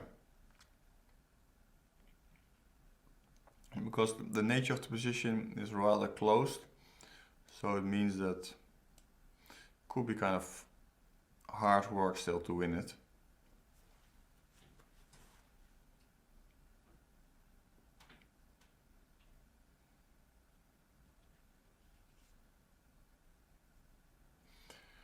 Generally speaking, let's say positional chess or strategy, it's also normally a combination of tricks, little tricks, just to get your positional aims, you know. There's always some underlying tactics which kind of justify what you're actually trying to reach.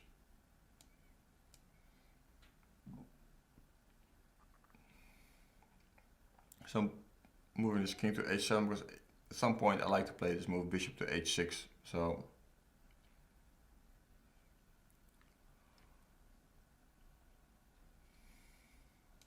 now time to get rid of this guy.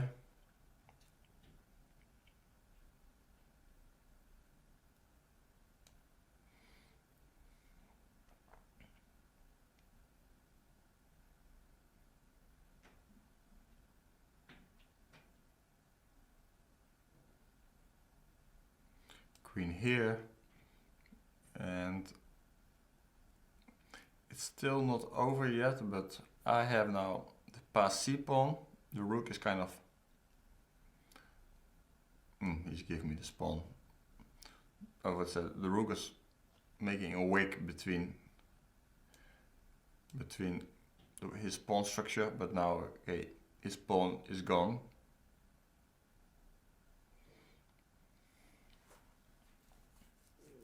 And now it's fairly easy game. The rook is flying in.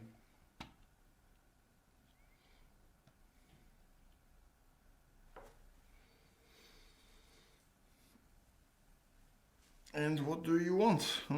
What do you want?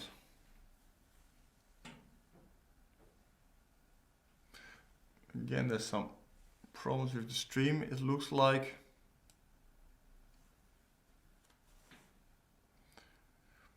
Like I said last time, it's time for all men to log out. All women can stay. Not sure that is going to happen.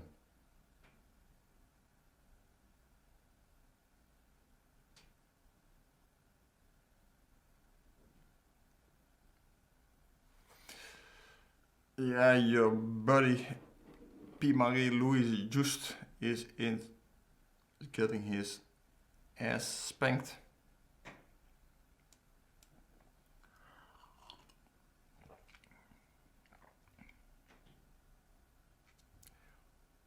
It's not looking good for your buddy.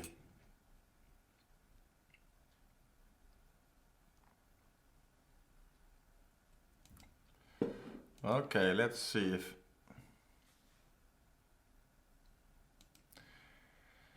Let's play a GM for a change.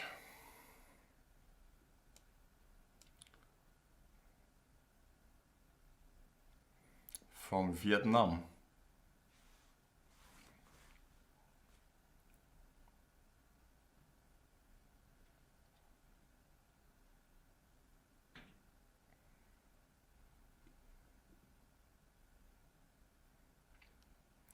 And he's there.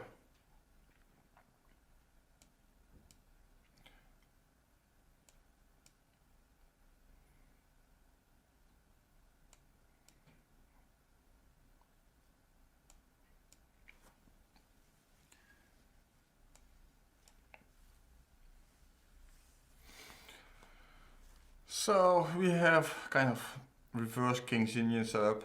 Actually pretty harmless, but okay, we just play some blitz.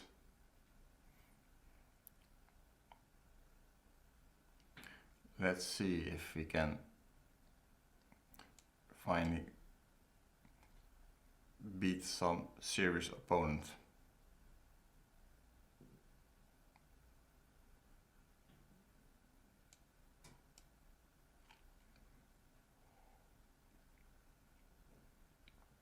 For a change.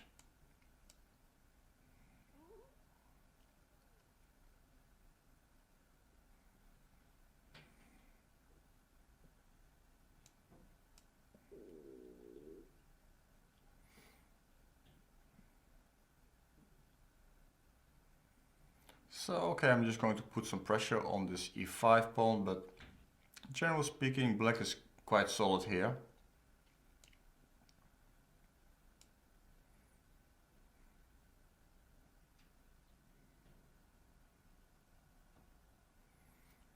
Yeah, so this could get interesting. This could be interesting.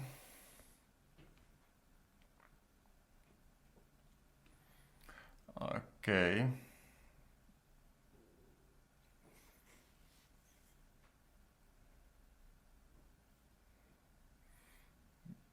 Okay, I want to play d4, but probably he has this move knight takes c3, kind of solving most of his problems.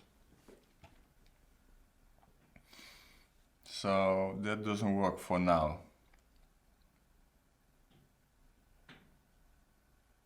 So let me just start fishing a little bit here.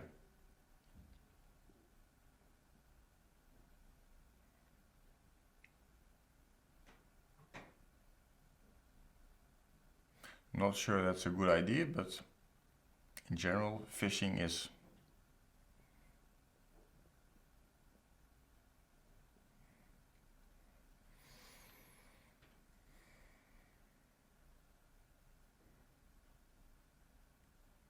okay, and we continue our fishing expedition.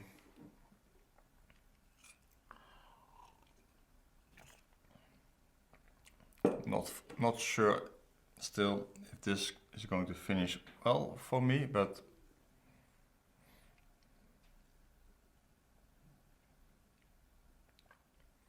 I'm just looking for some sort of tactics.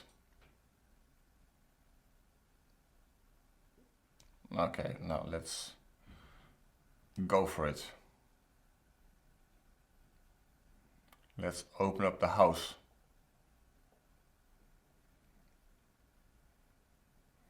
Let's open up the house, and the guy is already chickening out. He is chickening out, but this should not be good for him. It shouldn't.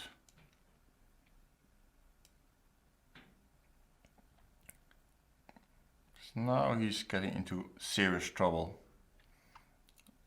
He doesn't want me to take on e5, but now it's all with swish and zooks and everything.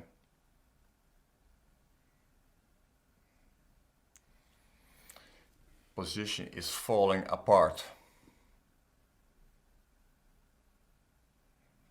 Your position is falling apart, my friend.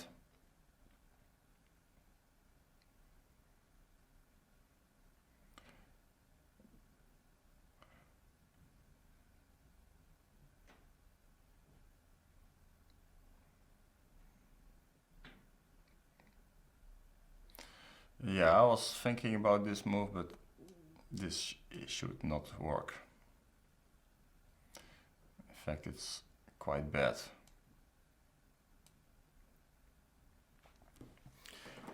It's going to be at least a pawn down or a piece down, whatever you prefer. He's trying to hang on somehow, my God. Crazy guy. Crazy, crazy guy.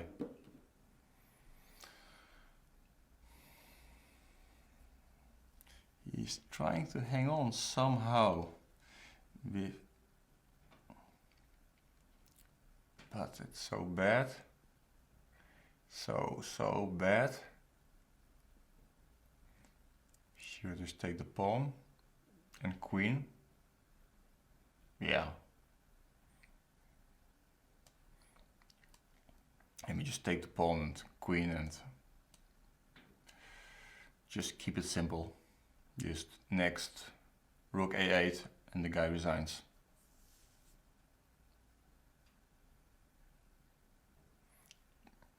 I was thinking about playing a move like b4, but okay. Just play it simple. You see, I can also beat GMs from time to time. Let's play one more serious rated guy, Warrior. Mr. Warrior from Poland.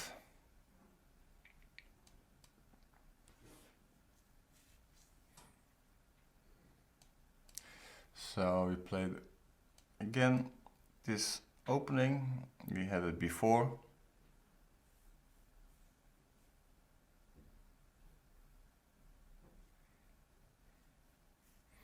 And again, these guys keep on playing like this against me.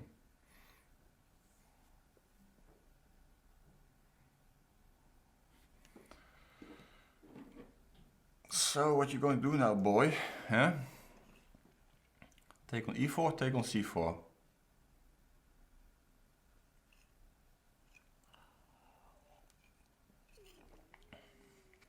Yeah, I think I prefer taking on e4. This looks more entertaining at least. That may be less good, but Yeah, I was thinking about this, but this looks really miserable after knight g4.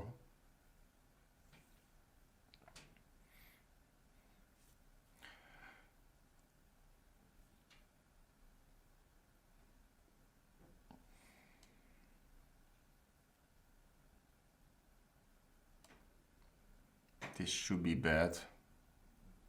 The only question is how bad. Because okay, this pawn structure is horrible. But okay. He's still in the game, but I'm just playing this move g6 because I like to protect against any jumps to f5, and I just want to go knight to d7 to e5, and with knight on e5 I'm in control of the game. So jumping jack is coming. Jumping jack is coming.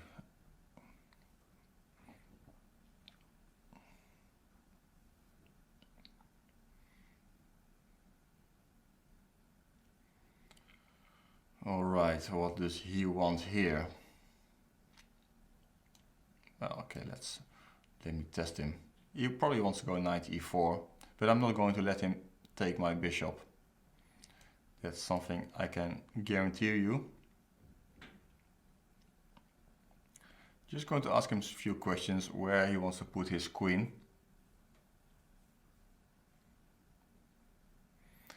And now I kick this guy out.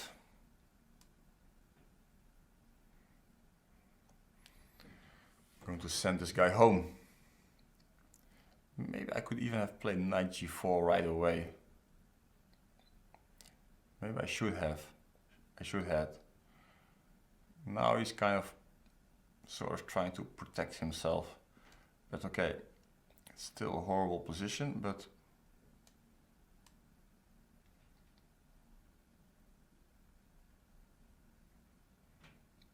knight g4 would have been really killing.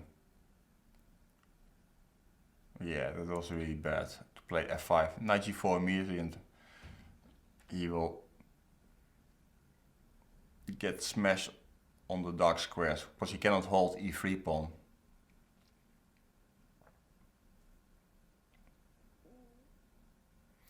Come on, warrior. And the warrior is trying to play c5, but not today. Not today, not in my house.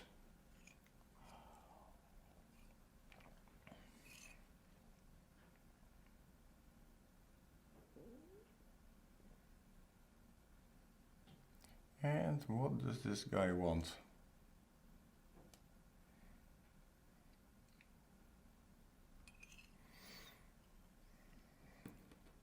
So I just want to bring in some rooks.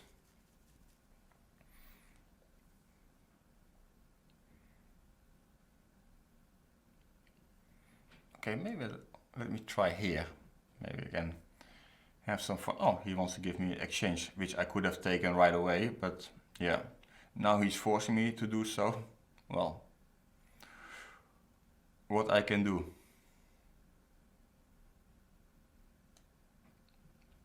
If the guy is forcing me to play well, then I have to play well. And again, putting the pressure here on the e-file. e4, Can you really do that? Okay, let me kick this guy out.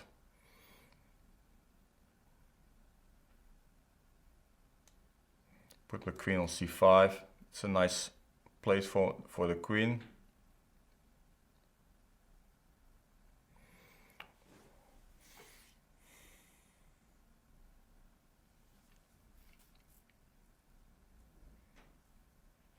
Played a little bit careless, I have to say.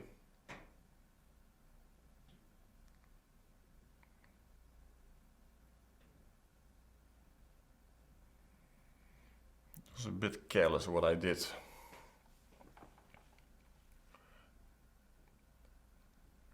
Because it should have been over long ago.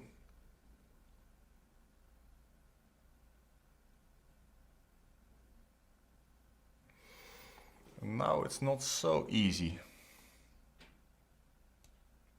Okay, I have to defend this f5 pawn.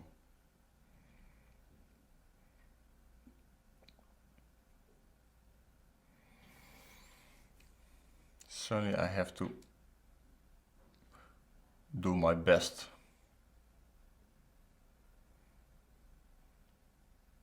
Still, I believe that the outcome is quite clear. It's looking good for me, but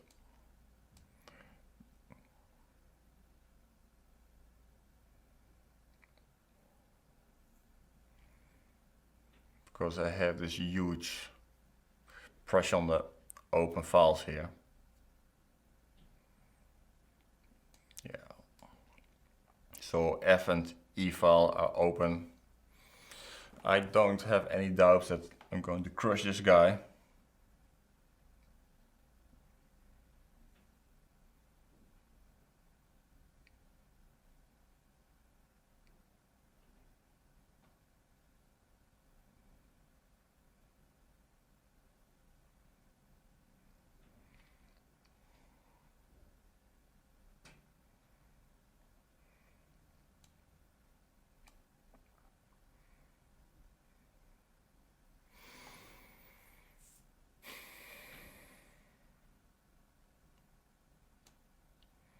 Okay.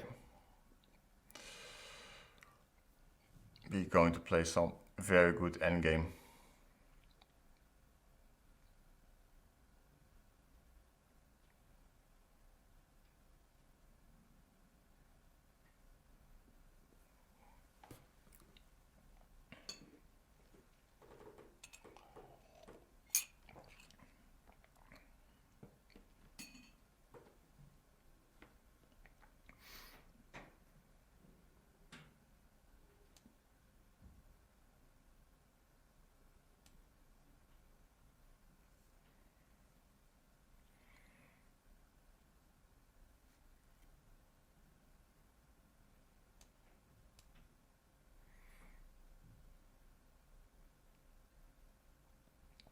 Yeah, well, he can take my A pawn.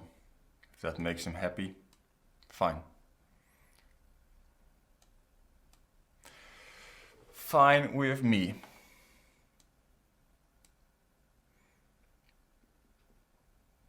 Yeah. So now it's going fast. Now let's take on some more guys like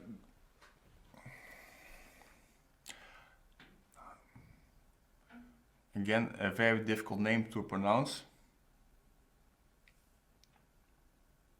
So better not try to do it.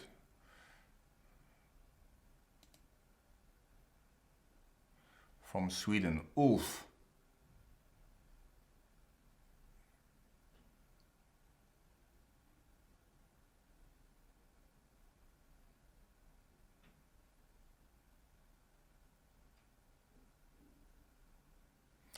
Are you there, Ulf? Ulf boy, wake up. If not, then I'm going to abort you.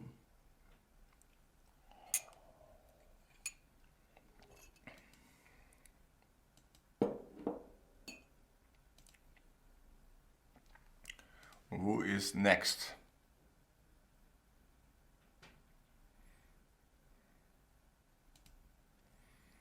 Okay. Tal Chess. I've seen him around for a while. Maybe I played him in the band with my own, under my own name. Talboy. Talski. Hello.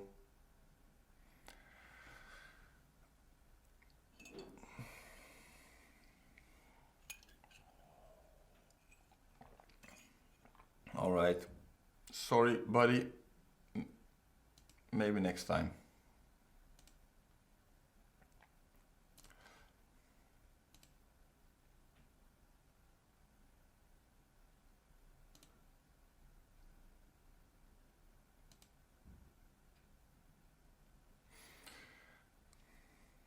Brammy boy.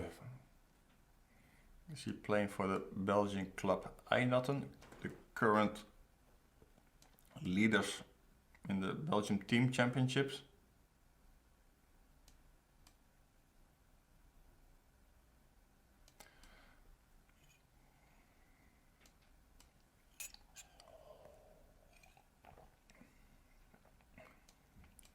So let's play this knight a6 move. It's actually directed against some d takes e5 stuff and changing the queen. So, and now in this version it's not that good, although still playable.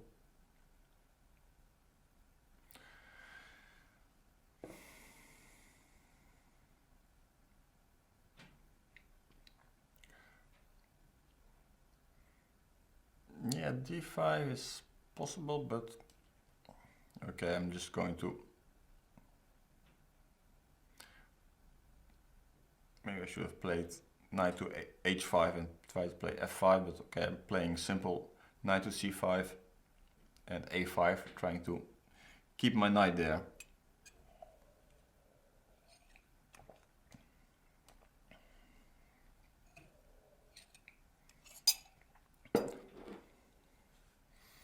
So far things have been going pretty well here. I expected this going to be a really long drag. Well, still a few hours to go, so I should not get too optimistic too soon, but normally the last few hours are really tough.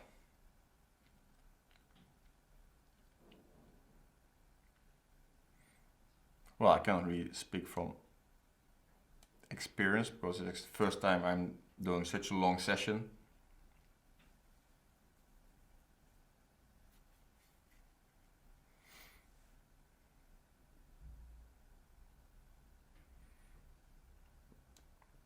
Alright, let's try this. Let's push some pawns on the King's Indian, which is actually, maybe he can take and on g4, I take with the pawn and try to bring the bishop back to g5, e3. That's normally kind of standard plan here. This is definitely not a standard plan to allow knight to e3. Very unusual in King's Indian.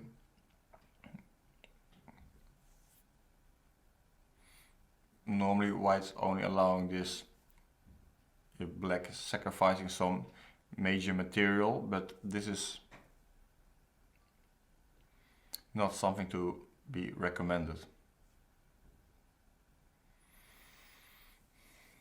Yes, so now what to do with this guy, eh? What to do? Probably take this rook. I don't want to take this rook, but because the knight looked simply too good on e3, but well, I guess you just have to be pragmatic sometimes.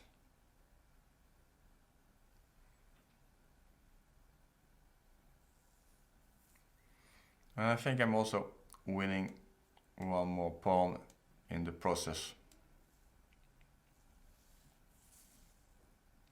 Maybe my rook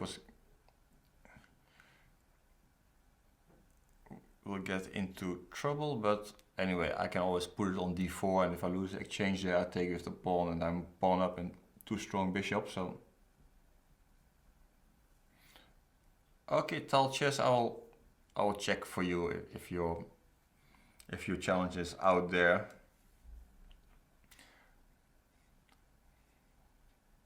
It's always good to play some kids.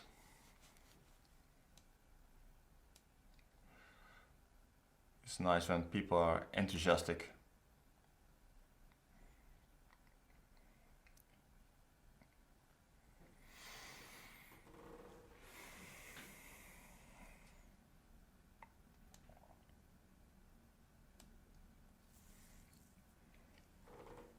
let me finish off Brammy Boy from Einatten.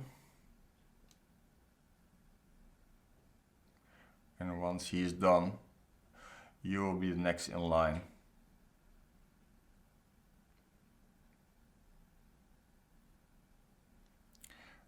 But promise not to cry, eh? Promise not to cry.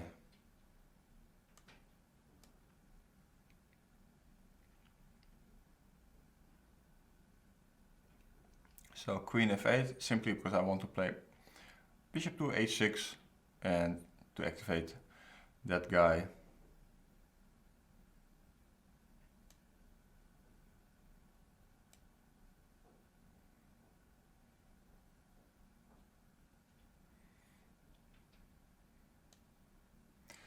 Brammy Boy keeps on fighting,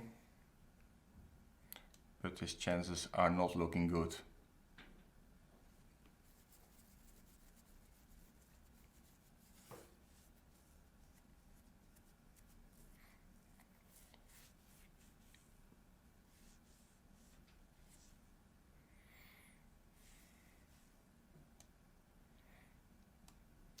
Just not to blunder any rooks against Brammy Boy, then I'm doing fine.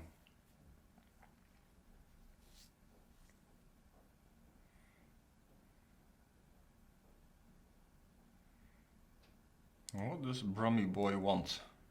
What does he want from me?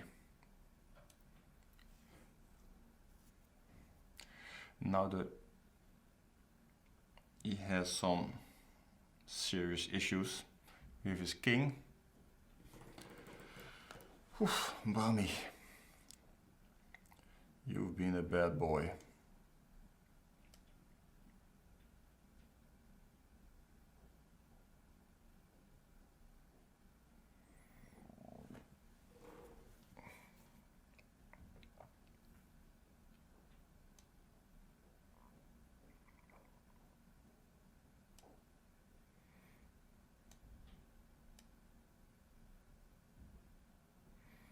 Oei, Brammy Boy, this is not looking good.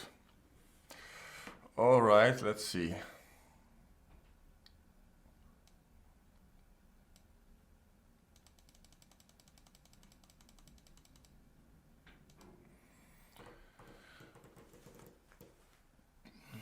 Okay, Talches. I hope you're there now.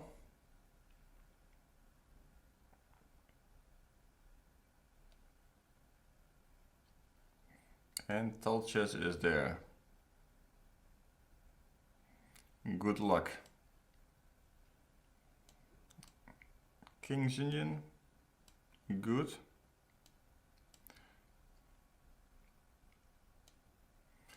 Let's play some Gligerich King's Union. It's Knight c6 is not the most accurate way to play this line.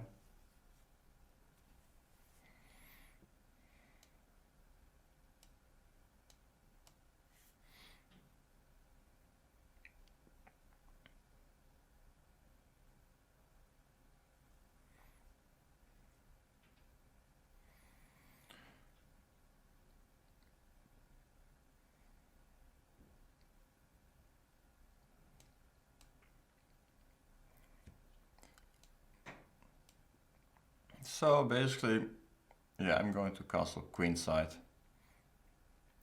And in the end, I'm going to play on the queenside. Although my king is on the queenside, that doesn't really matter much.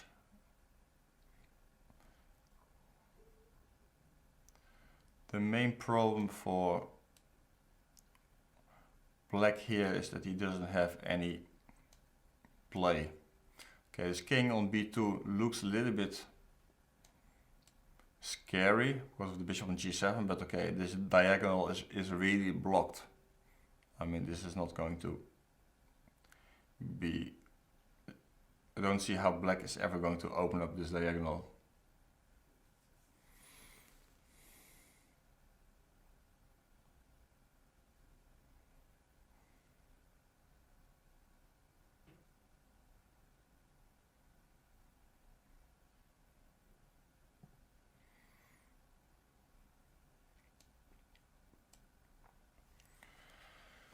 So at some point I will play b4.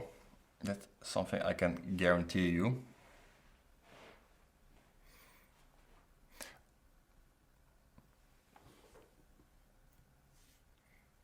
And well, let's do it right away.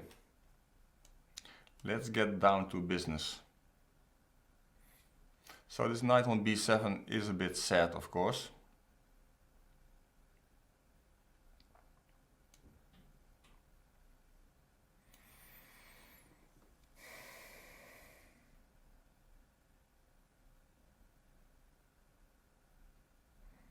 Let me just swap the rooks.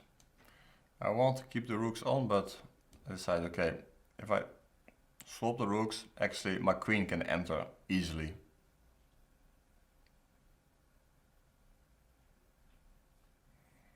Okay, I bring the knight now.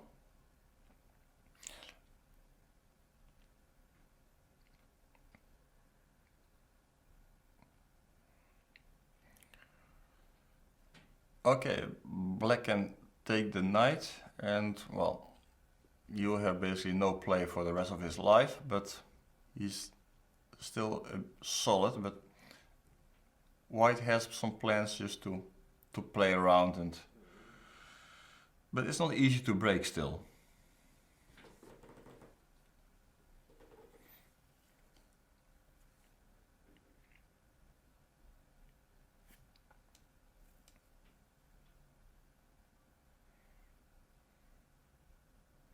Of course, I'm not going to change the queens.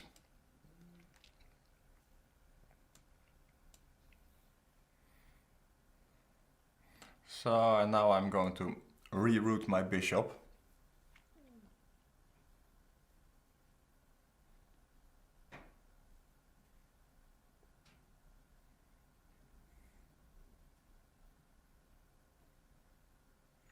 Trying to get to h3 and then getting to the diagonal.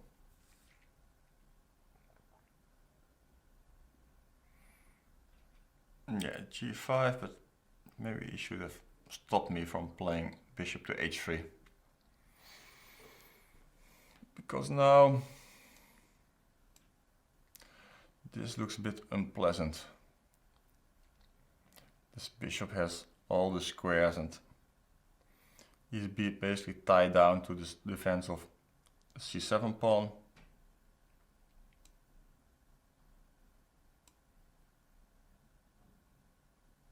Yeah, queen d8, hoping for miracles.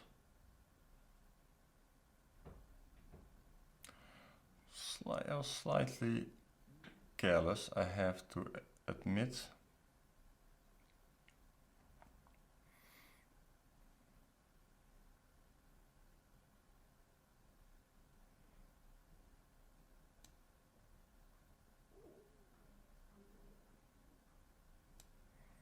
So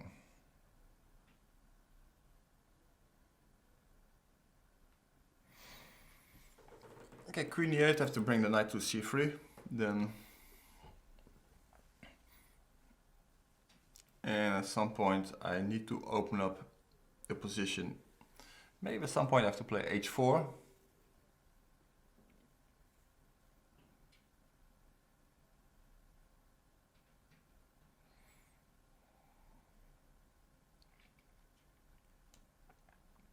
Yeah, he's trying to get active, but you see I'm controlling all the squares on the A file.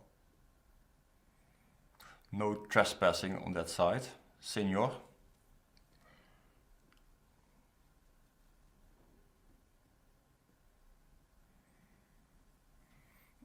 It's still a long way to break through, but it's so extremely unpleasant, such position.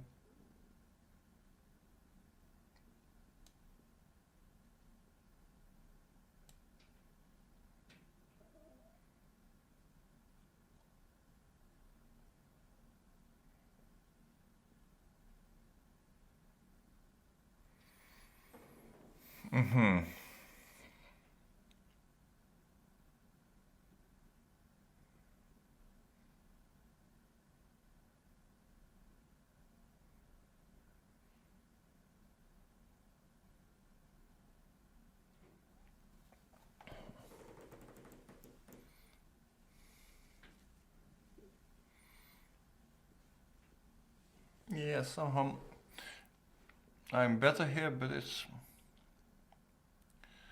not so great what I'm doing. Okay, let me just retreat this bishop.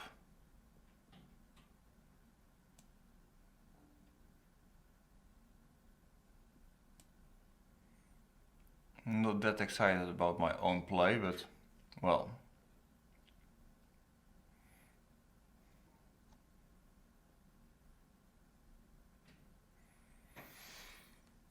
I need to find a plan. That was a bad move. You could take on b5. Probably because he had little time.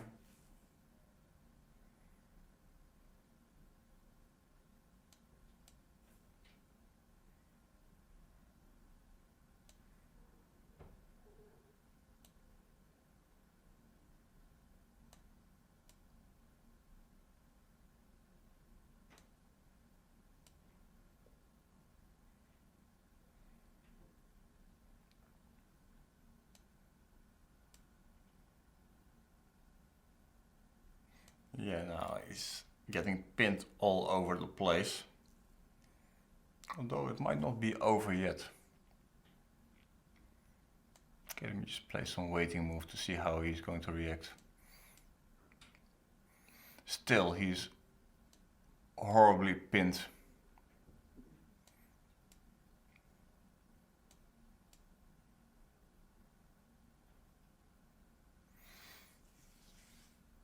Still some drawing chances. But yeah, too little time. It was not easy to... Sorry, buddy. Okay, Stelios. I have a friend from Greece. His name is also Stelios. You don't want to know what is his nickname, but okay, I will send you to your mom having your dinner.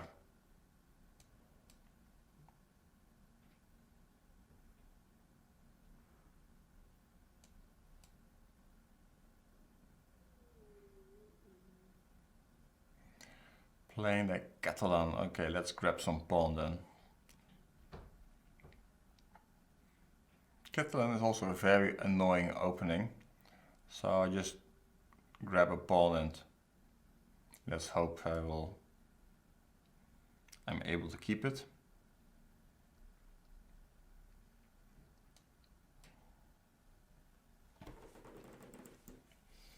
Yeah, and my plan is simply to push some pawns. Just play normal chess.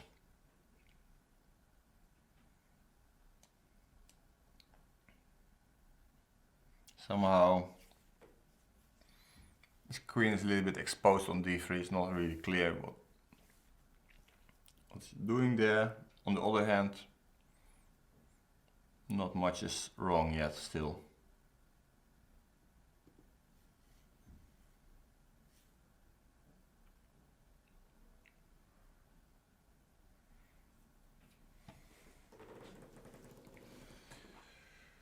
So, if you're wondering about me and Magnus, well, we are both very competitive, so whatever we play, any card game or football, we really want to win. And okay, of course in chess he got the better of me, although he got a few times really very lucky. Okay, it's not real luck, but I mean the guy could actually have lost a few more games, and in my opinion he should have lost a few more games. But yeah, we played also some football matches, and after coming back from the football match, my wife asked me what happened, and I said, what do you mean what happened? Yes, she says, like, look at yourself. So I looked at myself and I was full of bruises and all this kind of stuff. So by the way, my opponent went for some sequence to change bishops and queens, but now again the resulting pawn structure is not very good for him because he has this extremely weak d3 pawn. And let's go there. Let's check this pawn if he can defend it or not.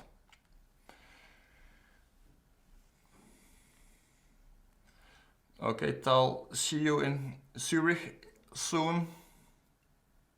Good luck in your preparation. And normally I take it easy in playing soccer with other guys, but since Magnus, his character is like fighting for every ball, every inch, so that's why we got into a lot of fights. But okay, we always play it fair. Okay, rough but fair. But yeah, it was kind of enjoyable. Although I know that maybe I should not do it, because let's say a few times that we were playing football the day before, I had to play chess with him, and I was always trying to get under his skin and teasing him and whatever. And the next day in football or in chess, he was really motivated to beat me. So yeah, of course, when you act like that, you're asking for trouble.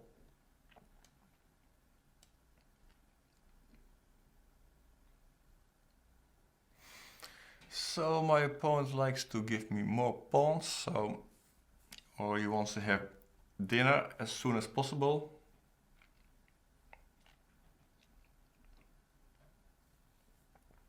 Probably likes to have dinner. Stelios, it's time for your dinner now. You're not sure yet, huh?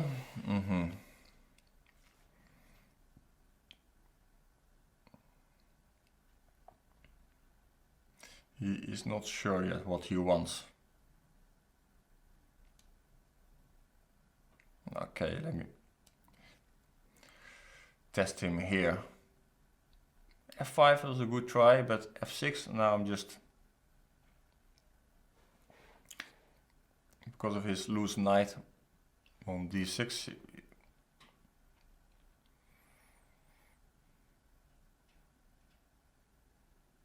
Not sure how he's going to solve this problem. Yeah, but I have a checky boy.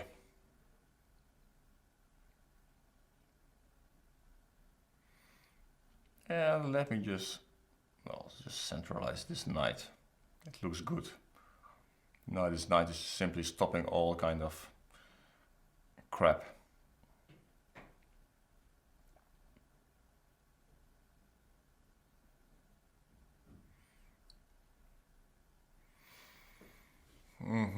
He's giving me some extra options, but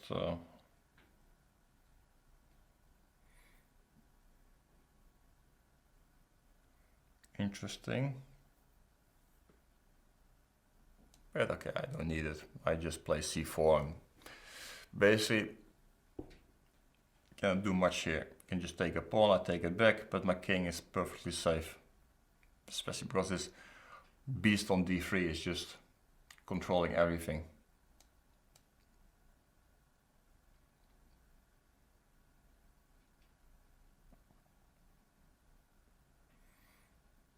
Trying to get some counterplay, but sorry, doesn't work. Ooh, rook b1. Ay. Let me play this little nasty move, because now I want to trap his knight. Okay. That one is a good move, I have to admit. Okay. Whatever.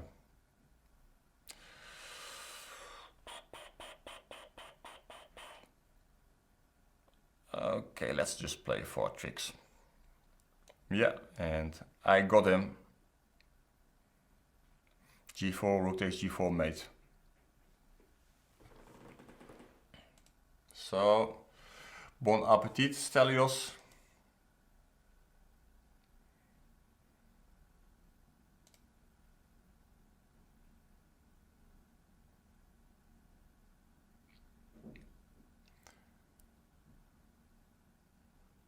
So who's next in line?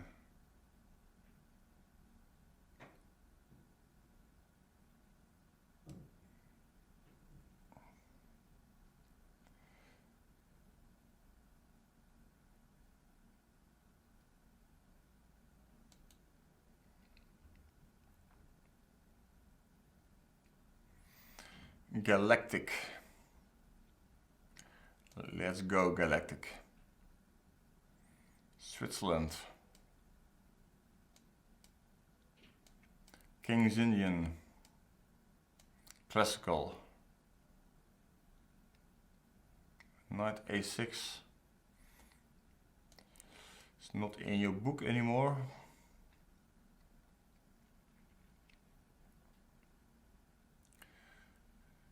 Come on, baby. Show it to me.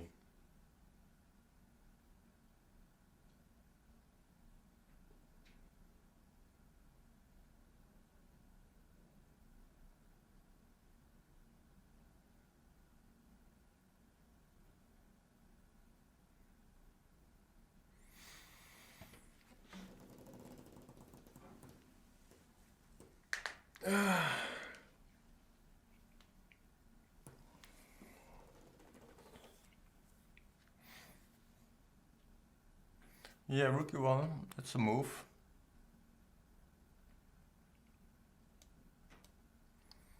Queen e8. No.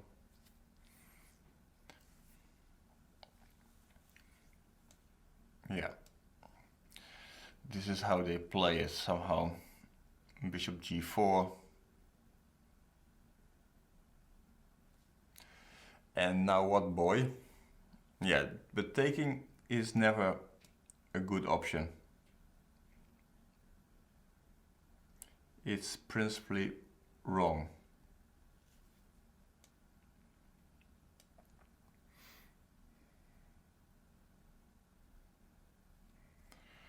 Because somehow it gives black now a very easy game. I think I should take this guy and go here, and you see this d4 square is going to be mine. He has a pair of bishops, but this bishop shouldn't be so good. He has this d5 square, but once I put the pawn on c6, that's also going to be gone.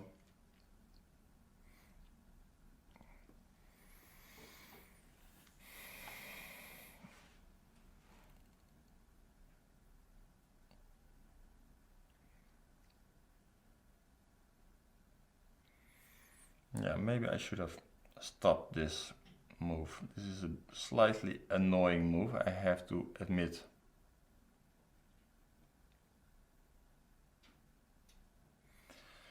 I should not have allowed that.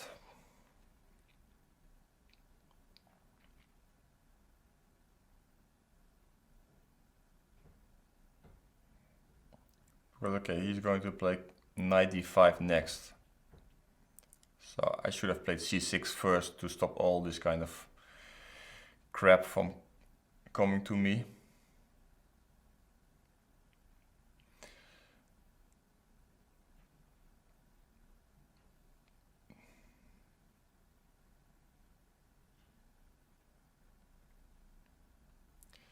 Yeah, this was not good what I did.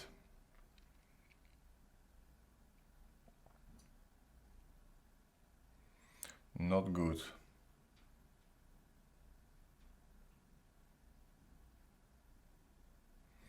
Okay, let's play it in a positional way. I'm going to exchange, call exchange sacrifice. Yeah, and he doesn't want to take it. He just wants to win my queen.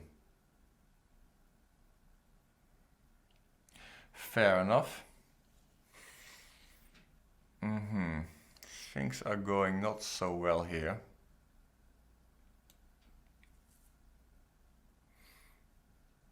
Yeah, something went really wrong. I should have played c6. But still, I'm pretty confident that things will be alright.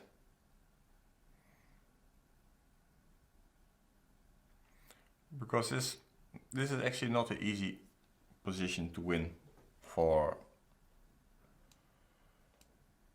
white.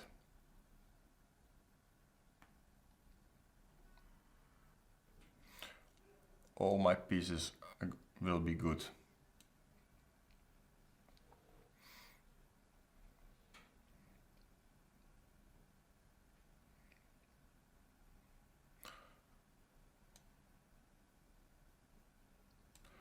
All my pieces will be good.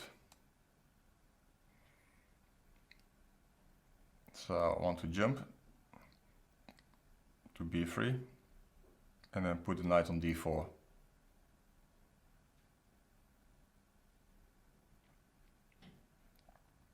And he has to deal with that.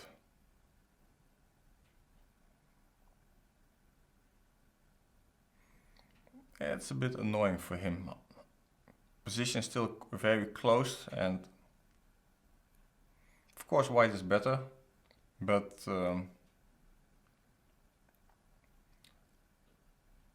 maybe I'm not threatening to play knight b3 because he has knight d5 trick.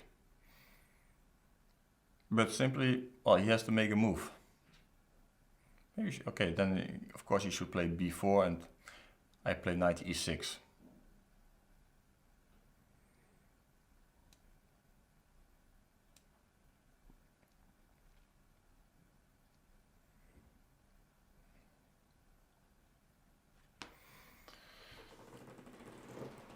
Yeah, so now he wants to play c5, which of course I'm going to prevent because I just want to have this square for my knight.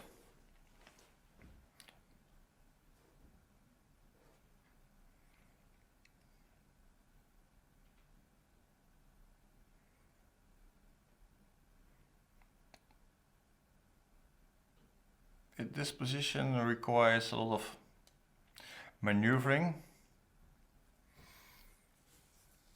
Yeah, so here and okay, and I'm just jumping and see how he's going to deal with that.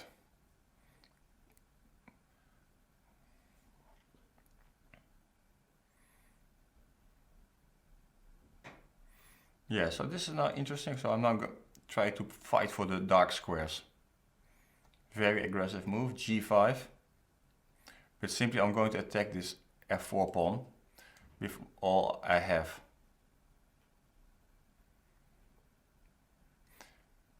And the idea is that he cannot really hold that pawn.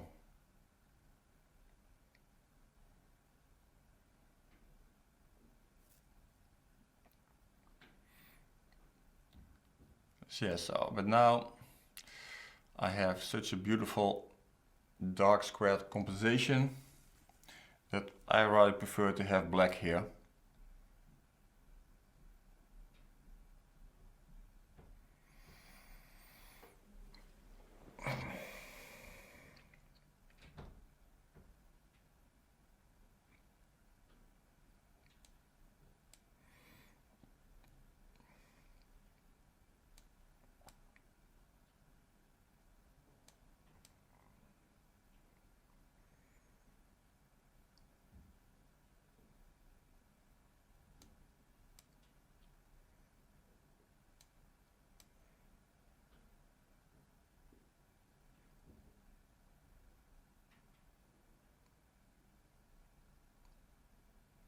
Yeah, it's kind of hard position for him to play, and now he's giving the exchange. Well, yeah, did something really bad in the opening, but in the end I got him anyway. Alright, so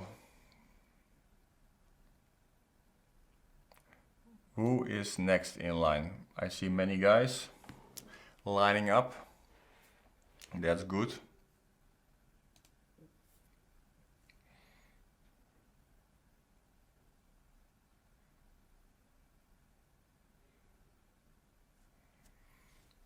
So play a few more games and then I have my second small break.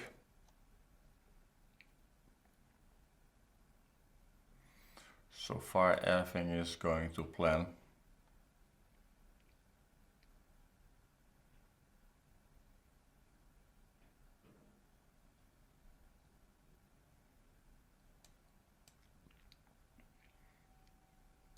My opponent likes to play solid, so well, it's very fine with me. That doesn't really scare me.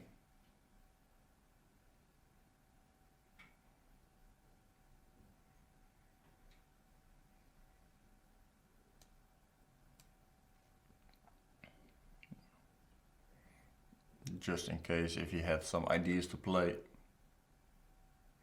e4, so b4, is that really possible? Interesting.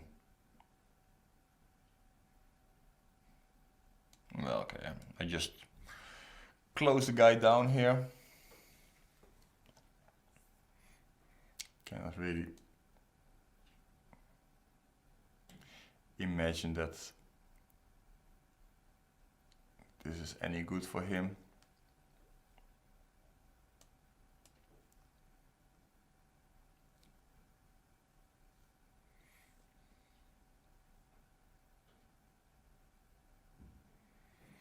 What to think of this guy? Okay, if he wants to play e4, let him play e4. His main problem is that after e4, at some point this pawn on c3 will be weak.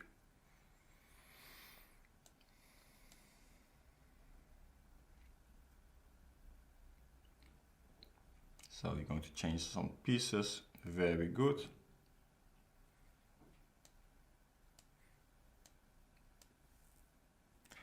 Excellent.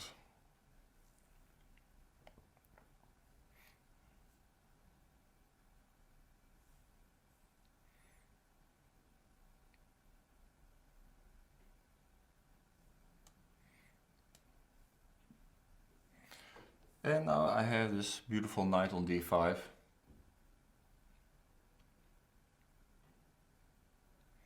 So, okay, just be careful, should not allow mate in one.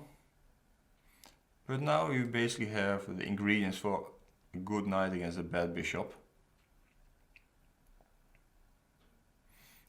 So I'm going to ask him some questions on the queen side.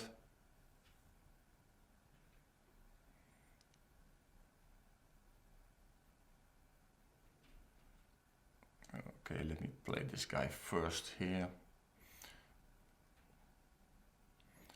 Just kick him out. Defend against taking here.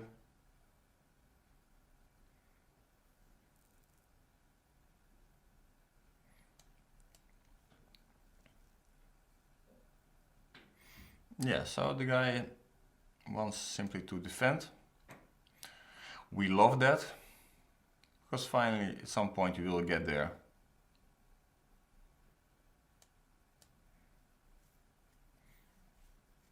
We will get that, I promise you. Now he looks kind of solid, but actually I could maybe bring my king to d7 or at some point.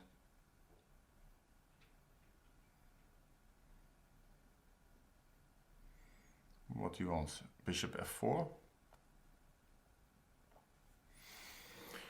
Maybe he wants to play bishop f4. Yeah, okay, let's not give him that pleasure.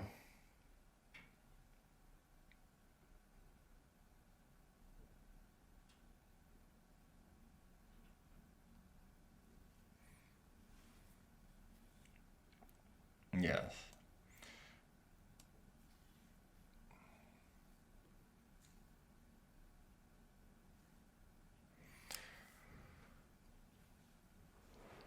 So now I want to get my queen to f5, where it's defending both e6 and g4, and where it's simply very well placed.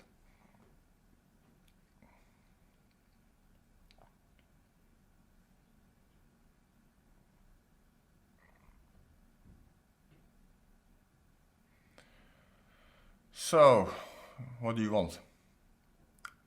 Daltanius. What do you want? Show me.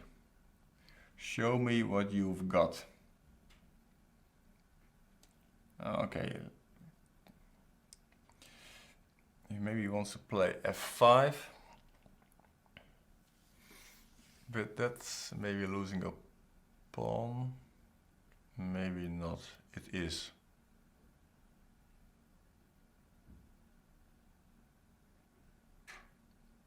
Is it? Because rook e1, rook e8, f5.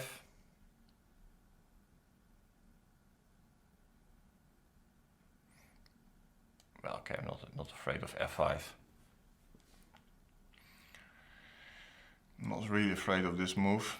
So if I take here, then he has to go queen takes, rook takes, rook takes.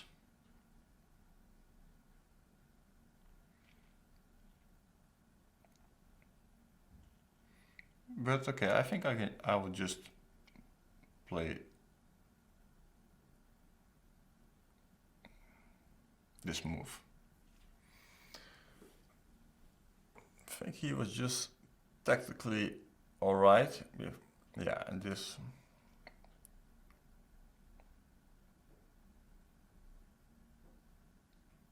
Maybe he is still queen f5. Yeah, he missed his queen f5.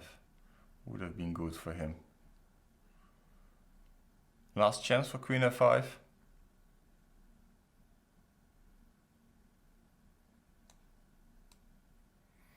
Still going to be hard to win this. Oh boy, oh boy. It's also not so easy for him to draw, but yeah, I should not have allowed this.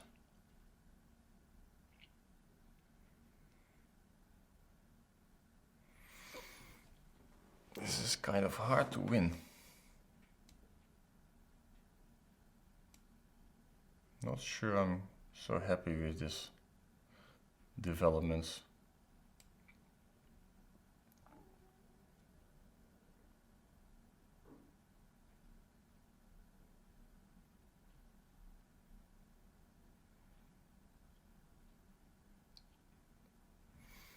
Not sure I'm better at all.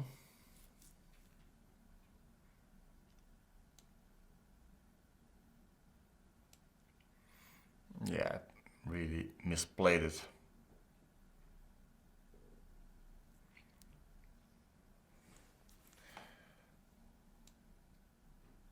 Of course I'm going to push it, trying to win it, but I shouldn't. I really shouldn't.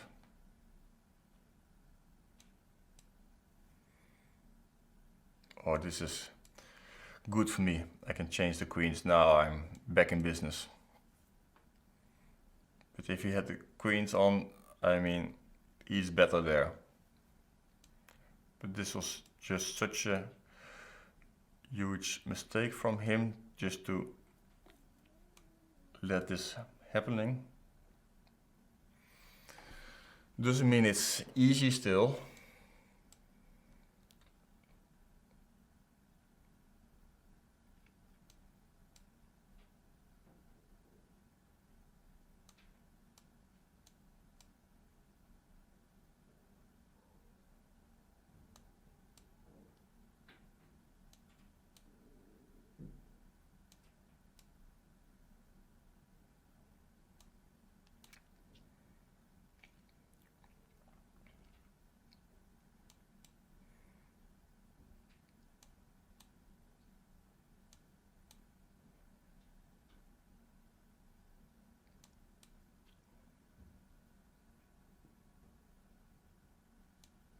Yeah, now he's too passive.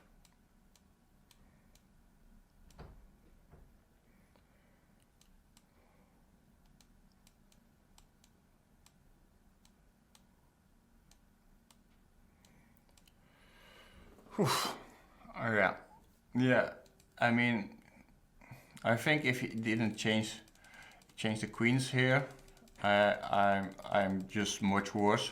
Actually, I have no plan if, so here for example after knight c7 you can just play move like queen c8, and then what I can do, because okay, I wanted to play queen e7 and then he can just play king f2, and also after h3, which is not a bad move, after pawn takes you should take with the queen just to keep his king protected. But yeah, I think positionally I was doing very well, but after f5 some complications arose, and well, I didn't want to play f5 myself because then position becomes really maybe too closed. But okay, let's play 2 more games before you have a break.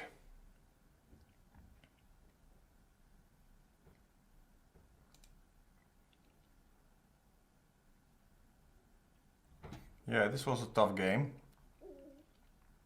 Ship it.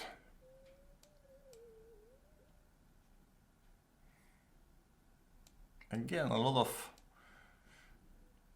fans of the London system, or it looks like a bit of Yubava kind of systems. But the knight on c3, of course, is not so well placed.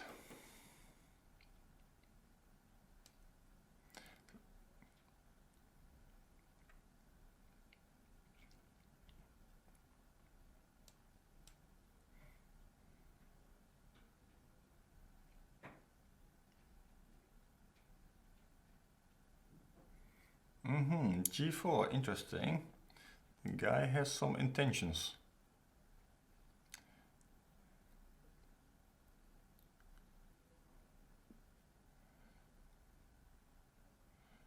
Yeah, but now he realizes his knight is not so well placed on c3, but I guess it's even worse on e2. But who am I?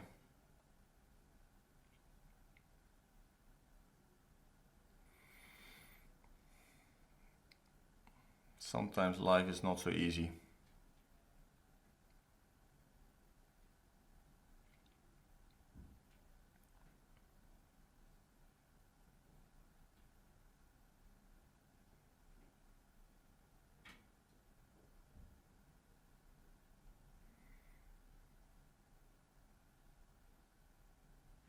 Okay, let me take this guy first.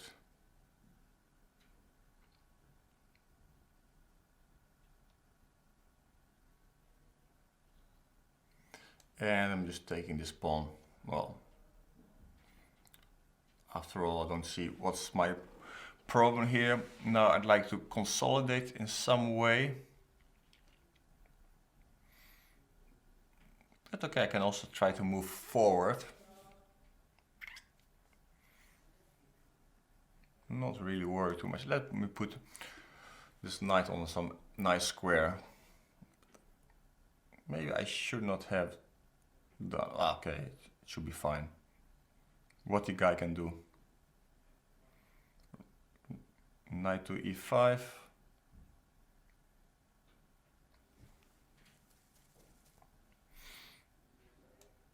Okay. It's not a pawn yet. He should, of course, he should try to, well, to use the fact that my queen is out of the game, but now it's in fact in the center of the game, and even with a pawn up, so that's probably was not. I should give this pawn.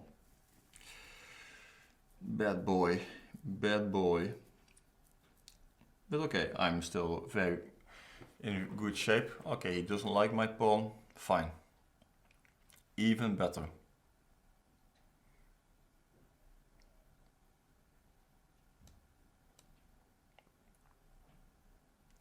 I missed the trick. I should have played knight c3. I was looking, in fact, I was looking knight g3, rook moves, and then queen takes, d4 takes. So okay, let me do it again.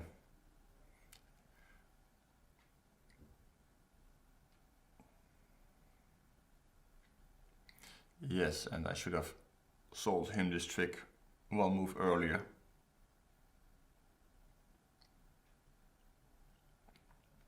Okay, let's play one more game before I have one more coffee.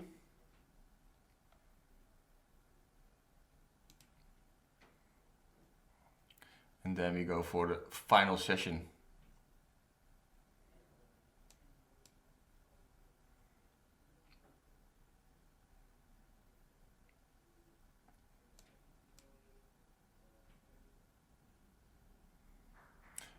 Yeah, I still haven't recovered from this one draw.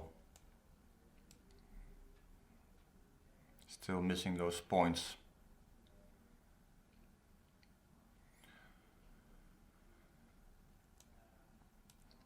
You think I should play some more amateurs or higher rated guys or whatever? I mean, I'm basically into anything. Since I'm playing this banter blitz, it must be clear to you guys I'm doing anything for money. It's sad but true. But okay.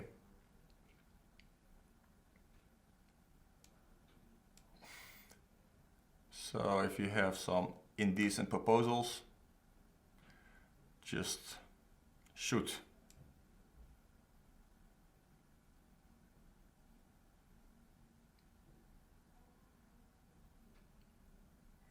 Not sure what I'm doing here in the scotch, but well, we'll see.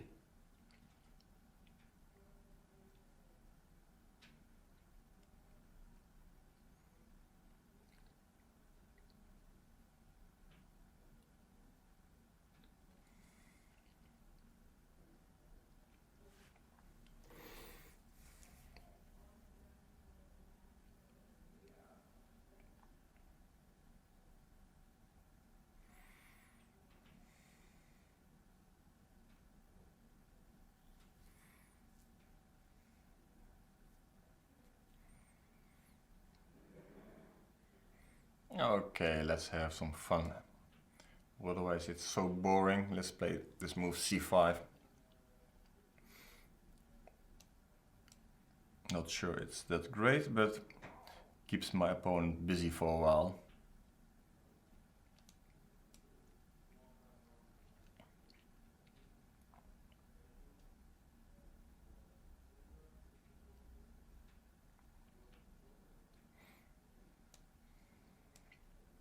Yeah, it shouldn't be so great because actually I cannot castle king side, so I have to castle queen side, and well,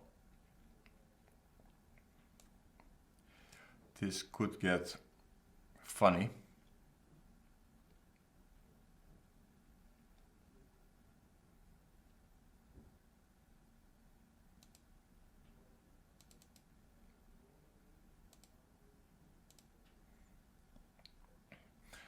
Because okay, maybe chess-wise it's more interesting to play with a bit higher rated guys, but on the other hand, you want to give the amateurs also a chance to play against the top guns, and that's why they are premium members. Everybody should get a chance to play against a serious player from time to time, because normally you don't have this possibility at all.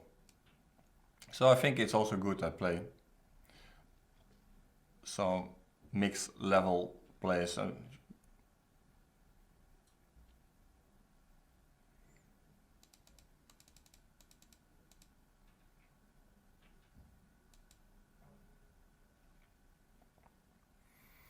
So now point is that this pawn on c7 is a kind of a bit annoying for him. So at some point he needs to collect it, but once you collect it, he has to pay attention to this move e6, because my bishop is here on f4.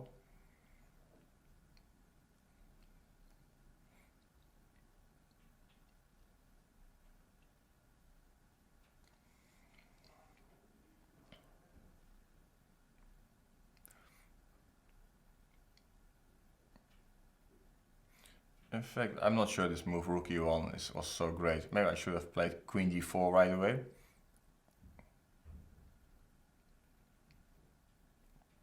Asking my opponent some questions about the d7 pawn. And e5 pawn was not really hanging, because if you take, in the end d7 will be hanging. Okay, Kuzma, you want to play a game? Are you sure about that? We can play one game and then I will have a break, or I'll play after the break.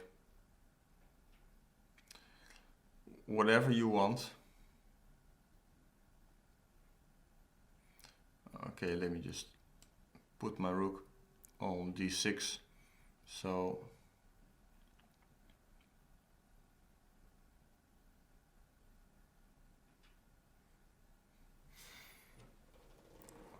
positionally, my opponents are kind of suffering, of course, and I'm just collecting material everywhere I can. So now I'm just threatening to play rook d1 and rook d8, and it's... Okay, Kuzma, maybe some other day I give you a chance.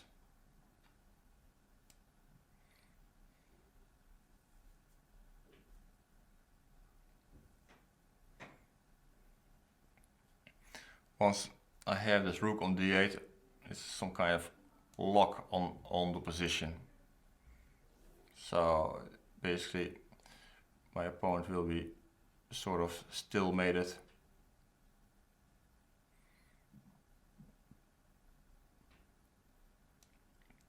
Let's see, I take this guy.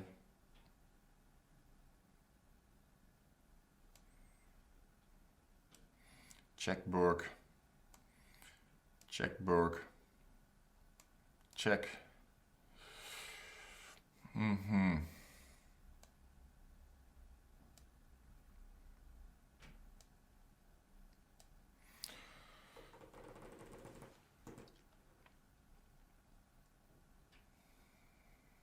Okay, it should be easy win. This endgame.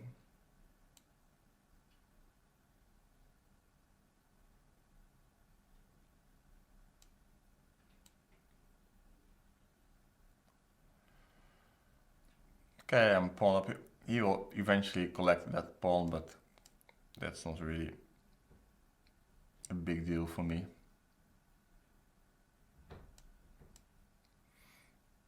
I'm just entering with the king.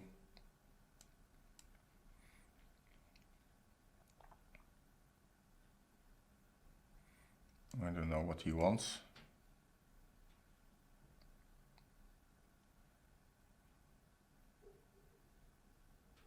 Basically, I'm just going to push my pawns, so.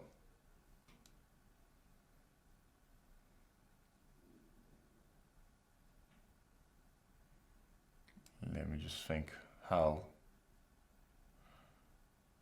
Okay, just.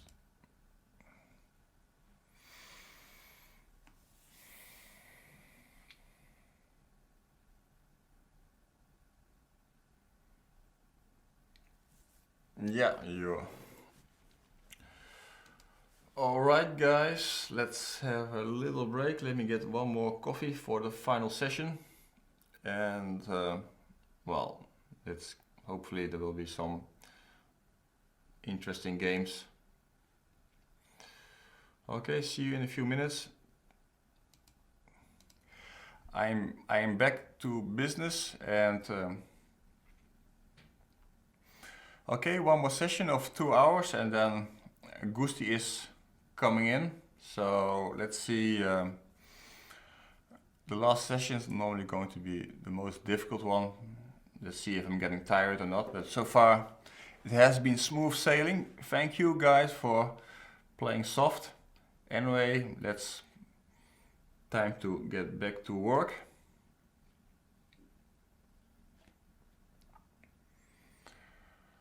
All right, so who we have?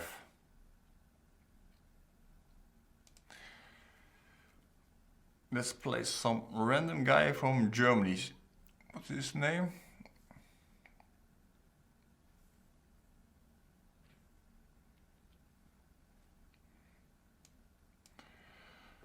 All right.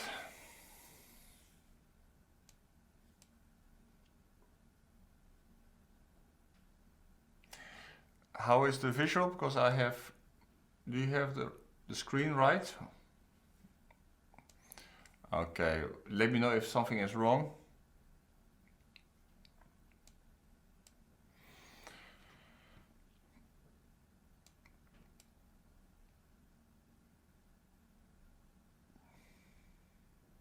So it's going to be a perch.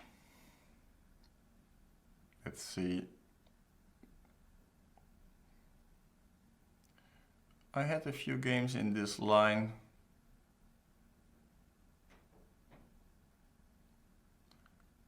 Long ago, I think, against Mr. Sachs, if I remember correctly.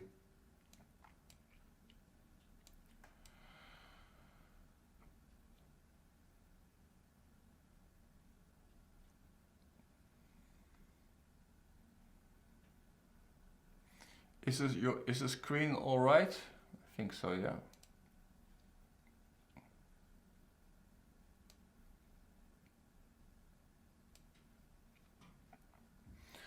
All right, so we're playing this perch, and well, this is some. Okay, of course, white is very solid here, but black. I tried to play some kind of. It used to be perch, but now it looks more like a Sicilian, and now it looks like this guy wants to kill me. Okay. No problem with that. That's how nature works. But okay, I just also want to jump to c4 and let's see how he feels about that. We're not going down just like that.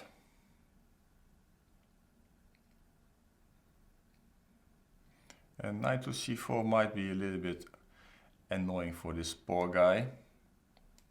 But I like to use the other knight, because this knight is actually protecting the d5 square.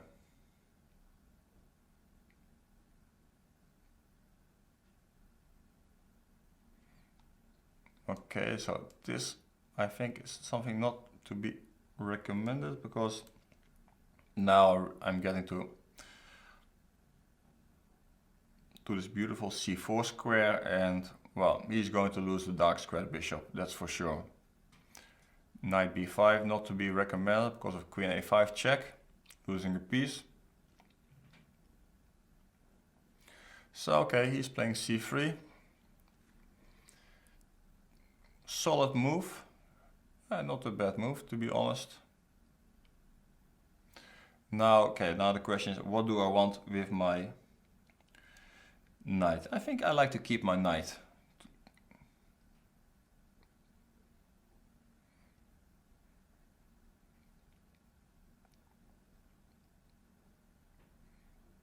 Of course he can, well, he's playing for mate. Well, if you know me better, then you should know that I'm not really impressed by this kind of stuff. And I'm looking for counterplay against his queen side. I don't think there's any mate coming here very soon. So, especially because his pawn is already on g5, so he never has his bishop h6 ideas.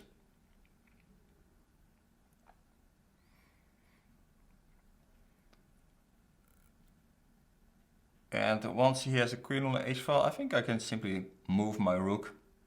And then what? You have one check. Okay, no big deal.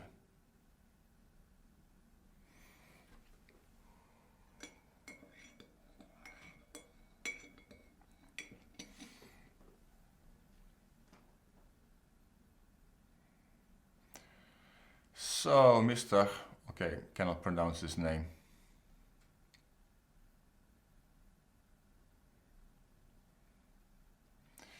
Bishop to e4. What does he want? Some sacrifice somewhere? Maybe he's planning to play some knight e6 move.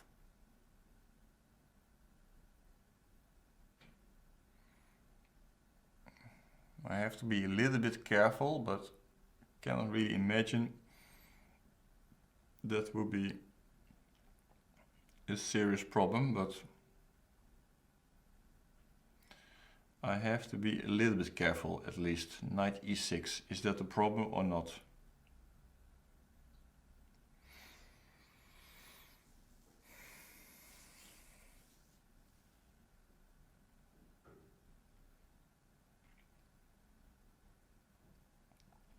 Let me just move this rook, just in case, because I think he has only one chance, is to play knight e6.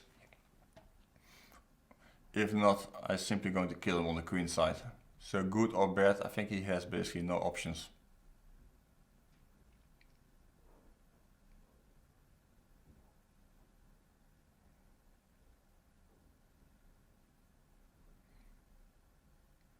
Yeah, and this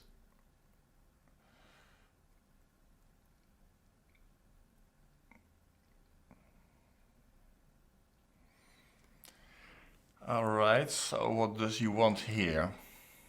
Okay, let me play a little trick with this guy or not.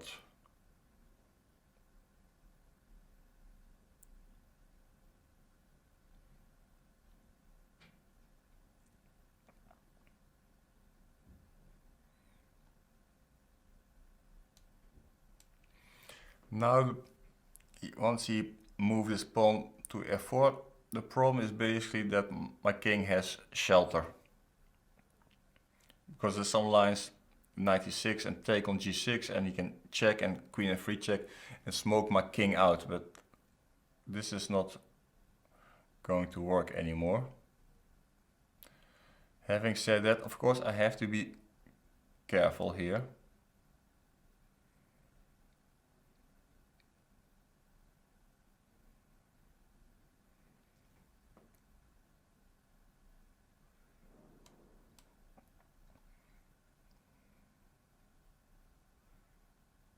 But my attack should be faster than his.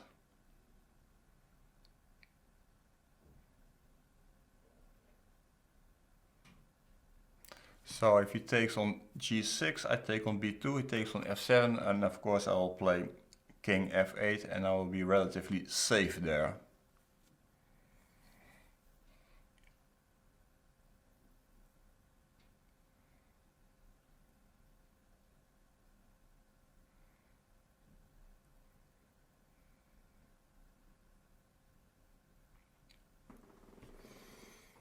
Yeah, I think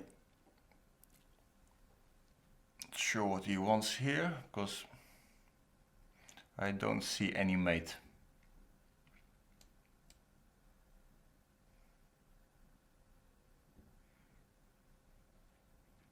And now I'm just collecting.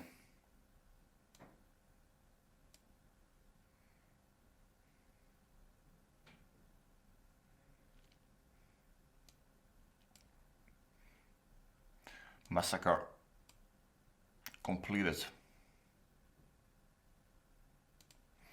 Yeah, so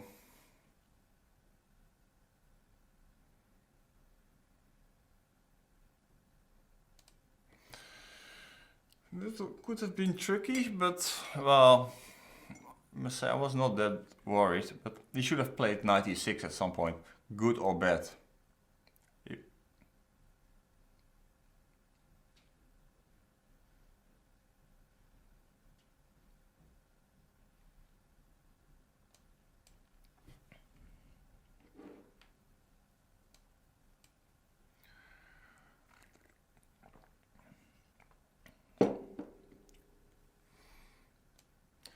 Okay, let's play some Nimzo.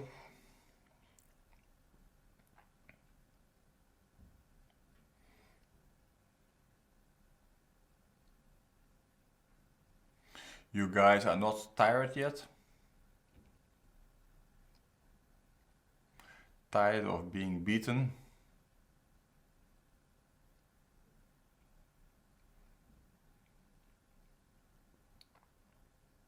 Can't believe I drew one game today. Although I must say one guy he missed like mate in two, but yeah.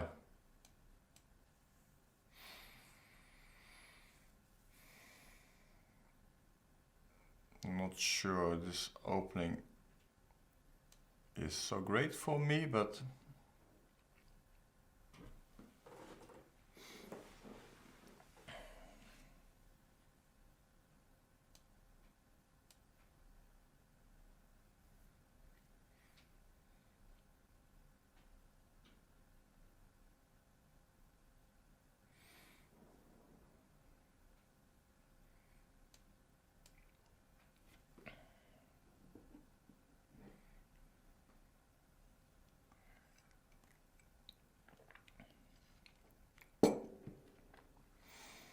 yeah, okay, so let me just complete my development, and then at some point I like to push my,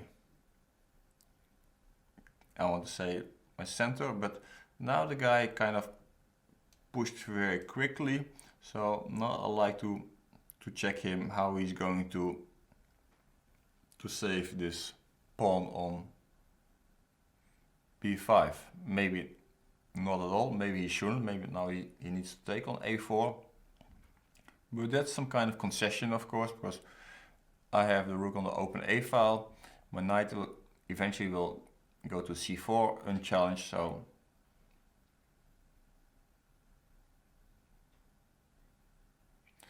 Mr. Kuzma, I thought you didn't want to play anymore, but okay, I can play you. Sure, I will take you down next. Don't worry, your time will come. So let me see if this works. And take here. And I have the nice pressure against his queen side. He can win the pawn back, but it's not going to finish well for him.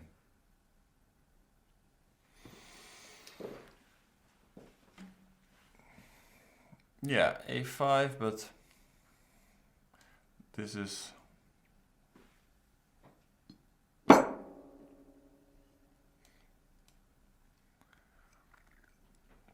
so now I'm a pawn up, and I have this beautiful knight here on c4.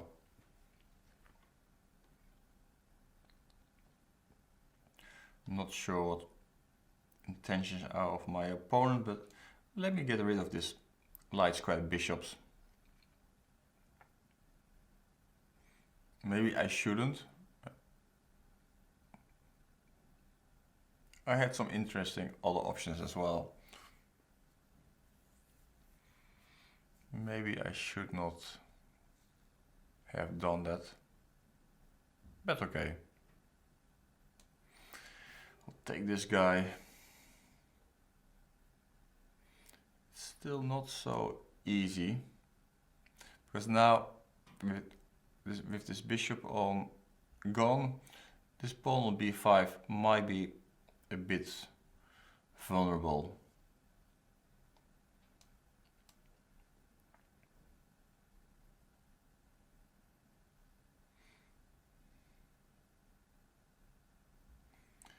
Yeah, but I had some ideas here. And okay, let me just push this guy, just to keep him busy.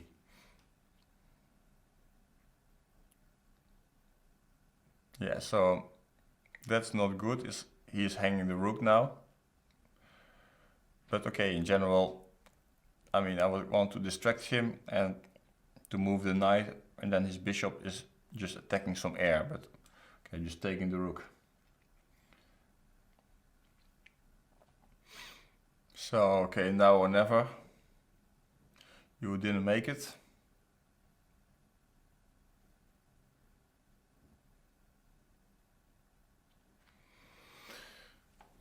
Alright, so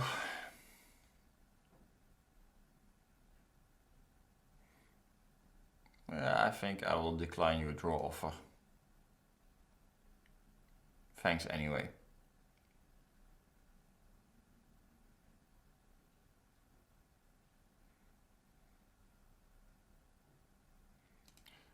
Correct. So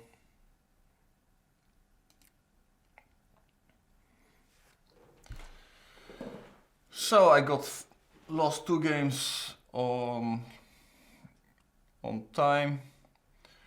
7 hours of work vanished in 2 games because of bad internet. Well,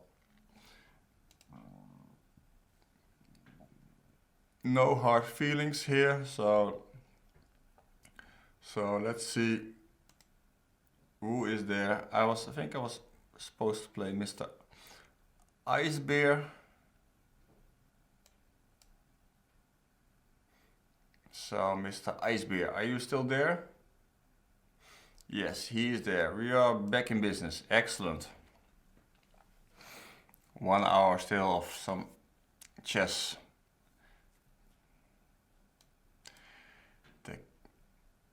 Always this Catalan is really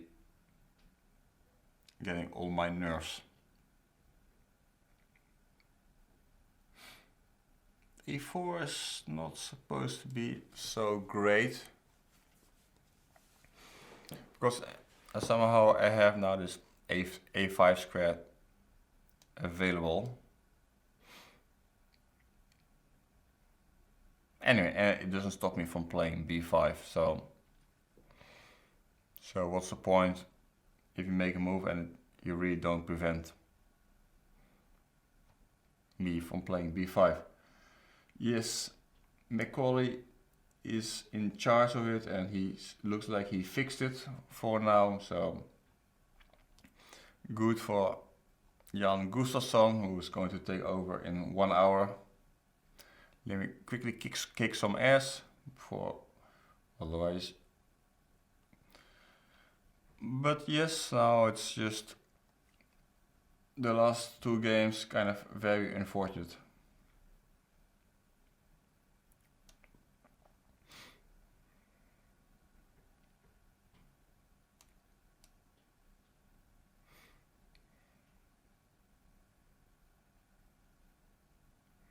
I think once I played some kid in the simul and he played this move knight to e5. Actually kind of dangerous move.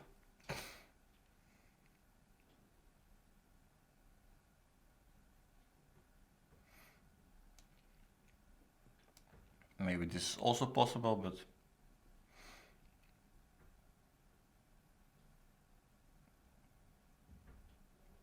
it's not clear yet where this is going. But okay, I just want to castle, develop my bishop and be a pawn up.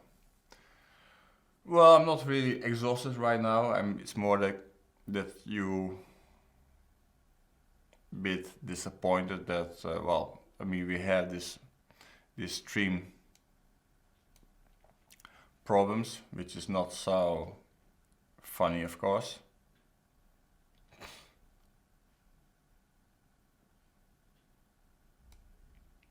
It's not how it should be.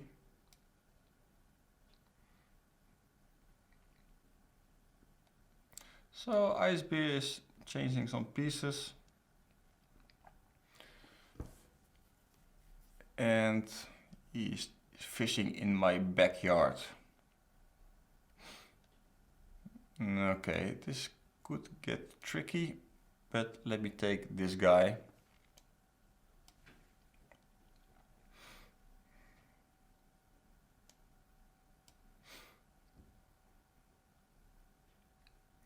So I'm pawn up, but okay, of course white has some nice compensation. But still, if I just have 1 or 2 moves, I can consolidate, play bishop b7, get rid of this knight, and I will be doing very fine. This knight on e5 is also a monster.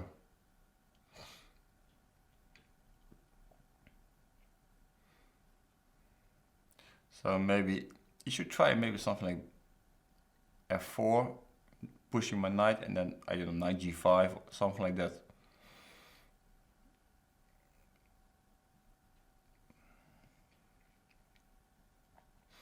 Not sure this move is really... I have to be careful though.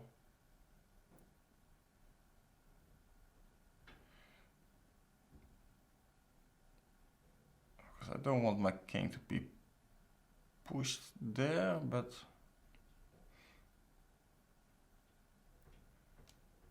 Okay, let's see. It's going to be interesting at least.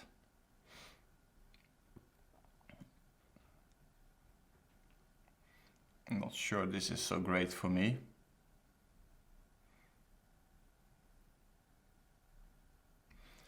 It's a bit tricky. You should now push h5.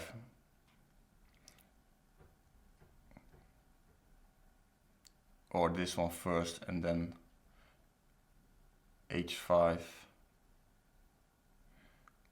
course, this is dangerous stuff. Dangerous stuff.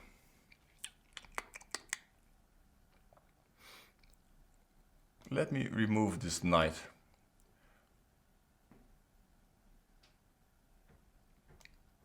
And play f5 and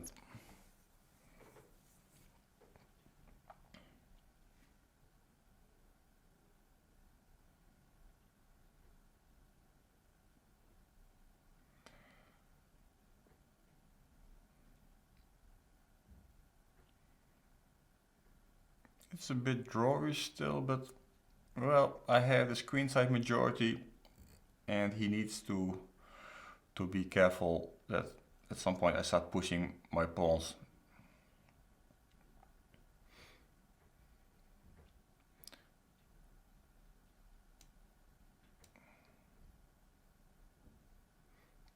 Yeah, but this doesn't really bother me that much.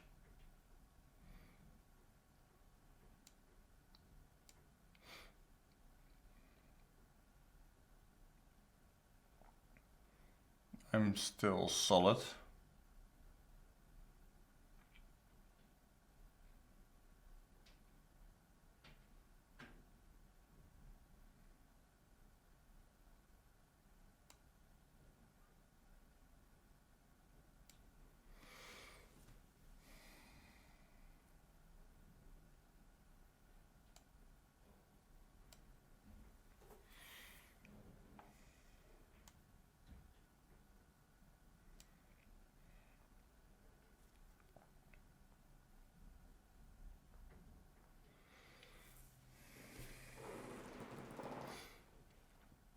Yeah, so if I go king h6, he takes on f5. If I take here, he takes on g7.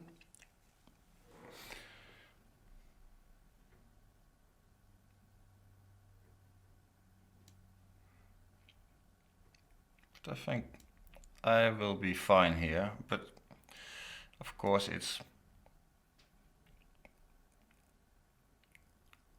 very tricky here.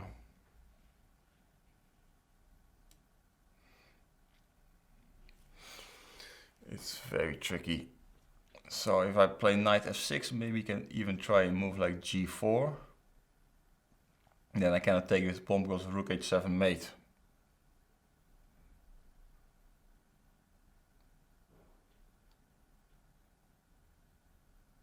So I have to be extremely careful here.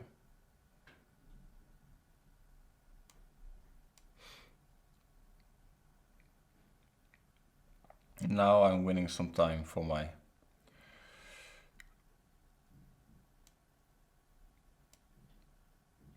rook maneuver. And now this rook is very good on g6. And now I'm going for the counterattack.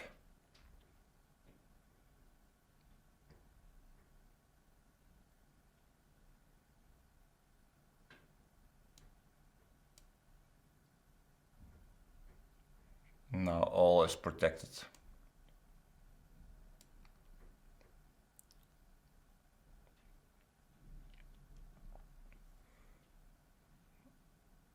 Yeah, it was a difficult game, so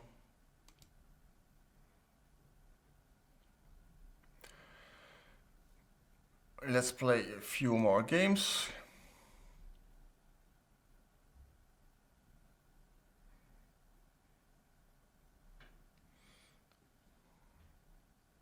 Dirkje, wake up.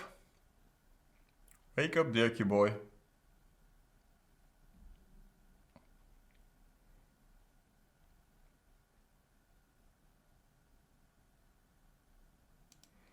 Okay, Dirkje is sleeping, probably.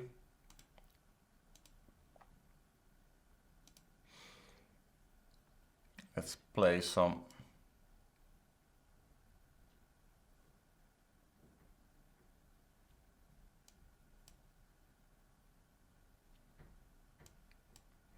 Silvo, who is Silvo?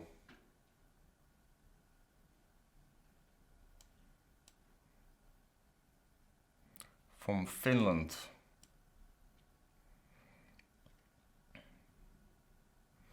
Playing the Nimzo with knight to e2.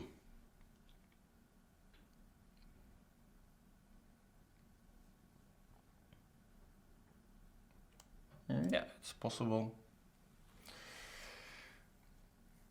Yeah, Dirkje was sleeping. Well, I'm not sure he was even allowed to be there in the first place because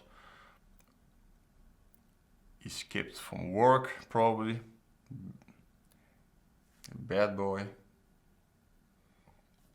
If you want to look at how to study initiative, look at some books from Kasparov or Shirov.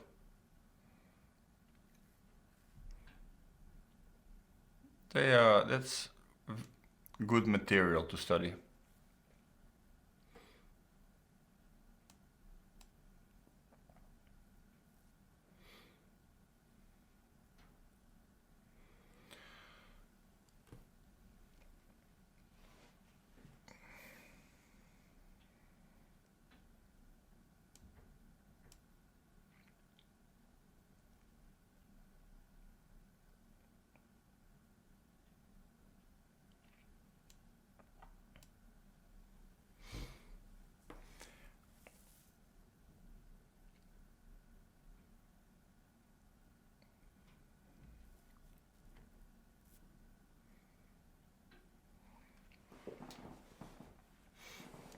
Yes, so this is kind of,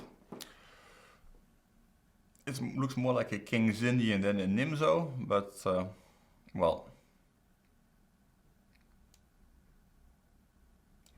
who cares how we call it?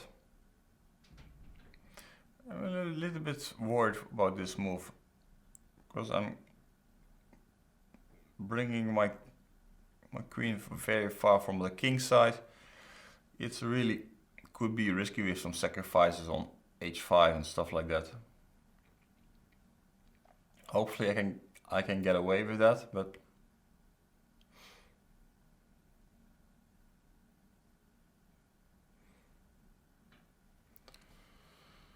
this looks dangerous, to be honest.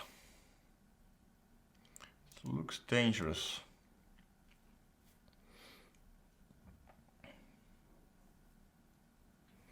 But okay.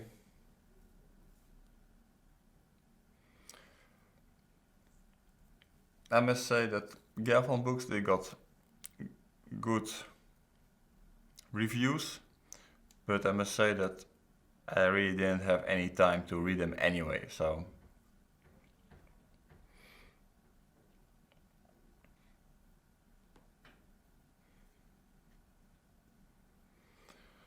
Alright, so what's going on here?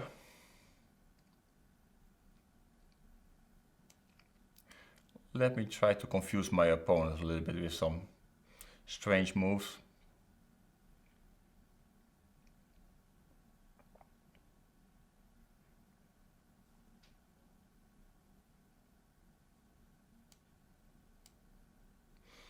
Yet now I'm getting a bit more confident about my position, that my position should be sort of alright.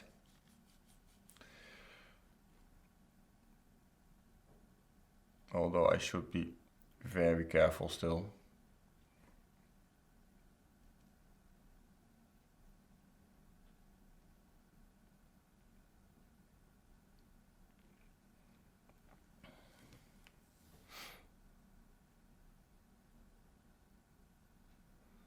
So, not sure what the guy is actually threatening.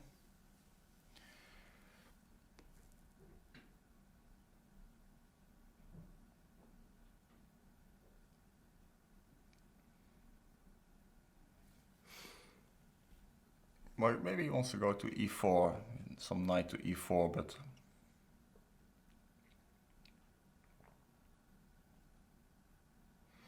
and if I move the queen, he will push b4, takes, knight to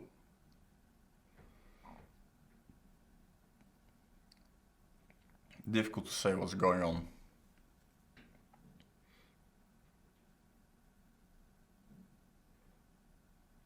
Difficult to say what's going on here.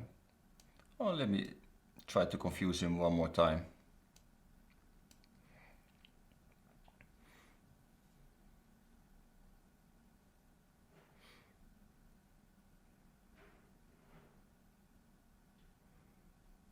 Okay, I take the pawn.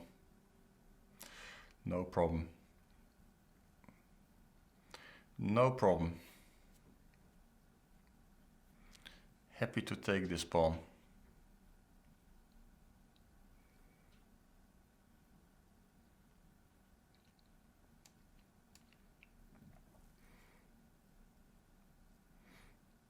Again, making some strange moves, but it looks like a good move, just to keep the knight on d4. I don't think he wants to take on c6, because then my bishop will be active.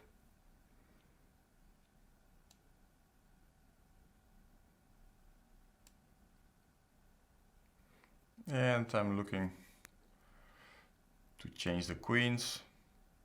If not, I will take on c4. Thank you. And I think my queen will be good. Well, maybe I can just play this one, knight to b3. And then I put the pawn on a4.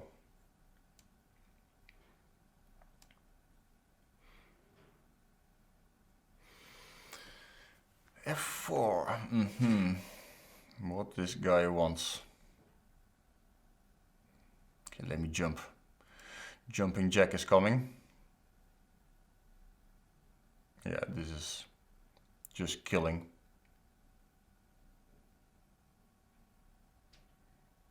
Looks like just winning a piece. This one is hanging.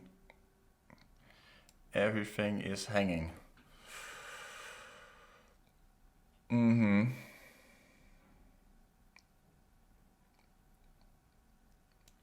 Okay.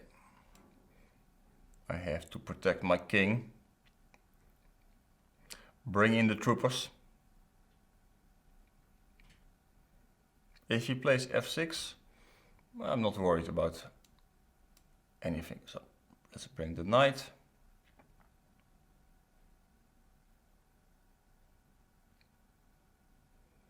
Okay, now it's time to take this guy. It's time to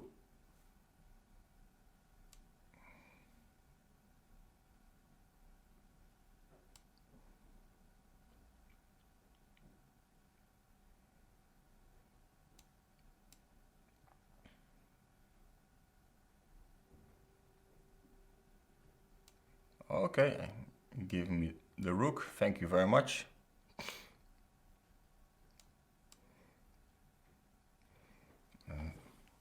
Yeah, and it's going to be resigns. 20 seconds, 10 seconds, it's enough.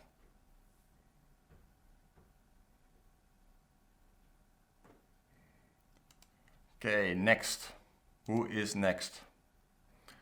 Let's play quickly some more games.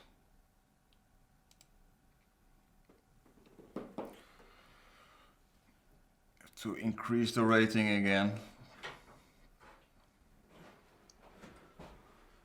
Having fun? Well, Jan Gustafsson just entering the house. I just lost the 2 games on bad connection. Oh, beautiful. So yeah, It's always my favorite part. Tech problems. tech problems, yeah.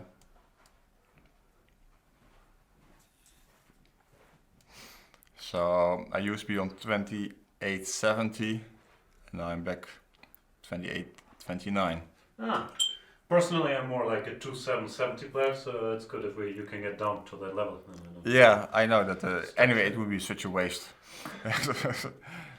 So, but I told the viewers that well, I'm in since I'm doing the last session, so I'm kind of in control of the. Oh, that's true. You Yeah. control the fight, yeah. Yeah.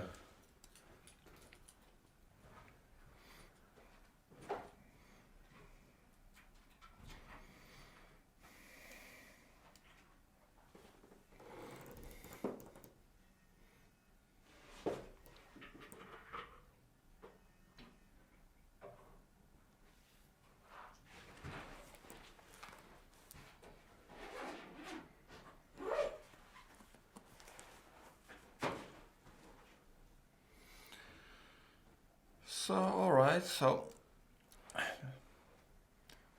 Jan is going to play in half an hour. Till then, All the strong players have their alarm set, yeah? 4 p.m. yeah. They're challenging. Hmm.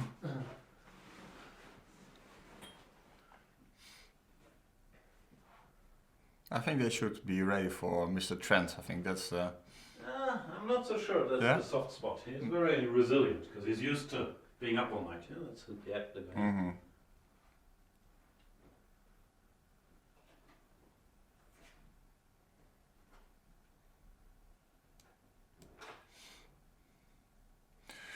Jan didn't bring me any pizza, so that's really sort of disappointing news. I'll be nice though. I can get you something. What do you want? Probably not pizza. Yeah, I'm in half an hour. I'll just check my options, so I'm not too worried. So I'm putting this knight on h5. So I'm ready for a rook swing to g3.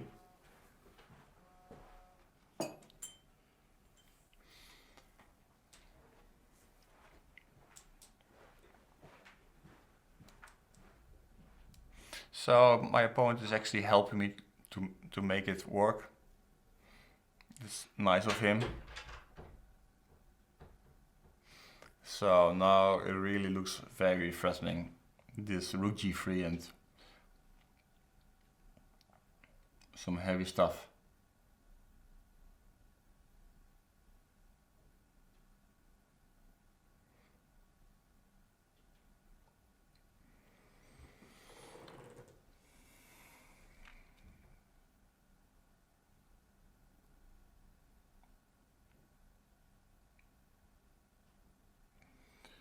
Okay, so should I punish the guy already?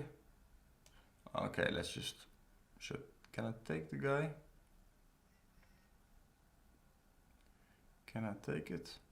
Okay, let's do it. Let's just do it.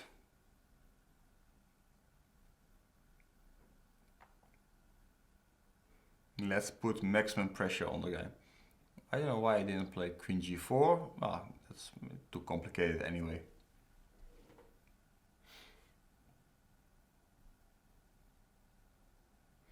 So of course, the only question, well, he has only one move, is actually to take. If you don't take, well, yeah, so that's correct. But I'm not sure this is going to be so great for me, but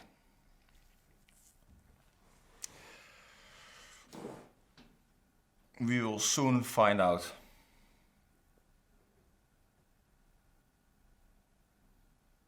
So actually he has only one move here, is f5.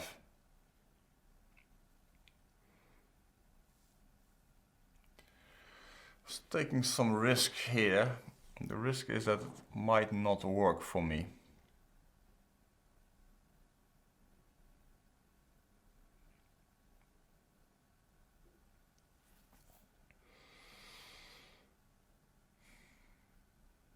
I didn't need to do that.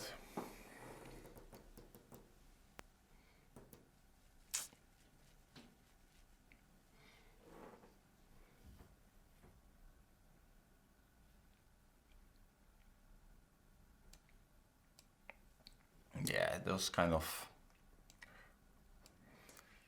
pushing my luck a little bit. Okay, still it's extremely dangerous for him, but why would I just take this kind of risks?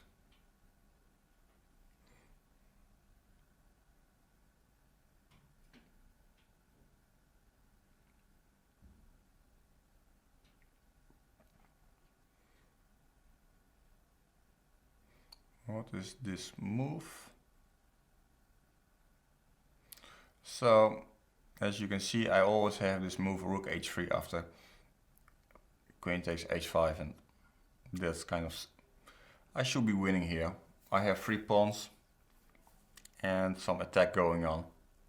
Rook h3 is also a serious threat.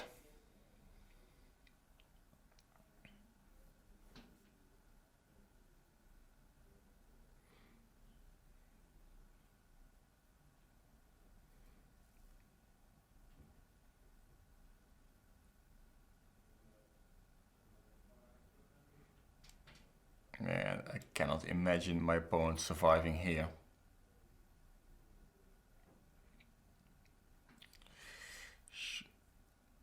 Should not have given him... Okay, now let's have a little fun with my opponent. Let's hope he's playing knight to d5.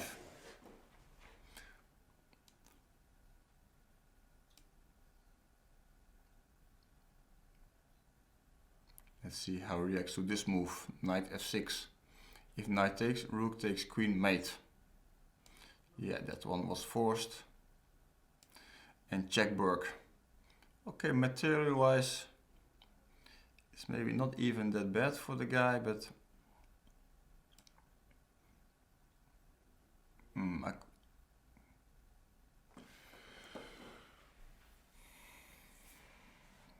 maybe I made some imprecise moves.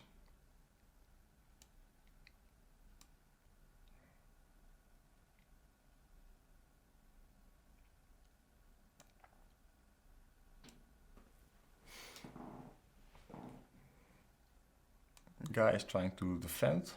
He's fighting hard, I must say. And I'm not playing well, to say the least.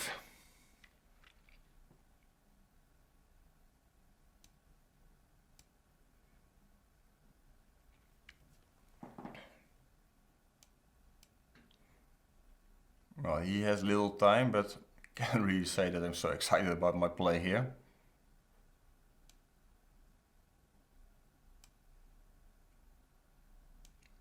Just to repeat once.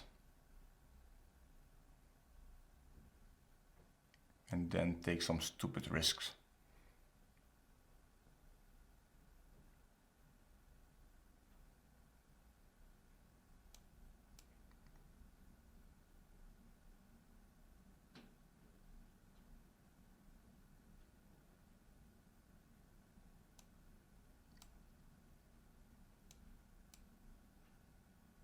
Yes, I should have lost this game.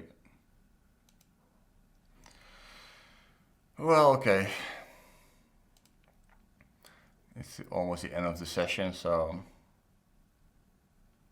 let's play a few more guys. Let's see. Jordan. Okay, this is 3-minute blitz. Actually, I should play 5 minutes, but okay, because this is poor guy Jordan van Foreest.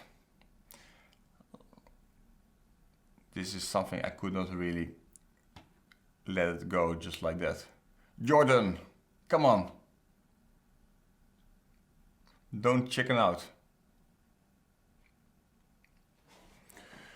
Jordan, as Gusti is calling him.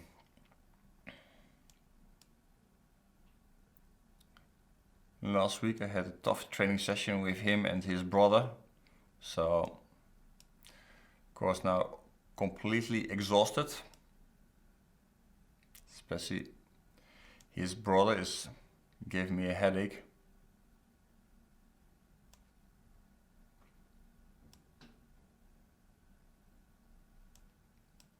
Let's see how Jordan is playing this.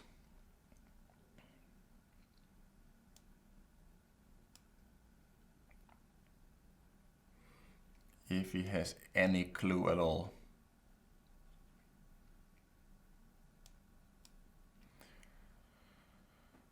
Okay, so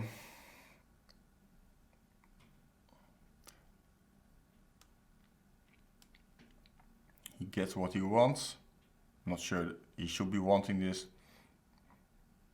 because his bishop is really not doing anything here. Jordan, this is really bad. Now you see the dark squares. This is not what I taught you.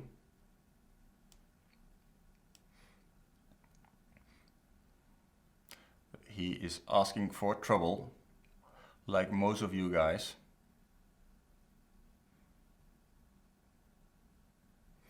One time I was playing Benjamin Bock, but he was playing so badly I could not imagine it was him. But later actually he confessed that actually it was him.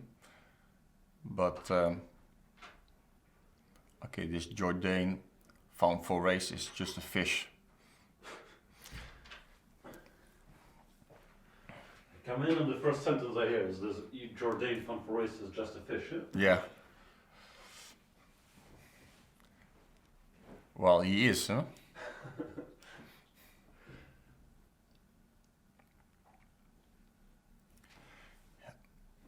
Who do you respect of other Dutch players? Is there anybody? If I'm respecting anybody at all. Oh, Jordan. Is this really possible, Jordan?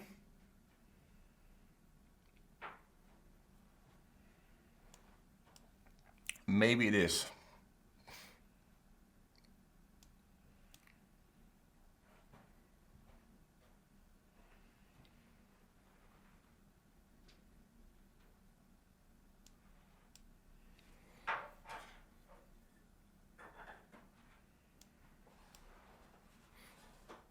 Yeah, make some more bad moves and make my day.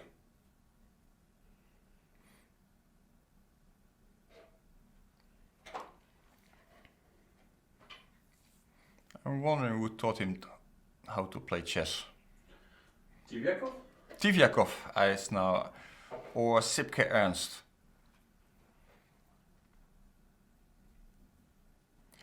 Pick your poison.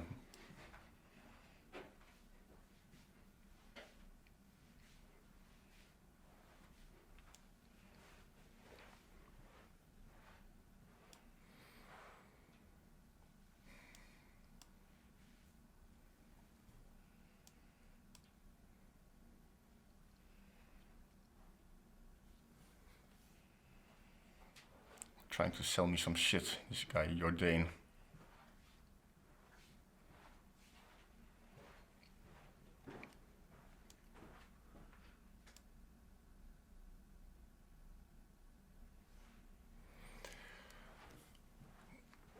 Did you see this move, Jordan? Queen e5? I guess you didn't, huh?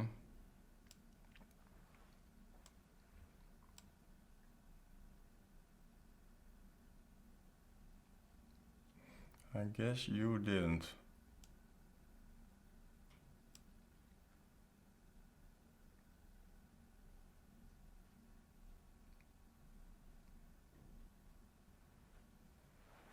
Bye bye, Jordan.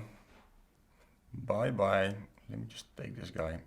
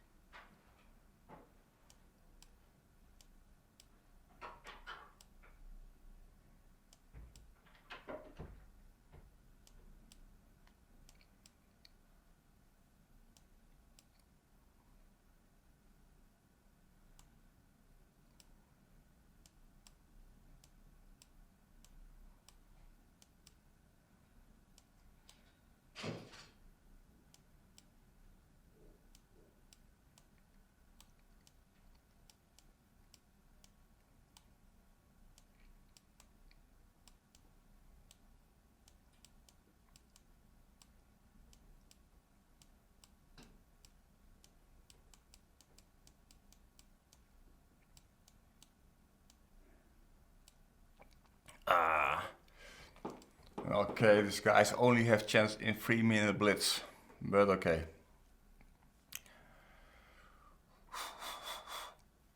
Sorry guys that I couldn't really speak too much during the blitz, but well, this is the problem with this 3-minute blitz, that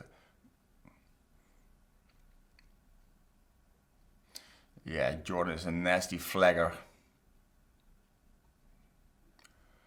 Okay, we take some more challenges. Who is next?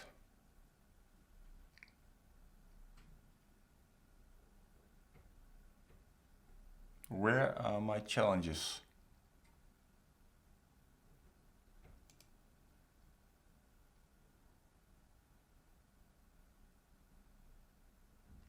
Where are my challenges?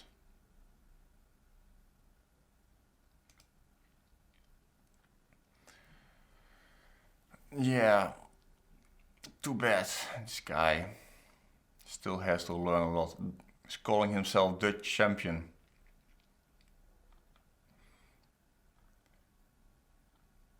But okay, probably now he's just celebrating his draw.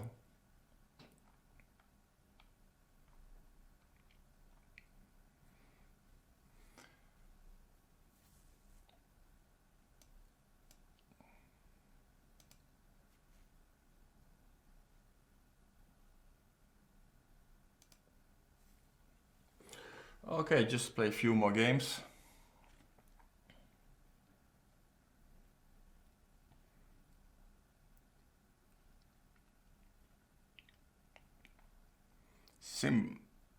Simba, Dutch guy.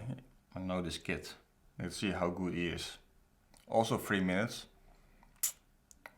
Well, I shouldn't take this 3-minute challenges, but I was not really paying attention, but okay.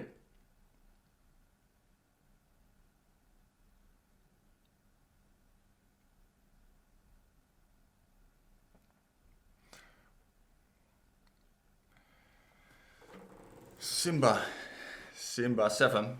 Hello Simba boy.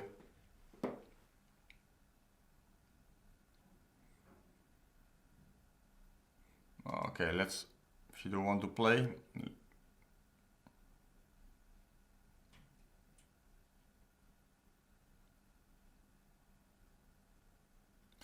let's see if Dirk here already woke up.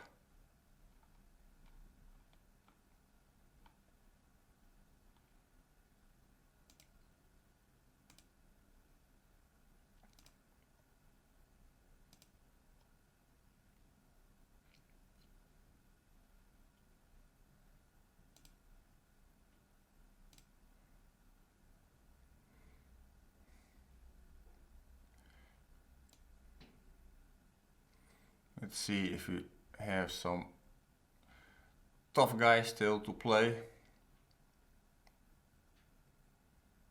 Just to finish with a bang.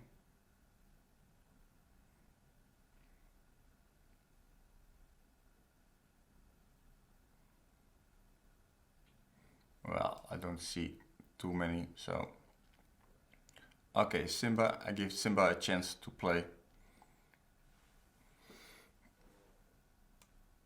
But now you missed your chance, now you're playing with black, so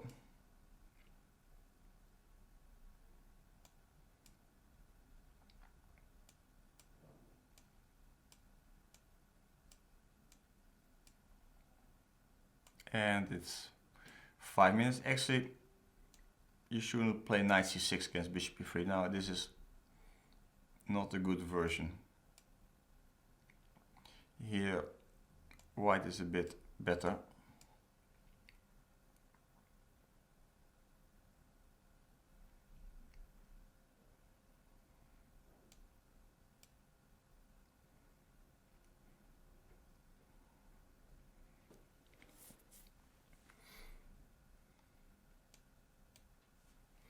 So basically, actually I want to play on the king side, on the queen side, so it's strange to castle queen side and to play there, but in the end I just want to play c5, knight c4 anyway, so this doesn't really bother me.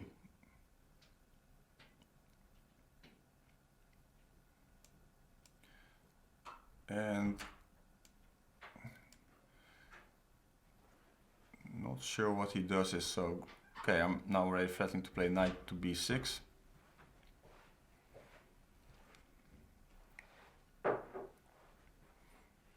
And maybe he wants to play b5, but I'm going to fix him there. So if he plays b5, I go knight a5.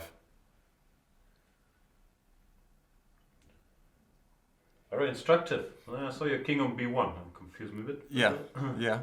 Still, yeah? You're confused, yeah, by... Yeah. I normally have it on g1 and then I get mated. So Gusti is trying to help you guys by trash talking me, but No, I'm trying to learn. well, Do you win against Jordan? no, he flagged me. Flagged you, yeah? It was a draw in the end. Yeah, nasty kids and dirty kids. I'm normally on the side of the flaggers because else it's hard for me to keep justifying to do it. Yeah. Yeah, I don't have your chess culture, so I need to win on time. Mm-hmm. It's my main Sorry to hear that. main skill. Nah, it's okay. So he decides to go for this, and okay, let's see what he's going to do after this. Knight takes b5. I hope he... I would guess queen c2 and the a b5. Yeah, I'll take the knight on b6. Fe. Yeah, and I'll take on b5. And then you'll have bishops. I have bishops, yeah. I can also take back on, but I'm not sure that I want that. So if I take here...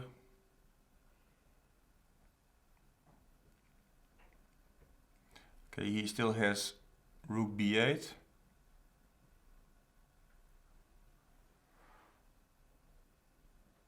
Okay, this is getting interesting. But maybe I should not get involved in this kind of crap.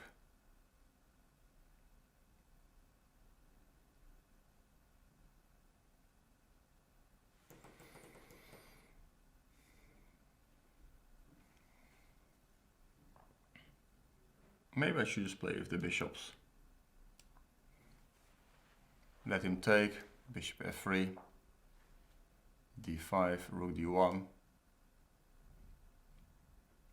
At some point his center will collapse. Are you only playing against Dutch guys? Yeah, you didn't know?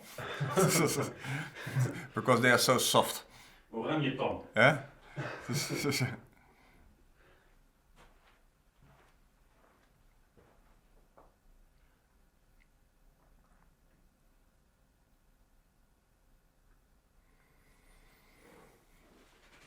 So he's trying to be tricky here.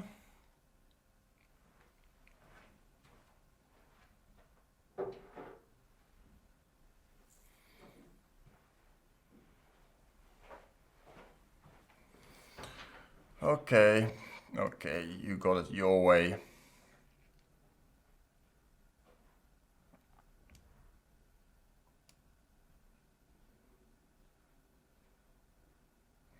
You get it your way.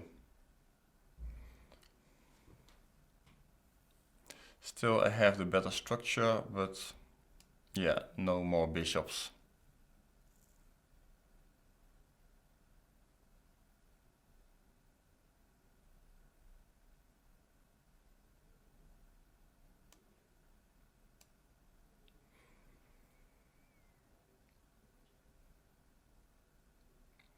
This move was also not maybe my best move ever.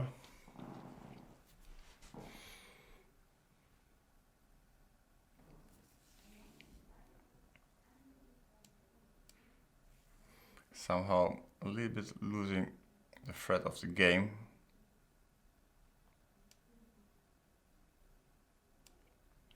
Should have.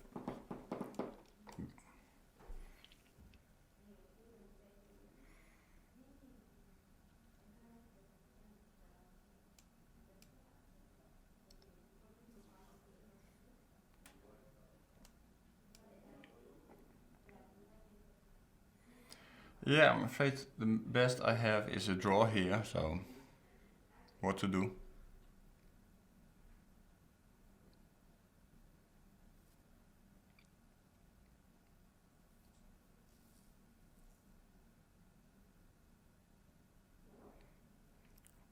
Let me see if I can really push it for a win still.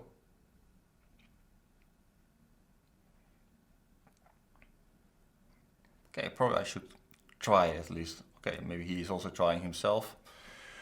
Alright, we have a game. Excellent. Good boy.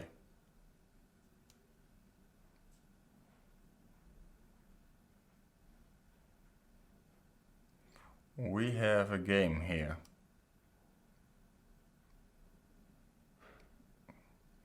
He might regret it later, but at least he's playing like a man.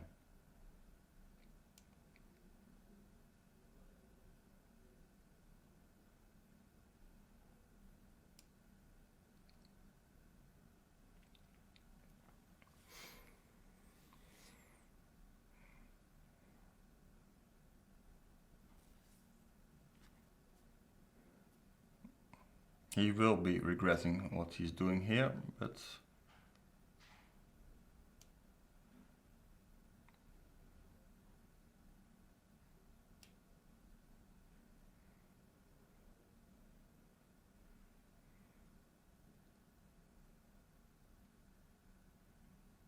maybe not.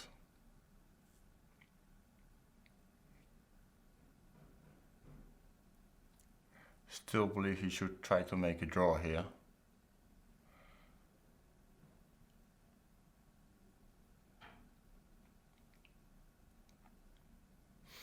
Yeah, no, this is asking for trouble. Now the guy is pinned. And that should not be good. This should not be good for the poor boy.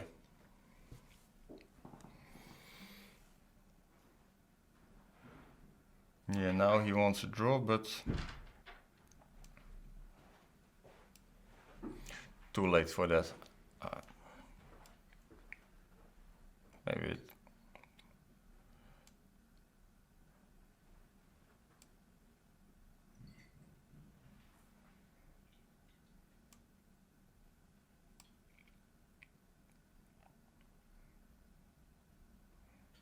And he's going to be seriously pinned.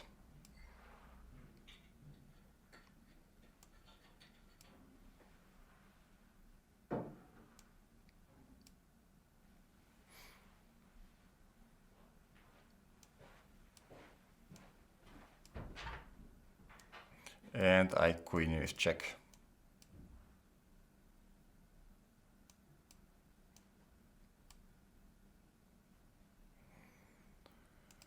Oof. Okay, I play one more game and then poor Gusti is going to take it over. Can't wait. You Yeah. still look rested. Maybe I'll just go back to bed and you do another 8 hours. Yeah, sure. It's not tough enough for you.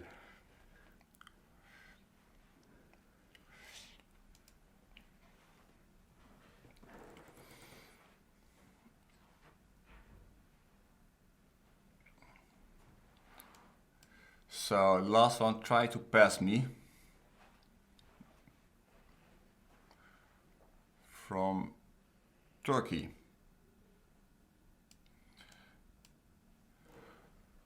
So if I pass you, then it's time for Gusti to take over.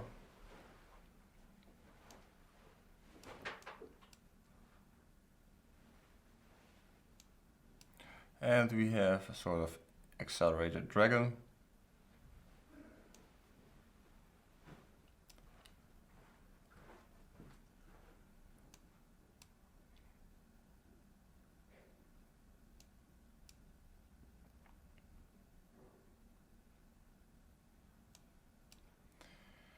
Yes, so probably is going to play knight g4.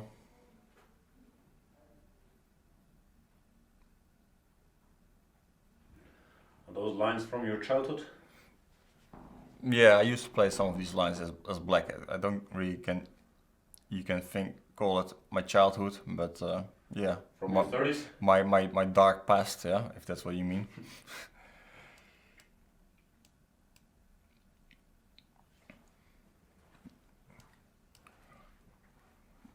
So the guy has his knight on b4. I don't know what's doing on b4, but maybe one day we will find out.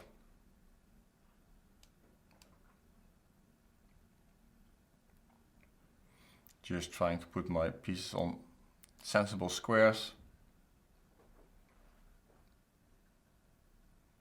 And at some point our opponent will collapse. That's normally the game plan. Should I get rid of this bishop on g7 or not? That's always the question. Okay, first king h1. If you don't know what to do, we play king h1. I've learned more than in the 8 hours I watched Lawrence Trent tonight already. I hope so, yeah. If you didn't, then okay, let's play this bishop anyway.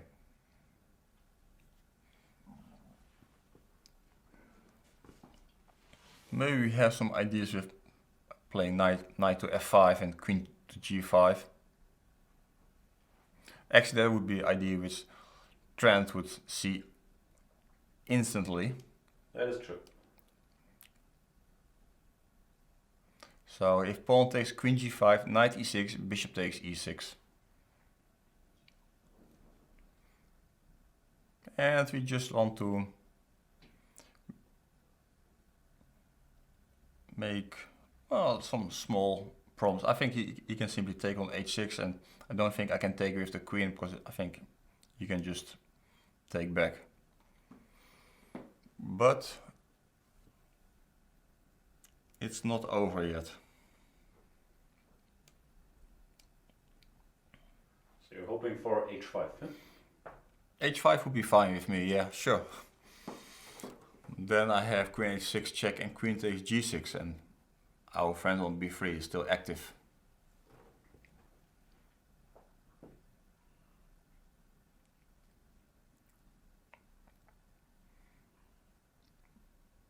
Alright, so he takes, so let me just get this check in first, just in case. Now to get the rook to h3 and it's game over.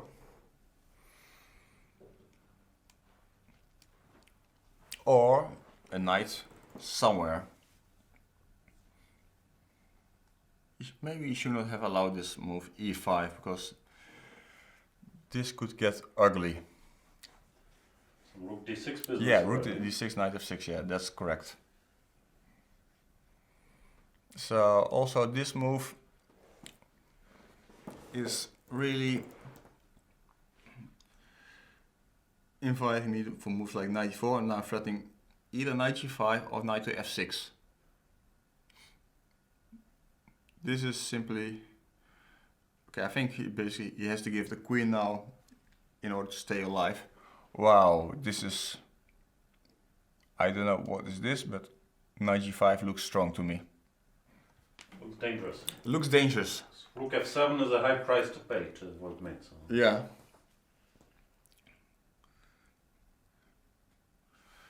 Alright guys, so this is it for today. Well, what I can say, I drew 2 games which I should have won, especially against Jordan van Voorhees, but credit to Man of Light and Jordan from Forest.